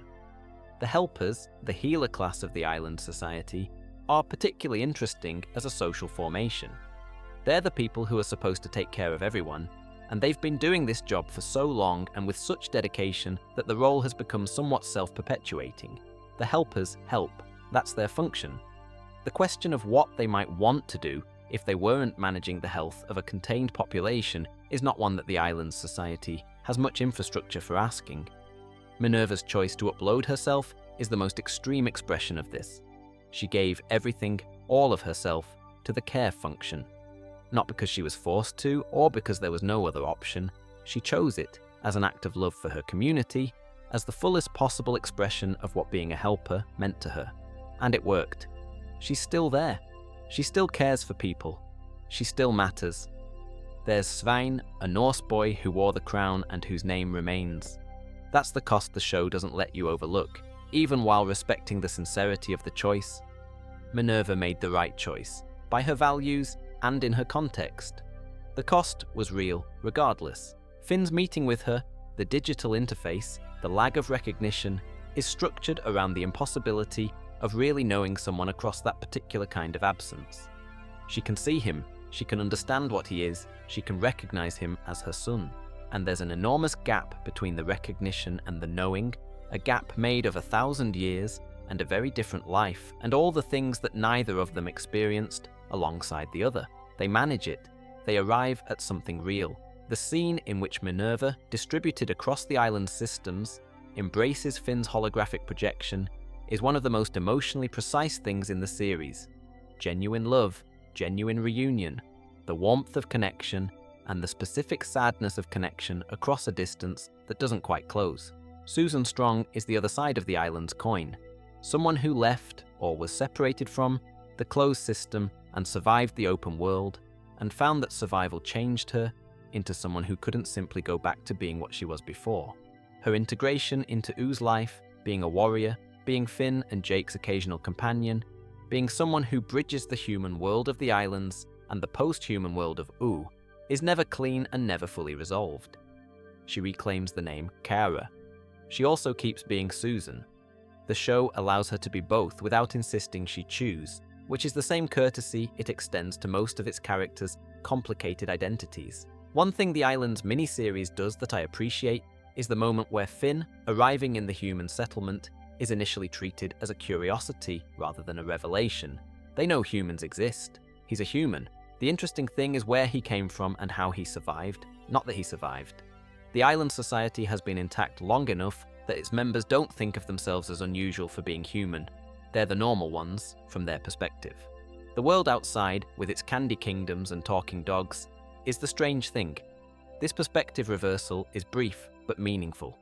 From the island's point of view, Ooo is the post-apocalyptic nightmare, the world that formed in the ruins of humanity, the place too dangerous for people. From Oo's point of view, the islands are just the place humans went. The show holds both perspectives without declaring one correct, which is consistent with how it handles most disagreements about what the good life looks like. Finn goes home. The islands persist. Susan goes back and forth between worlds. Minerva continues managing the islands. Minerva continues her care. The humans continue being humans, which is to say complicated, capable of both the closed and the open, doing their best with the history they inherited. The Farmworld episodes, Finn the Human and Jake the Dog, Season 5 episodes 1 and 2, are the show's most extended excursion into what didn't happen, and they're strange in how much they make you feel the specific weight of the path not taken. The premise? Finn, having been offered a wish by Prismo, wishes that the Lich never existed. Prismo grants this with his characteristic care and caution. He explains the consequences as best he can, which isn't entirely well enough. The result is Farmworld, an alternate timeline where the mushroom bomb didn't detonate as a mutagenic weapon, where the Lich was never awakened, where the war happened differently, and much of the old world survived in some recognizable form. In Farmworld, Finn's family is alive, his mother, his father, siblings. They're farmers. They live in what looks like a rural version of something that might have been rural Iowa or Minnesota, cold and quiet and functional. Finn exists in this timeline as a teenager, with a dog named Jake, which is similar to the main timeline, but not magical. Jake here is just an ordinary dog, aging, old, and slow. The way dogs actually age. The family is sweet, the life is simple, and the world outside is increasingly dangerous because without the Lich's awakening, Sigmund Petrikov, who never had to keep wearing the crown because the war ended differently, is still Simon. He's an old man now, in a post-war world that never quite turned into the magical land of Ooo, and the crown is simply an artifact he has. This version of Simon is one of the most quietly devastating things the show does. An old man with his glasses, still himself, who just didn't have the need, didn't have Marceline to protect, didn't have the extreme circumstances to keep wearing the thing, he's long dead now, preserved, with the crown still on his head. Frail, keeping the crown as a curiosity. But without the Lich, without the magical transformation of the world, without the 1,000 years of Oo's development, things are wrong in different ways. The farm world isn't safe, it's just differently dangerous. The Lich's absence created a vacuum that other things are moving to fill. The alternate timeline, Jake encounters the Lich's spirit, because the Lich's absence from one timeline doesn't remove the Lich from the cosmic structure, and things go catastrophically wrong in ways that require main timeline Finn and Jake to step in and correct. What the Farmworld episodes are about, at their core, is the question of whether Finn's particular life, the loss, the danger, the constant need to be a hero, could have been avoided, and what that different life would have cost. The answer the show gives is complicated. Yes, it could have been avoided. The alternative would have been warm and full of people who loved him, and also wouldn't have been his life. he wouldn't have been the person he is. The Catalyst comet would still need somewhere to land.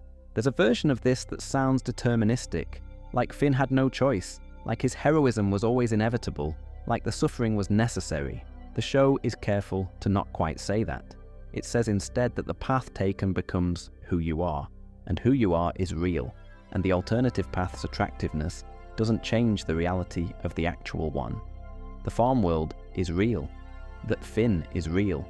He lives his life and is loved and loses his old dog and grows up differently.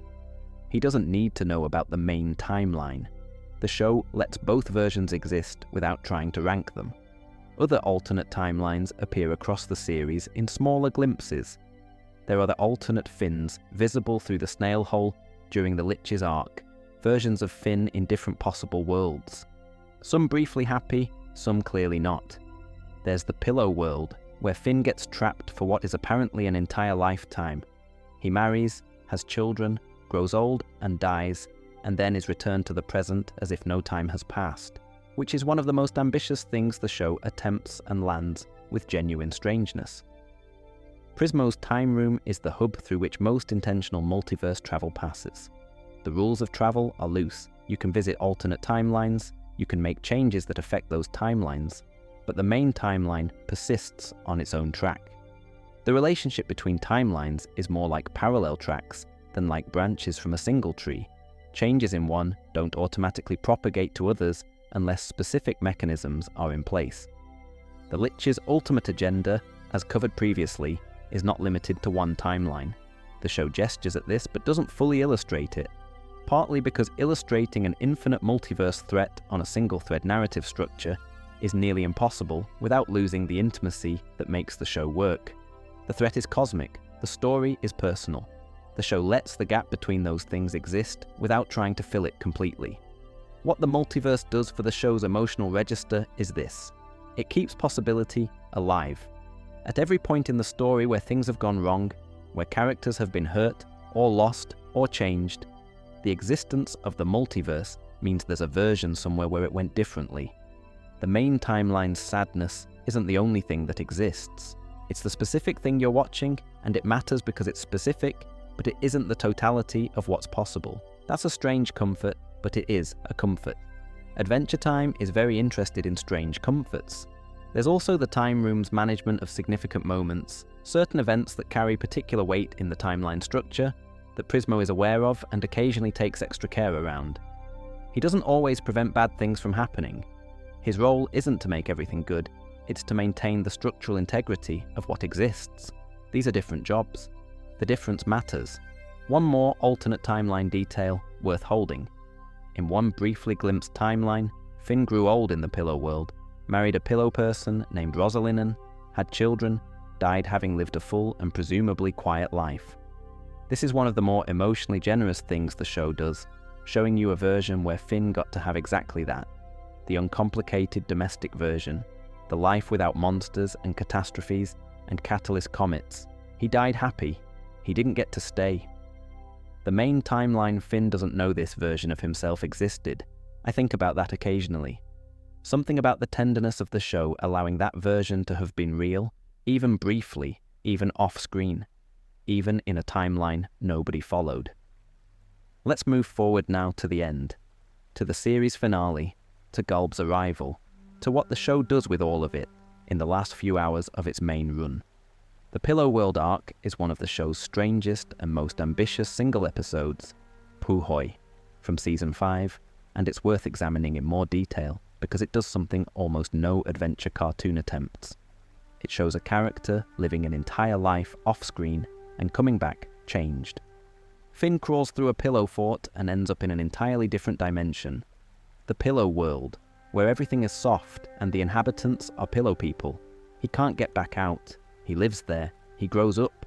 He meets Marceline, a pillow person who is warm and genuine and entirely her own character in the brief time we know her. He falls in love with her. They marry. They have children named Jay and Bonnie. He grows old. He dies there. And then he wakes up on the floor of the tree fort, having been gone approximately no time. Jake is still telling the same joke. The adventure continues. The episode is presented as possibly a dream, possibly real. Finn, at the end, does remember exactly what happened. The memory persists the way certain kinds of vivid dreams do, leaving not just a residue of feeling, but a rush of specific images. Miss Do, leaving only a residue of feeling. He's slightly different for having had the experience. The episode doesn't make a point of this, which is the point. What Puhoi is doing is putting the question of alternate lives on the table without using the multiverse mechanics. Finn didn't travel to a parallel timeline. He lived another life and came back. The pillow world isn't a branch in the causal structure of things. It's something more like a pocket dimension, a contained world that sits adjacent to Ooo without being its continuation. The emotional content is, what would a full life look like? What would loving someone and building a family and growing old and dying look like? The show gives this to Finn, lets him have it in full, with real feeling, with a real person to love, and then returns him to his actual life without the memory, but with the having happened to him. There's a theory among Adventure Time viewers that this experience is why certain things about Finn seem slightly different in the seasons following Puhoi. A subtle shift in his approach to relationships, a fractional increase in the depth with which he engages the emotional content of situations. This might be reading too much into it, or the show might be doing exactly this. The ambiguity is appropriate. The farm world gets a lot more attention than the pillow world in terms of direct narrative investment, and rightly so. It's more plot relevant, more developed, more extensively visited. But the pillow world's offhandedness is its own quality. The show doesn't need the multiverse to show you another life. It just needs a pillow fort. There's also a more structurally significant alternate timeline that the show visits in a Season 6 episode, one that provides a glimpse of a possible future version of Finn with a mechanical arm. This vision, seen briefly, functions as foreshadowing. The mechanical arm future is coming in some form because the show has placed it there as a destination. When Finn does lose his arm in the farm world arc, through circumstances involving a wish going wrong, the eventual regrowth, via the grass sword's mechanics, means he doesn't end up with the permanent mechanical arm the vision showed. The alternate future was averted, or at least deferred, or exists in some other branch. The show leaves this unresolved, which is appropriate for a show whose relationship with prophecy is generally that prophecies come true, but not necessarily in the way you expected.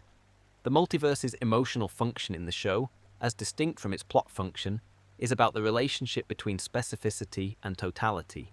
In an infinite multiverse, every possible version of every person exists. Every possible outcome has happened somewhere. Every choice not taken has been taken in some branch. This could be paralyzing. If everything happens, nothing matters. Adventure Time's implicit counter to this is that you are specific. You are in this timeline, making these choices, with these people. The other versions are real, but they're not you. The specificity of your experience isn't diminished by the existence of alternate specifications. This is why the farm world arc ends with Finn going home, rather than finding a way to live in the better timeline. The better timeline isn't his. His timeline, with its loss and its difficulty, and its specific character, is where his life is. He doesn't choose it over the alternative because it's objectively better. He chooses it because it's his, which is the only basis on which you can choose a life. The multiverse is also, in some sense, a reason for hope in the Adventure Time framework. If every possibility exists somewhere, then the good possibilities exist. Somewhere there's a timeline where the Mushroom War didn't happen. Somewhere there's a timeline where Simon found the cure before the crown took too much. Somewhere there's a timeline where everyone got what they needed. These are real. They exist. They're just not here. The show doesn't dwell on this consolation too long. It's not the primary register, but it's there, in the background, as the soft edge of the multiverse concept. This specific timeline is hard in specific ways. But the multiverse doesn't only contain difficulty. The relationship between Prismo's management of the multiverse and the Lich's agenda against it is the show's clearest expression of what's at stake when the ultimate threat is entropy. Prismo preserves the possible. The Lich wants to eliminate it. The specific battles in the show are particular. Finn fighting the Lich in Ooo, the heroes managing specific crises, but the underlying stakes are the ongoing maintenance of the space in which everything can happen. Not any specific outcome, but the structure that allows outcomes to exist. This is a very abstract way to think about what makes fighting worth it, but it's not an empty abstraction. The world needs there to be a world before it can need any specific thing. The possible needs to remain possible before any particular possibility can be pursued. Prismo in the Time Room and Finn in the Grasslands are working toward the same thing at different levels of the same reality. Death's domain in Adventure Time is one of the show's most thoughtfully constructed pieces of cosmological world building, and it deserves more attention than the limited screen time it receives. The basic structure: there are at least 50 dead worlds, each one a different state of being for souls after death. The numbering is ordinal, the first dead world through the 50th, but not strictly hierarchical in the sense of better or worse. They're more like different conditions than different levels. You arrive in the dead world that corresponds to what you are when you die. What determines which world you go to isn't entirely clear. The show doesn't provide a complete theology here. No list of virtues and corresponding worlds, no obvious moral framework. What comes through from the limited information available is that it has something to do with where you are psychologically when you die. The 50th dead world, for souls at peace, is where Jake is when Finn arrives. Being at peace is the condition for the 50th. This isn't the same as being good or bad, it's about the specific internal state. This is an interesting choice for a show's afterlife mythology. It shifts the emphasis from moral evaluation, did you behave well, to psychological evaluation, where are you? The first kind of afterlife encourages a certain kind of careful, externally oriented goodness. The second kind encourages a different relationship to your own inner life. Not, am I doing the right things, but am I at peace with what I am and what I've done? Jake ends up in the 50th because Jake spent his life arriving at peace, repeatedly and consistently, through the practice of equanimity he cultivated across every Jake season of the show. His occupation of the 50th dead world isn't a reward exactly, it's a destination that follows naturally from who he was. Death manages all 50 worlds with the competence of someone who has been doing it for an extremely long time, and who has, across that time, developed a set of protocols that handle most situations without requiring his direct involvement. He's around for the unusual cases, the cases like Finn arriving looking for Jake, the cases that require negotiation or judgment, but the standard operation runs itself. His aesthetic, the tall, elegant skeleton in formal wear, is the show's way of depicting death as something that takes itself seriously without being threatening. He's not the Grim Reaper swinging a scythe. He's an administrator with very specific professional standards and a genuine sense of the importance of his work. The dead matter. The transition matters. He treats it accordingly. His willingness to negotiate in certain cases is interesting. He doesn't simply refuse any intervention in the dead worlds. He makes deals. He has terms. This suggests that the dead world system has some flexibility built into its structure, that the rules govern most situations but not all, that exceptional circumstances can be addressed through the right kind of engagement. What constitutes the right kind of engagement varies, but it tends to involve something valuable being offered in exchange. Not always an object, sometimes it's a competition, sometimes it's a service, sometimes it's something less easily categorized. Death is not corrupt in the sense of taking bribes. He's more like a judge who recognizes that exceptional cases require exceptional consideration, and who sets terms that reflect the weight of what's being asked. The interaction between the dead worlds and the Catalyst comet system is one of the show's implied connections that it never makes fully explicit. If Finn is a Catalyst comet manifestation, what happens to that principle when Finn dies? Does it continue in the dead worlds in whatever form the 50th world, or whatever world Finn ends up in, takes it? Does the principle pass to the next manifestation separately from whatever Finn becomes in death? The reincarnation option, which Finn and Jake choose, suggests that the dead world system includes a path back to living. Not everyone takes it. Jake, at peace in the 50th, could presumably have stayed. He chooses to go back, with Finn in whatever new form that takes. The choice is available. It's just not the default. This implies a theology of death in Adventure Time that is neither purely terminal nor purely cyclical. It's optional. You can stay in the dead world appropriate to your state when you died. You can also choose to go back. The system accommodates both because both reflect real aspects of what people might want. Some people are done. Some people have more to do. Both are valid. The dead worlds also apparently accommodate beings from multiple timelines, as Together Again suggests with the alternate timeline Lich's presence. This makes the Dead World system considerably more complicated than a simple after-death repository.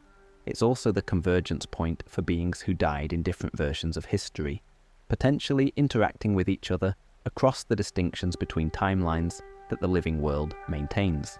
What this means for the phenomenology of being dead in Adventure Time's universe is unclear. Do you know you're in the Dead World? Do you know where you are in the structure? The 50th Dead World, for souls at peace, presumably has the quality of peace that comes with clarity, knowing where you are, knowing you're okay, having the time to simply be rather than to worry or struggle. Jake in the 50th, waiting for Finn, is the best image the show gives us of this.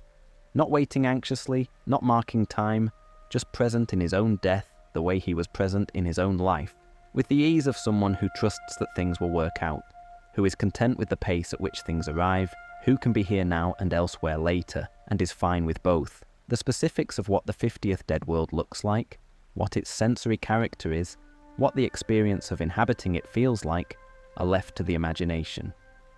The show shows us enough to know it's a good place for Jake to be. That's sufficient. Death's role in the larger cosmology is worth one final note.